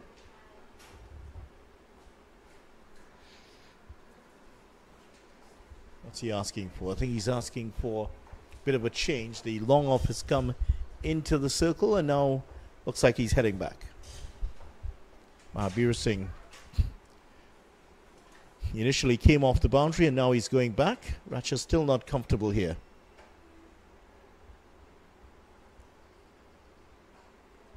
Oh, didn't get it over the top. A wild throw from Mbeki Joseph, way over the head of Ramdu, who was approaching the stumps.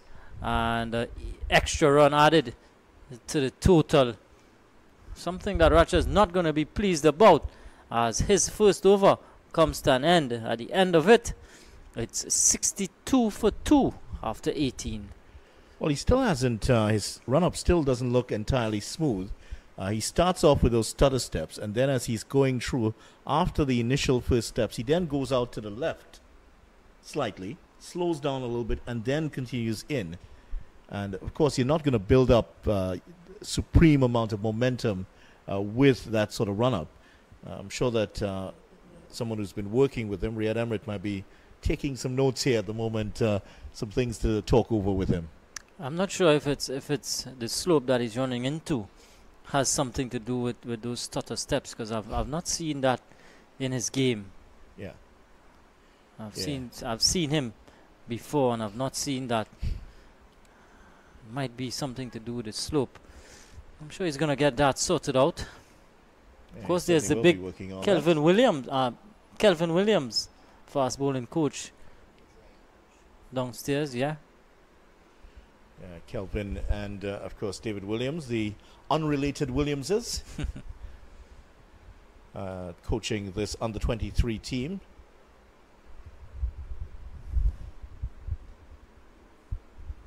These guys put in so much work with these young players. Sometimes it goes unnoticed, but tell you what, the players do notice. Yeah, punch through for another couple.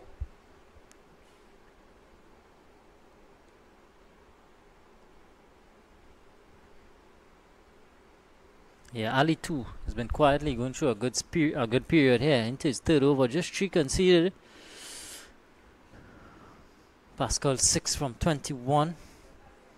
Dawn 24 from 55. Just controlling things in this middle phase of the innings.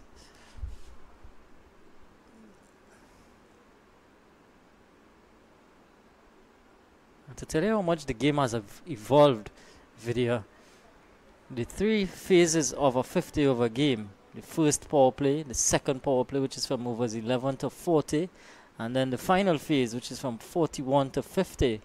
It requires 3 different lengths as a bowler, and that's how much the game has evolved. You got to have those smarts, those variations, presence of mind.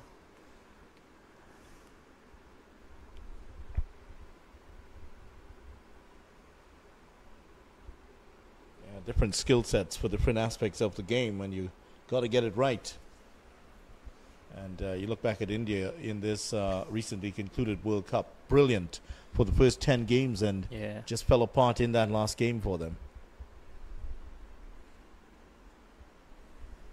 But for Australia, every team that has won a World Cup has had to beat Australia to win the World Cup. That's how difficult they've been. No wonder they're 6-time champions. Yeah, deservedly so.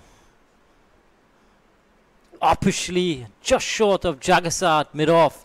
In the end, it was a good stop. Another one added to the total.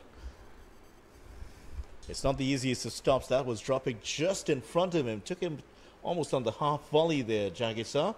Did well to make the stop, though. That would have gone past him into the ropes. So saved 3 runs for his team. Certainly did. 65 for 2 after 19. I wonder if Ratcher might prefer bowling from the northern side of the ground with the wind to his back also. We'll keep an eye on his run up here. So the initial stutter steps, and then he just sort of goes out towards the left and back in. And let's see if he does that again here. He's definitely struggling for some rhythm here at the start of his spell. You would expect that. So you don't exactly get into top gear at the start of your spell. Yeah. So let's see if he can achieve that. Batsman wasn't quite ready.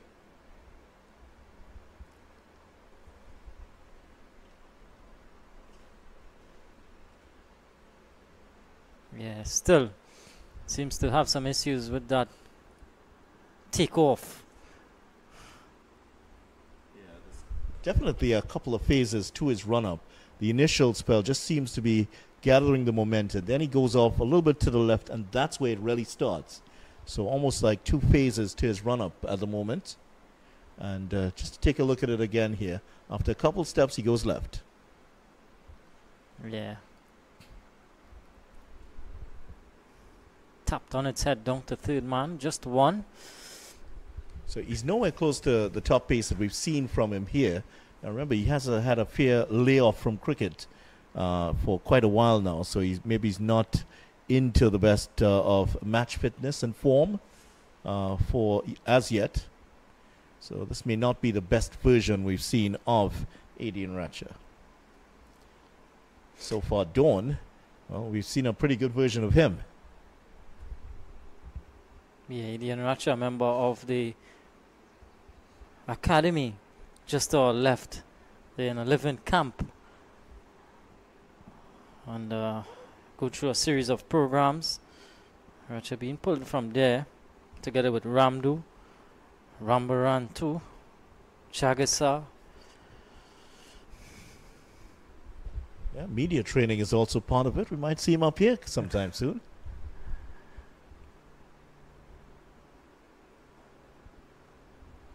Stroke nicely to deep point.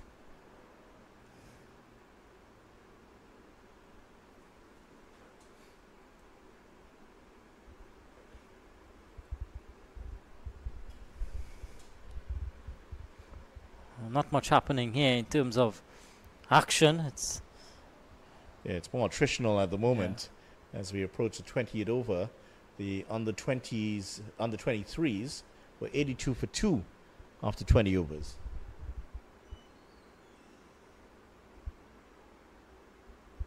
Another play and a miss from Pascal. Big game on video later this evening. Trinidad and Tobago versus USA. Yeah, of course, the CONCACAF Nations League, League A matches. Trinidad and Tobago and the USA battling for a place in the semi-finals. The USA winning the first leg 3-0 in Austin, Texas a couple days back.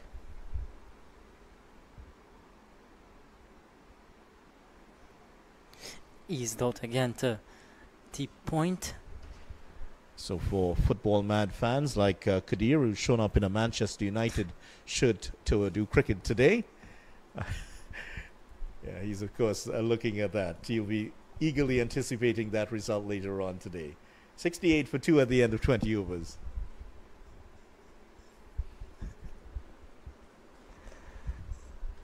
And of course, T&T have to they have to beat the USA by 4 clear goals basically to get into that semi-finals. But still, a good performance, maybe a loss that is a little bit closer, could see T&T qualify for the Copa America. Yeah. Actually, the top 6 teams in the competition. There are 8 teams still involved in that CONCACAF Nations League. The top 6 go to the Copa America 2024, which will be played in the USA. A possible chance to play against the champions, defending champions Argentina, led by certain Lionel Messi. No wonder it's coming from Vidya. Huge Lionel Messi fan. But yeah, it's certainly a good opportunity for the Soca Warriors. Who knows? Home advantage might just work in their favor. Well, that remains to be seen. Right now, home advantage is not working here for the T&T of the 23 team. Doesn't always work out the way you want. That's the beauty of sport, isn't it? Well, there's certainly work to do here for cutaway. It's going to be 2 wide of the man at slip. Mahabir Singh it was. And just a final note on that. Of course, today is actually the anniversary of the infamous game between T&T and the USA. November the 19th, 1989. Trinidad and Tobago needing just a draw to qualify for the Italia 90. That's the 1990 World Cup. Drew. They needed a draw. They lost to the USA 1-0. The USA went to the World Cup for the first time in their 40-year history. That happened on this day, 1989. It's a famous match in T&T. Yeah. In fact, the BBC actually did a story on the American team that went to that World Cup, and they would have mentioned that the USA would have celebrated with champagne in their dressing room at the Hazley Crawford Stadium where the match is played today. That champagne was for the T&T team. Nobody wanted it, so they gave it to the USA. I don't think anybody wanted to see champagne on that. The Red Sea of Tears, they called it after the game. Yeah. Certainly drove a dagger through the hearts of many locals. And again, the team in red is on the losing side here on November the 19th. Different sport, though.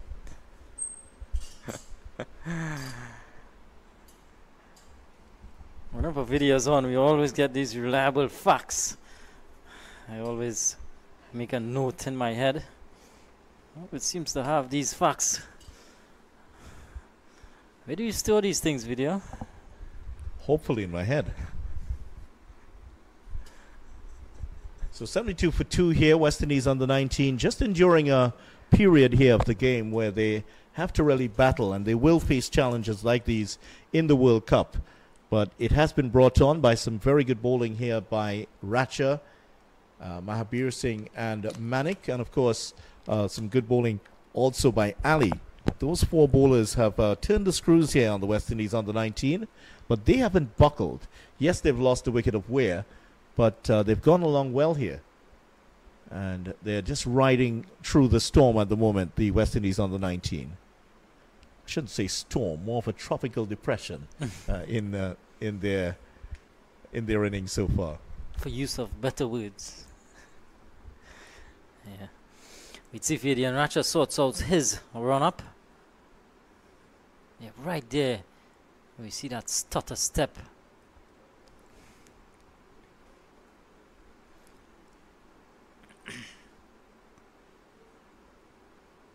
Well, we've not seen the West Indies under 19 batters. We've not seen that, apart from Adrian Weir, we've not seen them do anything out of the ordinary. They're just playing conventional cricket. Picked up the runs on offer, defended the good balls. It's been good so far from them.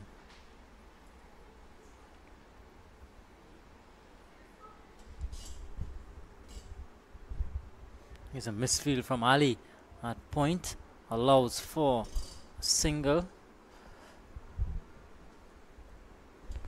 Well, in the men's game, the professional men's senior game, of course, you can't win a 50 over World Cup, it seems, without a couple of power hitters, some good power hitters in your team. Memorably, the Australians have won. Glenn Maxwell's sensational double hundred, batting with just two arms and basically one leg. One leg. Yeah. However, in the youth game, you don't. There aren't too many power hitters in the youth game, so it's more of the conventional, maybe what you would see for 50 over cricket from 10 years, 20 years ago. This is more what you seem to be winning with. Of course, India had some outstanding players in the last World Cup here in the Caribbean, winning it quite easily. Yeah, they were easily the most impressive team in the competition, and they would be favorites again, you would expect. Yeah, catching it through at good pace, Ratcha, even with that stutter step, still getting it through a fairly decent pace. Seemed to have beaten Pascal for pace on a couple of occasions. Well, how much more he could add if he does sort out that run-up.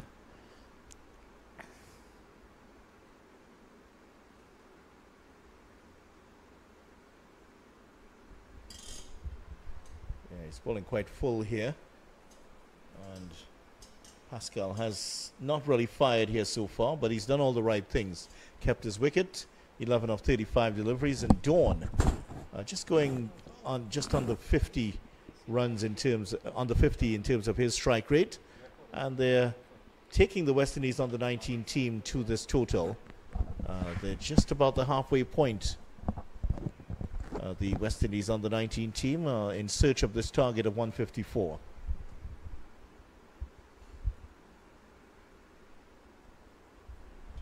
The weather has been good, hasn't it, today?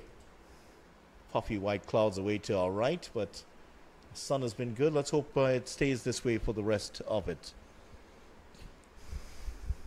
Well, it's certainly been pleasing to us. 74 for 2.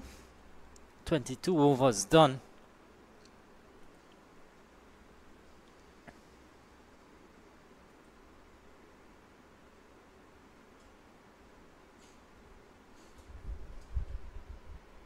Well, tomorrow there'll be action again here at the National Cricket Centre in Balmain, Couva. Tomorrow, Monday.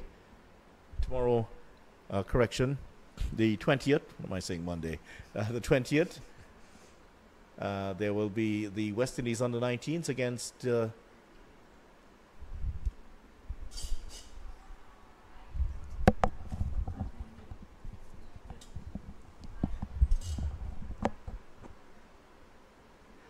Yeah, of course, the next game will be against the USA. The USA in action tomorrow.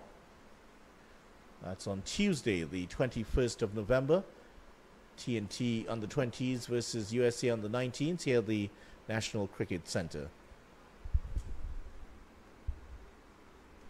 Big shot from Pascal, up and over the offside. And it's going to go into the boundary for 4. In fact, it's gone all the way for 6. Got a lot more than I thought there, Stephen Pascal. And Jagasar was up in the circle at mid-off. Nothing he could do about that. Good shot from Pascal. Yeah, certainly hit that very well. And he's been trying to get his innings going here. That's certainly one way to do it. One that was pitched up and hits that very, very well indeed. And that into the advertising boards just behind the bowler's arm.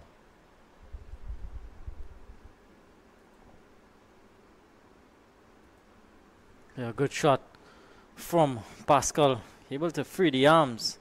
It's gone up to 17 from 38. Looking to go after it again. Pascal this time didn't get the elevation. Good stop from Jagasar.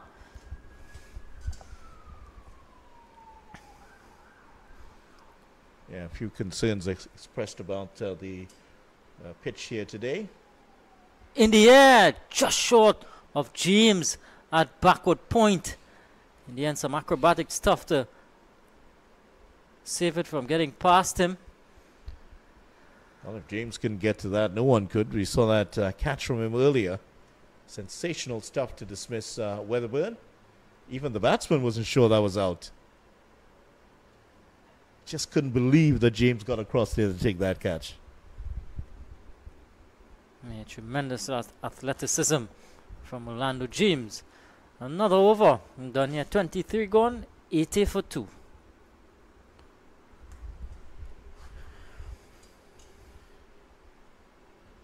So they're closing in on victory here. Still a fair amount to go. 74 runs still to get here.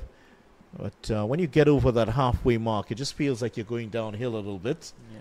Almost like the way you feel on Wednesdays. Could you?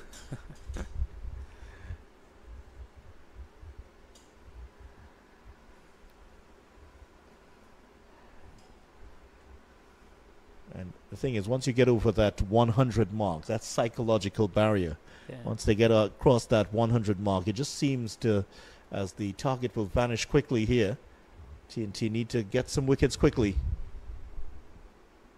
As Racha continuing a nice firm drive, but a good stop from the substitute Matthews. Yeah, nice stop there for the big man. Got down to his toes very quickly. Yeah, Yeah, pretty athletic for a big man. yeah, good. As I saw it described, a big man with small man skills.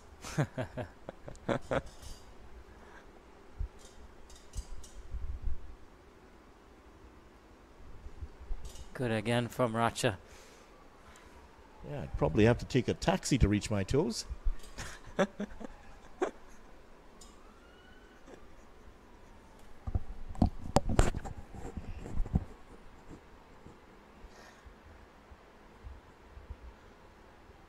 Good honest effort here from Adian Ratchell, the man from Rio Claro. And 9 runs conceded off the 20 deliveries he's bowled so far.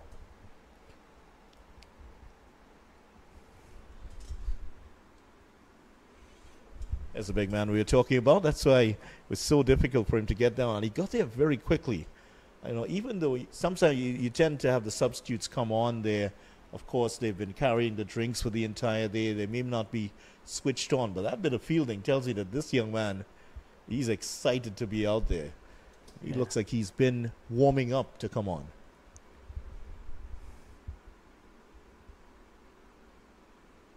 In the air, but hit straight and all the way for 4. Commanding shot from Dawn.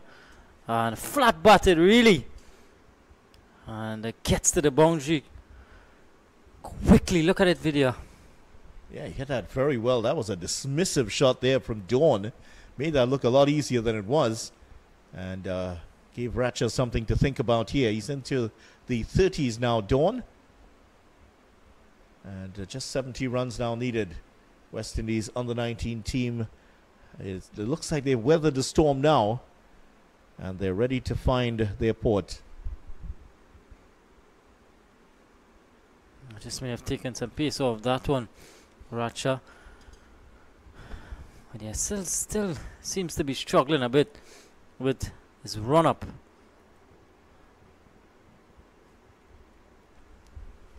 Yeah, I don't think this is the best version we've seen of him. Certainly during the under-17 tournament earlier this year.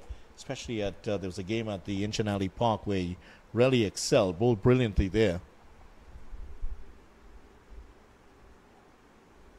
Good Yorker to finish off. Well dug out by Dawn. Good way to end the over. At the end of 24, it's 84 for 2. Just the wickets for Rambaran and Mahabir Singh so far. And for T&T, just the spinners doing the business. Now the Pacers, not that they haven't been shabby at all. Ratcher, 13 runs off his 4 overs.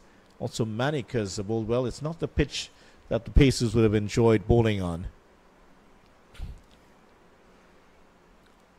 It's hard work. Certainly some concerns expressed online about the quality of the pitch. One comment of seeing poor kids can't even play a good cricket shot on the wicket. Not happy with the pitch, according to one of the comments I'm seeing.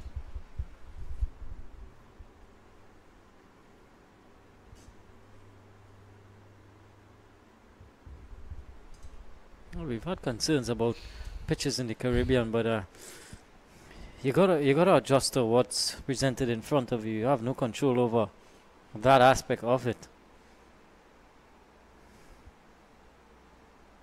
Up and over again from Pascal, and again he's going to pick up another boundary, hitting straight. And Ali again a bit too full on this occasion, but a good shot again from Pascal. Yeah, hit that very, very straight indeed. Wow.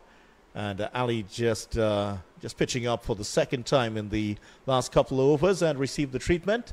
Last time it went for 6. This time Pascal picking up a boundary off it. And you just get the sense that these two have felt that they have weathered the tropical depression, not the storm. And they're now in a position where it's firmly got their eyes in here. One has faced 43 deliveries, the other 69. So they're now going on the offensive. They started to turn the needle up a little bit here. Yeah. And they've spent quite some time. They've seen what the bowlers are trying to do. Of course, you never really settled on this particular surface here at the National Cricket Centre. But credit to them, they've stuck it out. And they've now started to reap the rewards. Mid-off now, dropping back to long off.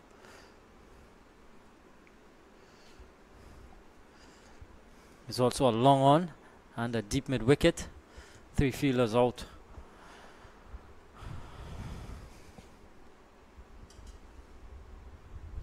Short and wide, and a good stop again from Matthews, the substitute fielder. Yeah, the big man has made an impression since he's come on. That's his second excellent bit of fielding here.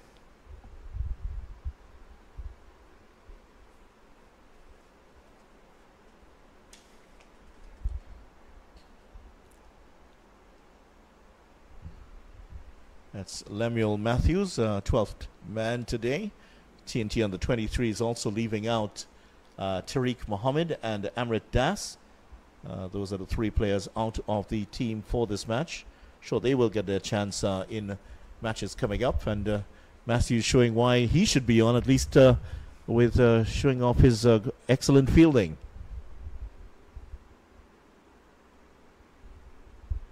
Another nice stop.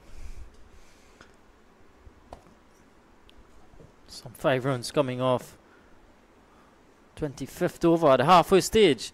It's 89 for 2. Yeah, and to tell you, the scoring rate has gone up in those last 5 over block. 21 runs coming off the last 5 overs. So they're starting to turn the needle up a little bit here. Just it's getting the runs to tick over the West Indies under 19. And it'll be interesting to see where the score is after 30 overs, with these two batters now feeling they're starting to feel that this is the time for them to turn defense into attack here. And there's some signs of the wind also picking up. As you can see there, some clouds of sand is moving across the pitch. A new bowler into the attack, the 7th one so far for Captain and Becky Joseph. Samir Ali into the attack, replacing Adian Ratcha from the southern end. Just articulating the skipper what sort of field that he wants.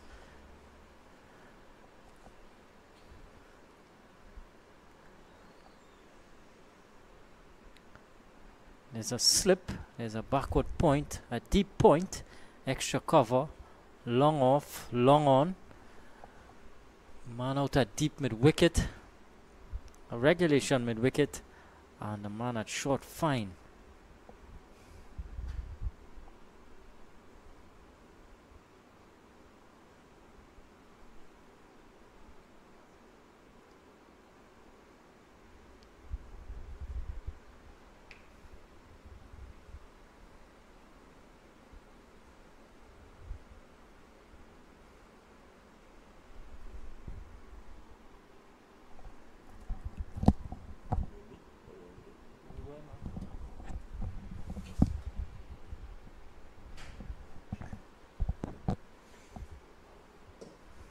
Yeah, some turn there for Ali, as you can have seen there. Just pitching, but a bit too wide to interest Dawn, who is 33 of 71 deliveries. Slip in place here for the leg spinner.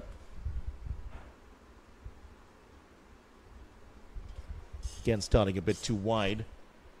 Just going to be one this time as Rambaran out on the boundary.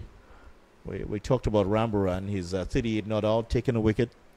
We hadn't talked about his fielding, though. He's pretty good fielder out there.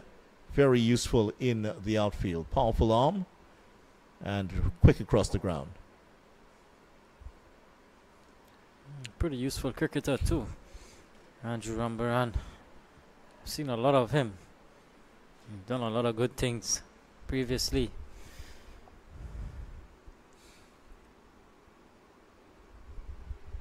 That's better there from Ali. First two deliveries a bit too wide outside the off stump. That one just starting outside of the off stump, so that's good from him.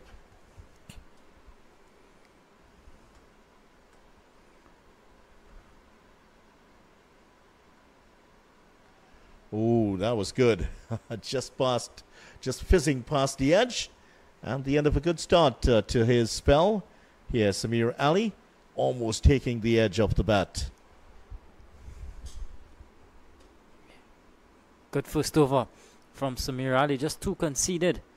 Good start from the leg spinner. And looks as though Andrew Rambaran is going to come back into the attack. Just speaking of Rambaran, here he is, back into the attack. Left arm orthodox. And 91 for 2 after 26 overs. I know that Kadir will be heading up to the Hazley Crawford Stadium to watch that T&T USA match. Gates open at 6, I believe, and kickoff is 8 p.m. Some bad news for T&T.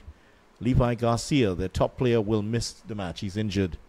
And Alvin Jones, who was the nightmare for the USA and that the back in 2017 at the Atterbolden Stadium. He is due to play his 50th match for T&T in that game tonight. Here's Rambaran. Nice looking on drive and picks up one here, Dawn. And, well, Garcia just returning from injury and he's back out again. Not a great time for him.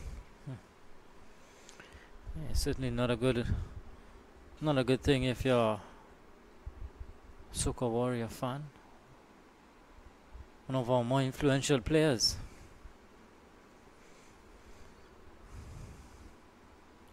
Switch of ends for Rambaran. Previously operated from the southern end. Back now from the northern end. Dawn will pick up the single here, just turning it behind square, in front of square. And it gets one.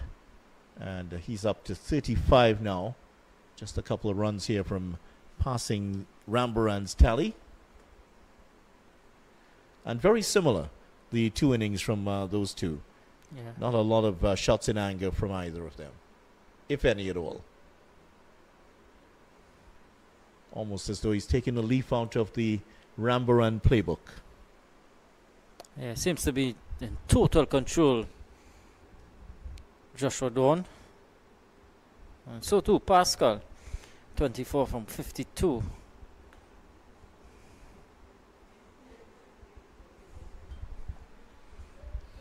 It's just looking too easy right now for the West Indies under-19 team. They are favourites to win this game, of course. They started off as favourites. They're made up of the best players in the Caribbean, but it's just a bit too easy here. You would have expected the T&T under-23 team to provide a few more alarms.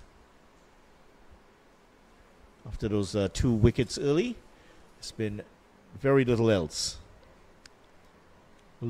Amount of pressure has been created, but not enough to trigger any alarms in this West Indies under-19 team. That's the end of 27 overs. At the end of it, the West Indies under-19s are 95 for 2, 36 as you see there for Dawn, and 25 for Pascal.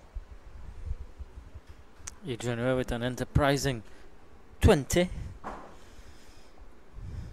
Semi-rally to continue.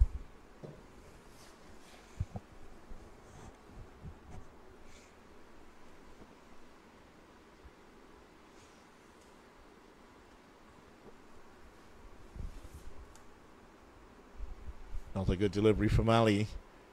Starts off his new over just as he ended the last one with an excellent delivery, just fizzing past the edge of the bat of the batsman. This time Pascal gets a nice eye-opener there.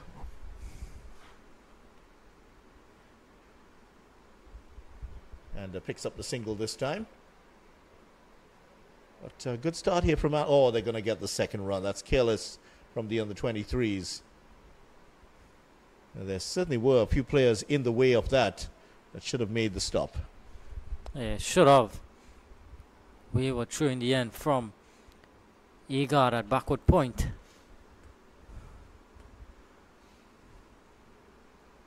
Ali wants a field change. Asking a long on now to come inside the circle. Yeah, Orlando James heading into the circle at that mid-on position. Similar to where he was when he ran in to take the catch.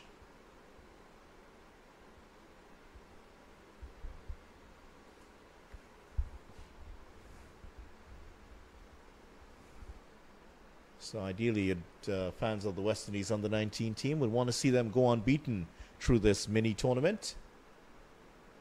And they've started well here, well in control of this game against the Trinidad and Tobago on the 23 team.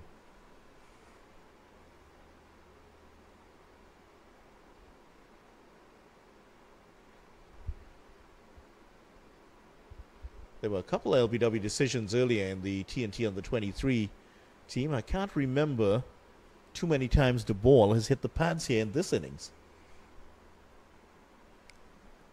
Yeah, that's a good point. I've not seen much of it.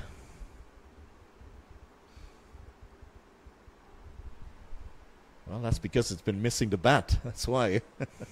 Especially with Ali in operation here. And he ends off his second over just as he ended off the first with another excellent leg spinning delivery that has the batsman beaten all ends up. 97 for 2. And the partnership between Dawn and Pascal has blossomed to 49. Important period of the game here for the West Indies under-19 team.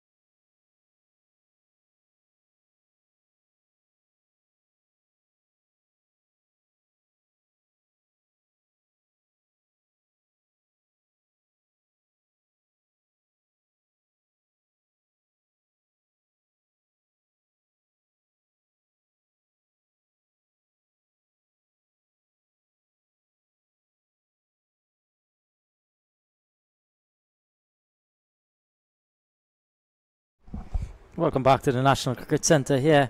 Action in the response. West Indies under-19s looking to get to 155 for victory after 28 overs, 97 for 2. Make that 98 for 2. Andrew Rambaran continuing from the northern end. That's a 50 partnership between these two. Captain Stephen Pascal and Joshua Dawn. Pascal contributing 27, Dawn contributing 22, and together they've formed a really nice partnership, one that is looking to take the West Indies under-19 to victory in this particular game. Here's another one added to the total.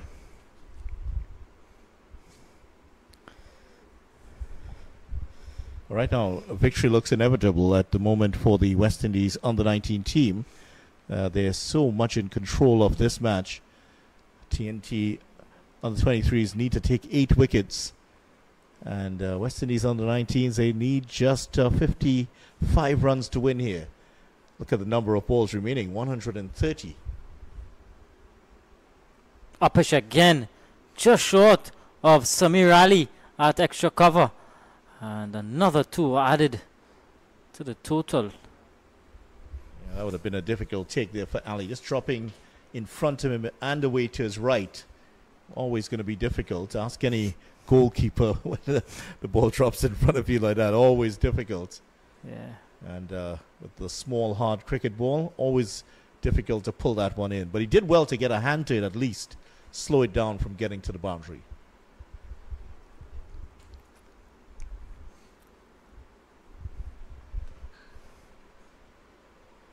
$100 comes up too. 101 for 2 now. 29th over. And make that 102. So they're doing all, ticking all the boxes here. The West Indies under-19 team.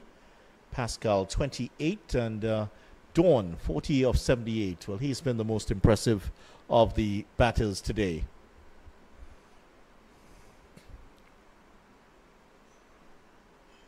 I think what is going to impress Coach Rerun is the most is to win convincingly. Not just to win, but to win in commanding fashion. And I think this is exactly what these two are trying to do. Trying to not leave it up to anyone else, but to just see the game home as close as possible.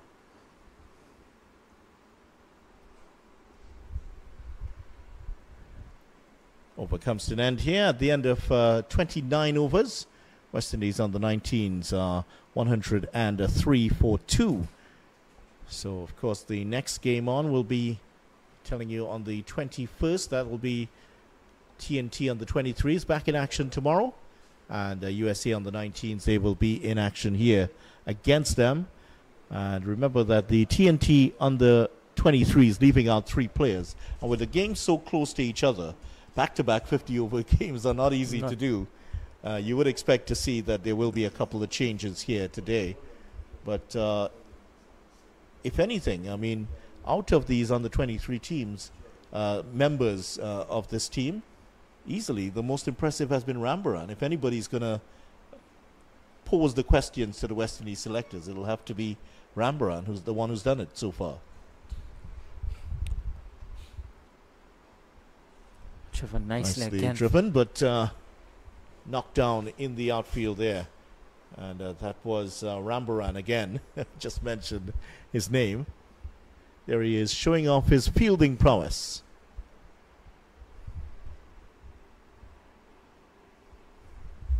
This has been good bowling from Ali. Just bowling that teasing length outside the off stump. Just inviting the batsman to go for the big shot. There is a deep extra cover in place. They decide to loft one in that direction.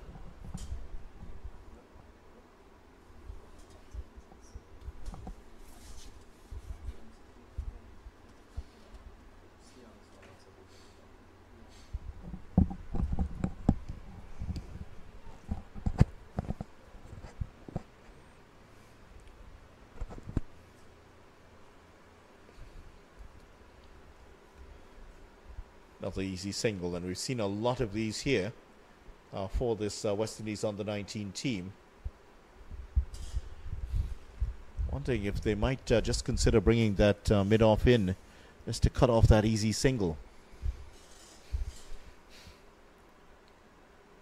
Yeah, at this stage, runs coming by easily for West Indies team. And it's good to see that they're getting the ball into the gaps, easing it into the gaps. It's still not an easy pitch to bat on. Yeah, of course, you're referencing the great debate among West Indies fans about the teams over the years not getting enough singles. It's been good evidence of that here today. These two batters have picked up the singles readily all the way through. In fact, both teams have done that. But you tend to see this at the junior levels, purer form of cricket, some might say, instead of the hard-hitting variety that obtains at the higher levels. 30 overs gone, 106 for 2.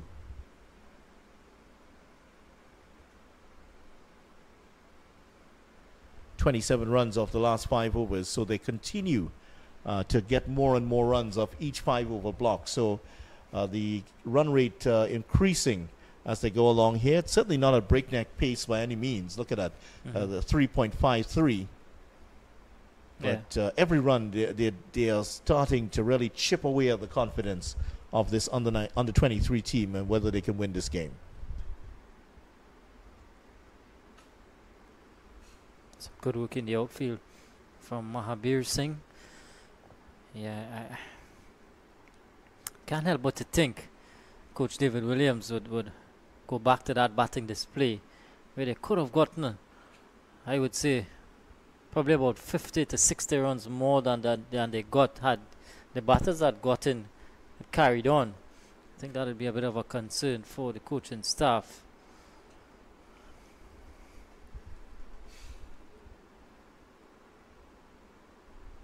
I'm sure that David, in his quiet but firm style, will put that across to them in the dressing room later on today.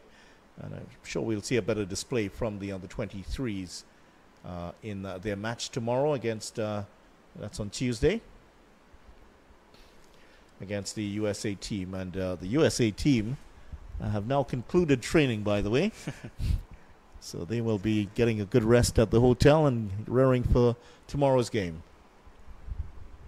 It's been an extended session from the USA team. Well, the last couple of days they would have been out training. There wasn't any cricket for them, but they would have been getting acclimatized. I'm sure they would have done a camp in Florida before coming down. That's the most likely place,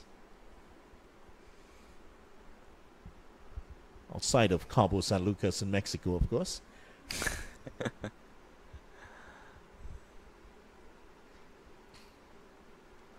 Well, full toss. This could go all the way. Well, it's gone one bounce. Has that gone over the ropes? Yes, it has. Straight into the mango tree that everybody loves to sit under. And certainly if there was anybody there, they would have been imperiled by that shot. Very good hit here by Dawn. Takes him close to a 50. Yeah, full toss. And put away nicely by Joshua Dawn. Moves up to 47. And dealt with that full toss in a disdainful fashion. 113 for 2 after 31 overs. And for those of you all who saw that stadium at the back, when you saw that flashed onto that shot, that's the Atterbolden Stadium here in Trinidad, where named after the famous Olympic athlete and now NBC commentator Atterbolden from Trinidad and Tobago. That's where Trinidad and Tobago beat the USA in October 2017 by 2-1 and knocking the USA out of the 2018 World Cup. That's where it happened. Well, since then, it's been 21-0 in the last 4 games that T&T has played the USA since that match. That one's just flashed past the first slip, and they will get 1. But the first sign of a really fault shot here, and it's come off the edge of the bat of Pascal, trying to loft that one over the extra cover region. Luckily just away from Joseph there. Joseph has gone a little bit wider now. That's where he's standing. That's where the ball actually went, but the horse is already bolted.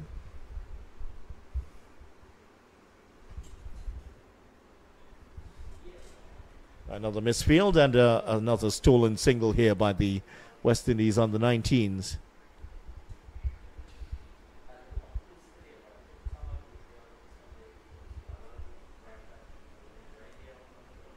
Certainly it hasn't been a performance from the West Indies under 19 team that would have excited fans. Maybe not 10 out of 10, but they have been good enough to occupy a dominant position in this game. But maybe a rating of 8 out of 10 may not be a terrible rating for this team today. And to be truthful, they really haven't been stretched here by this under-23 team. I don't know if you would you give them higher than an 8 out of 10 rating? I think it's been a below par performance from the under-23s. I must admit I was expecting a lot more from them. Taking into consideration we didn't have any games previously due to rains and what have you. But yeah, I was expecting a more spirited performance from them. But I'm sure they're going to regroup. They're going to go back to the drawing board. And they're going to come back stronger. Slip on a gully in place now. And for the West Indies under-19, 8 out of 10, or would you give them a higher grade? They've done what they should do. Yeah, they've done what they should do. They've turned in a good performance with ball. And a really professional performance now with bat in hand, led by Joshua Dawn and Captain Stephen Pascal. They really haven't been asked to get out of more than second or third gear at the moment, really. They haven't really been tested here. But it's been a solid professional performance, as you said here. Partnership up to 69, and Dawn just a run away from the 50.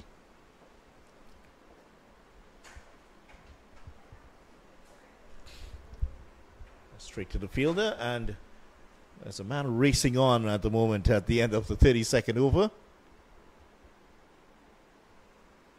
And there's some refreshment for the West Indies under-19 batters. Dawn, who's on 49, he'll be facing up. And Pascal, 34 of 73 deliveries. This partnership, certainly, I'm sure that they'll remember these two will be batting together at some point in the under-19 World Cup next year. Good memories to draw on. Good positive experiences to draw on for them. Yeah, certainly Joshua Dawn. What a game he's had. 3 for 32 with ball, and now 49 not out, on the cusp of a half century. A well-deserved one, coming in at a crucial number 3 position. He's drop sheet anchor. It's been a hard man to dislodge. Joshua Dawn, solid defense, classy looking player. West Indies under-19s looking to improve on their performance at the 2022 World Cup. They lost to Australia in the first game by 6 wickets and then beat Scotland by 7 wickets, but were out of contention for the World Cup when they lost to South Africa by 3 wickets, and they dropped into the format known as the Plate League. That no longer exists. It's a different format now for this World Cup. That has been done away with. Was coming back in, did well to knock that one square of the wicket. West Indies, of course, knocked out in the semi-finals of that plate tournament by the eventual winners, the United Arab Emirates. Just over the head of the fielder, and that's going to run away for 4. Just helped that on its way, and in spite of the best efforts of the fielder and the tallest fielder on the ropes, that's gone away for 4. And that is the 50 for Dawn. And look at that, touching the crest of the Cricket West Indies crest on his chest, and showing his appreciation for that. 53 of 87, fine innings from Dawn. Yeah, really good knock, commanding knock in this situation from Joshua Dawn, a young man with immense talent. And he's showing all of his ways here this evening, pulling away in the gap. That one's gone to the boundary, to mid-wicket. There was the fielder at mid-wicket, but he cleared him well enough. And that's gone for 4. And it looks like it's going to be all downhill from here.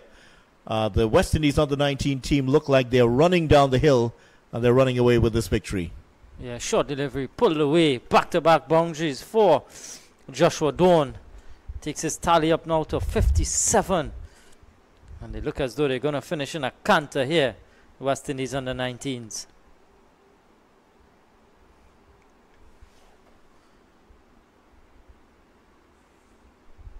Straight to the fielder this time.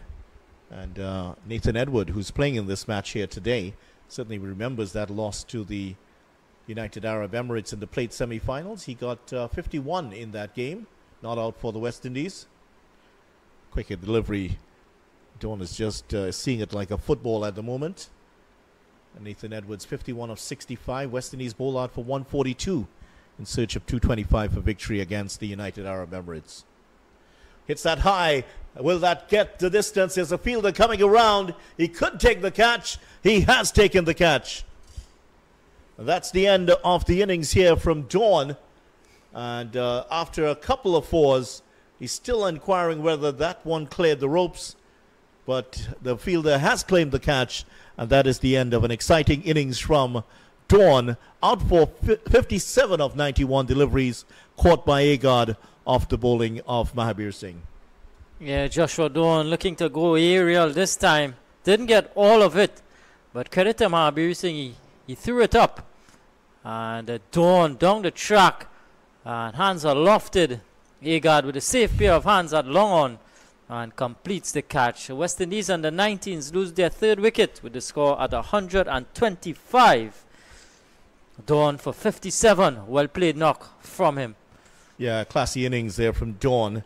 He would be very disappointed not to have been there at the end to knock off the runs. But it does allow the fans to get a look at Movendra Dindyal. If you haven't seen him before, another classy stroke maker out of Guyana. And certainly he's very, very highly rated in the South American mainland. Yeah, Movendra Dindyal, another one of those players who toured Sri Lanka. They just concluded tour. So he too has some experience. But just as we were saying, the under-19s looking to finish in a canter. Evidence of that there from Dawn. And he held out in the deep. Yeah, you'd feel that Dindyal would feel that he has some work here if he is to cement a place on this West Indies under-19 team. Just played a couple of matches in the ODI series against Sri Lanka and played in one of the test matches. Captained Guyana in the 2023 CWI under-19 championships. Got 98 against Barbados at Kensington Oval back in 2018, one of the youth tournaments. And very close, his father, of course, has been working with him. Gopal Teddy Dindyal. Well, that crept through the fielder, and they get a couple of runs here. So certainly not the best of fielding efforts here from the T&T under-23 team.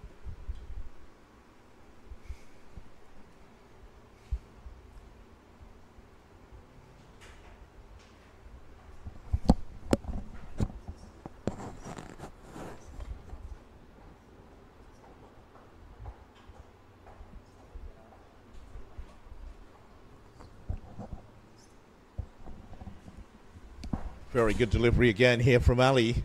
And that one just again beating the edge of Pascal's bat. He's had his problems with Ali.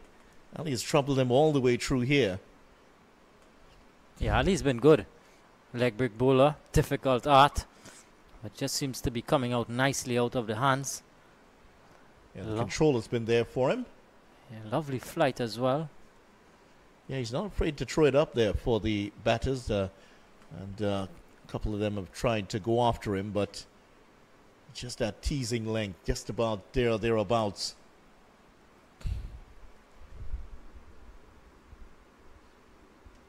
Movendra Dindyal about to face his first delivery. Just 26 needed for victory. West Indies under-19s. Yeah, started up. Yeah, he certainly had, correction. Yeah, Dindyal started off with the Harper Brothers Academy in Guyana. It's, of course, Roger and Mark. That's where his talent first started to show up. And, well, he's reading it already. Let's let that one go outside the off stump. Slip on a gully in place here. I'm sure you would have seen a lot of slow bowling coming from that part of the region. I don't think there's a batter in Guyana that you do get the single here. There's no batsman in Guyana who's never seen a slow bowler. You're right about that. And Dindyal off the mark immediately. And his father was speaking in an interview about his pride when Alvin Kalicharan, the former West Indies star, saw Mavendra bat and he tipped him to become an international player. Hit that well. Will that go all the way? Wow, that has gone a long way here. Making a statement, Mavendra Dindyal. And I'm sure that Alvin Kalichan would have been very proud of that shot too. Hit that very straight and it's gone for 6 runs. Wow, what a shot. Just walked to the crease, Mavendra Dindyal. A tossed up delivery and the confidence to go down tongue. My, what a shot. What a way to announce your arrival at the crease. Dindyal 8 from 3 deliveries. Well, it's not short on confidence, is he?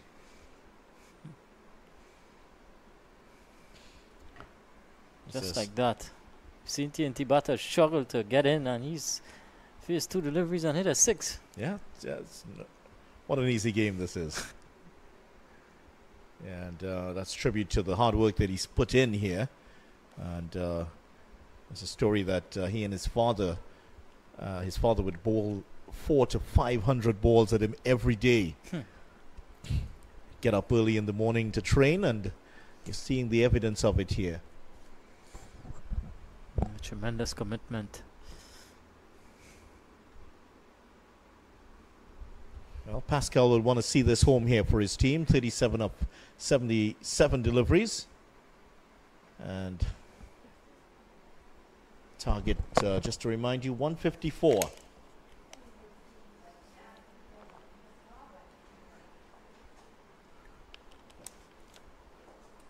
Well, let's see what Dindyal's going to do after what he did the last over. Don't think he's going to hang around too much. He wants to get this over with in a flash. Just 17 runs to go. Tell you what, there ain't going to be no flighted deliveries there. He's shown that once it's up there, he's going to go. Got a good piece of it, though. He went straight.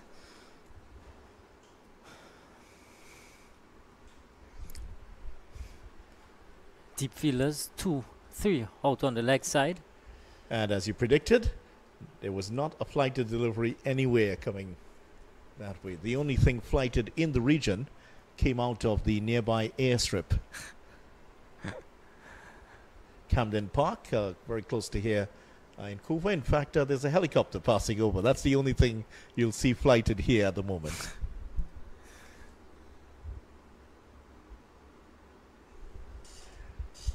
Nice looking scoop shot and gets 1. A bit of innovation from Captain Stephen Pascal.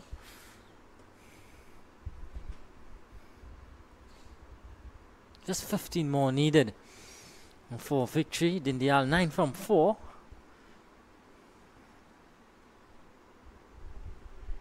Nice looking punch through the offside. Will pick up 2.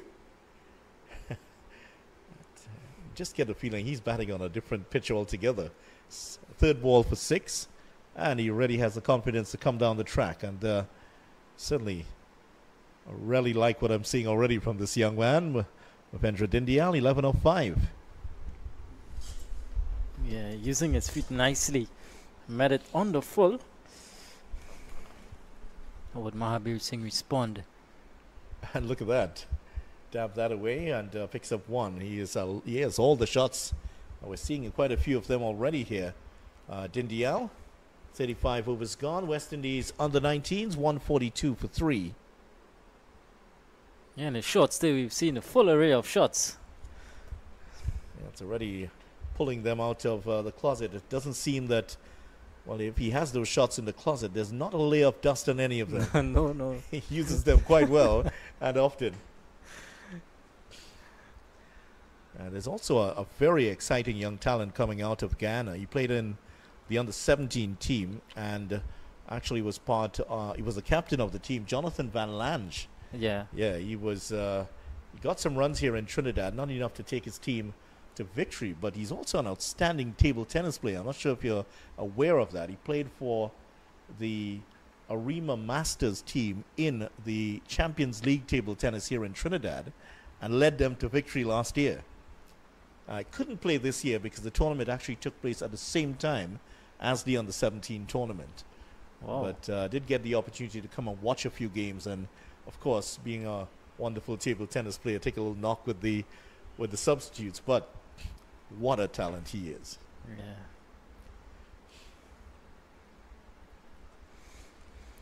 His last memory of TNT was one of the TNT players rubbing some birthday cake on his face. Good fun. Yes, they certainly, he's well liked by everyone. Yeah. Certainly he was the life of the party at the under 17, the end of tournament gathering. That one kept a little bit low there from Magard. He's coming around the wicket in the start of his second spell, start of his fourth over. Yeah, he's quite enterprising, Jonathan Van Lange. A little bit that I saw of him. He's quite pugnacious, aggressive. Good talent coming through.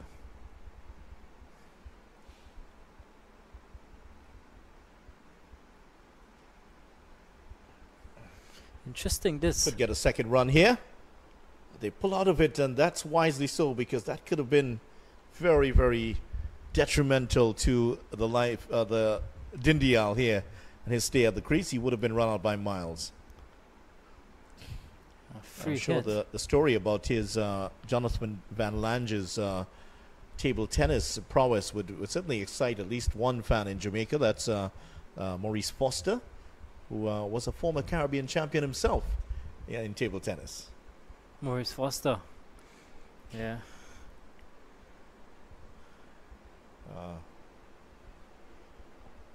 Outstanding player, Maurice Foster. Quite interesting, isn't it? Yeah, I think if I remember correctly, his sister actually played at the World Championship, or was it the Caribbean Championship, at age 9. She was that good. Wow.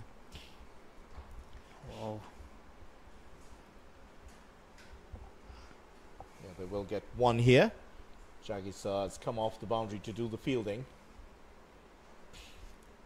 Dindial races on to 13 of 8. Pascal has brought his team with that single to within single digits now. Just 9 runs needed of 88 deliveries. It's quite interesting.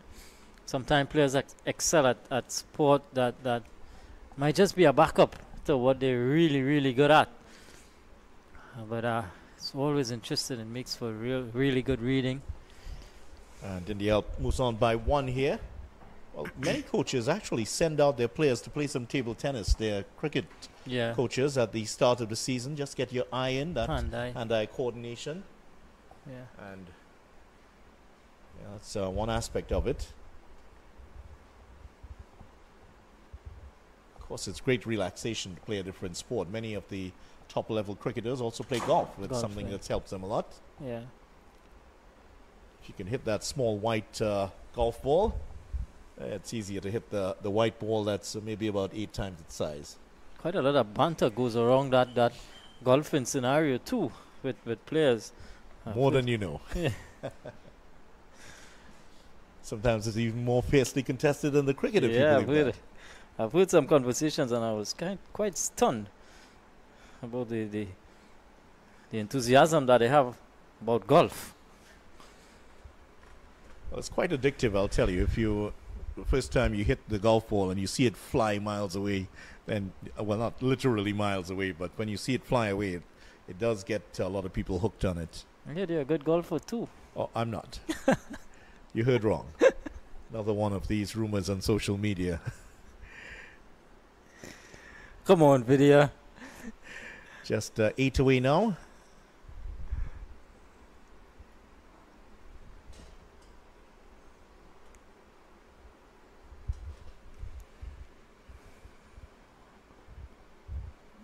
Dot delivery to finish from Agard. 36 gone, 146 for 3. West Indies under 19s within touching distance of a victory here in the opening game of a series of games here to be played at National Cricket Centre and the Queen's Park Oval. And look at Dindial, 14 of 9 deliveries. And just to give you a little context, the best strike rate of any of the players in this match is 80. He is going on at almost 150 right now. And that's how dominant he has been since he's come in. He gets on with it quickly. And I'll tell you what, he's just batting on a different track to everyone else at the moment. But he's still very early in his innings here. Eventually, as they bowl more and more to him, they might start to prize out or figure out some of his weaknesses. Look at that turn of the wrist there from outside the off stump. The turn of the wrist to get it on the onside and away from the bowler. This tells you that's just a little nutshell of what he's about here. Very inventive, a whippy looking shot from outside the off stump. I like the look of him though. 15 from 10. Just 7 to win. Be interesting when he gets on strike how quickly he wants to finish this game.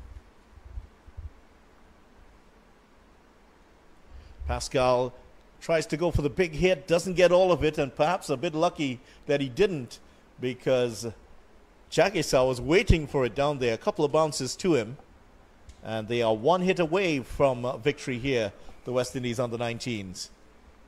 And guess who's on strike? Mavenja Dindyal. Tell you the deep fielders. Well, Racha is coming inside the circle at a short fine leg. Deep fielders, a deep mid wicket, long on and a long off.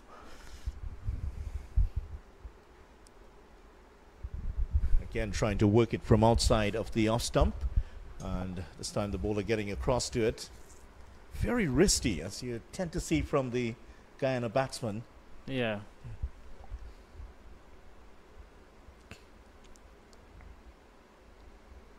Breaching 2 for 26 halfway through his 8th over. Hits that one, chips it down towards Jagisow, just a one this time. For a moment there, I thought he was going to try to end it with one stroke. Yeah.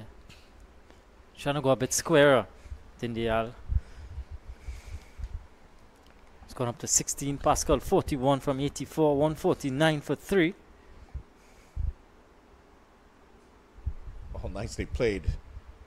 So that'll bring up the 150 for the West Indies under-19 team, and it'll bring Pascal up to 41. So just 4 runs needed now, the West Indies under-19. This has been a very accomplished display here from the West Indies under-19 team. And so fans of the team who are looking forward to them doing well at the World Cup would be encouraged here.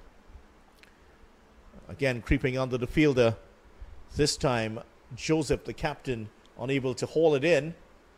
And they do get a couple of runs. End of the 37th over. The West Indies under-19s 2 away from victory here. And very well, we could see this game wrapped up within 38 overs.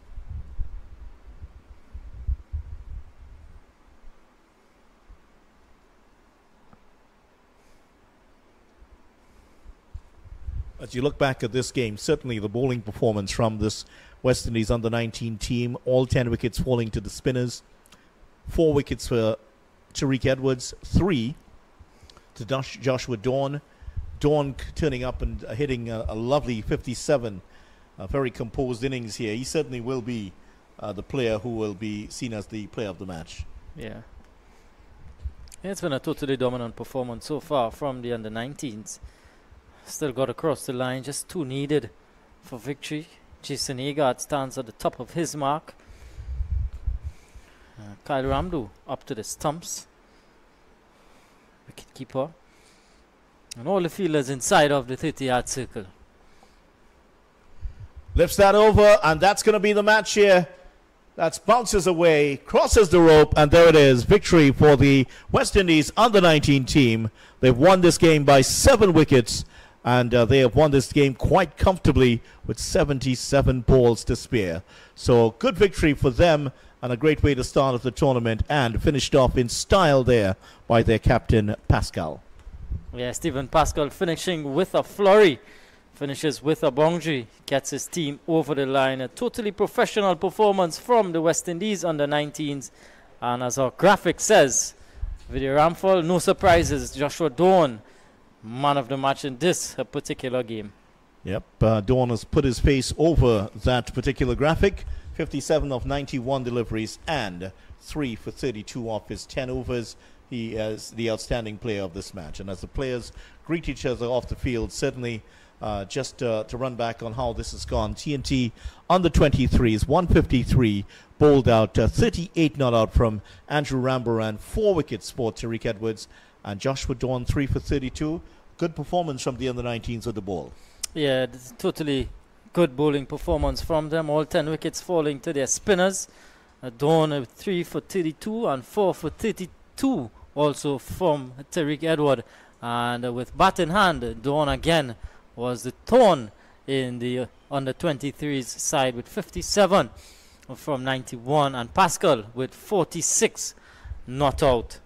Movendra Dindial adding the final touches to the innings, but a good thorough performance from the under-19s. Work to do for the under-23s. Yeah, certainly some work to do, and they are back in action tomorrow. Their next game will be coming up tomorrow. They are up against the USA in their match, and that takes place on Tuesday 21st. T&T Under-23 versus USA Under-19s right here at the National Cricket Centre in Balmain, Vancouver. That is coming up tomorrow. Thank you so much for joining us for this presentation. And on behalf of Kadir Mohammed and Vinod Mamchan and the rest of the crew here at the National Cricket Centre in Balmain, Vancouver, we leave you with the news that the West Indies Under-19s have beaten the Trinidad and Tobago Under-23 teams by 7 wickets with a comprehensive all-round performance from Joshua Dawn, 3 for 32 and 57 runs. Bye for now, and we will be back with you in a couple of days' time.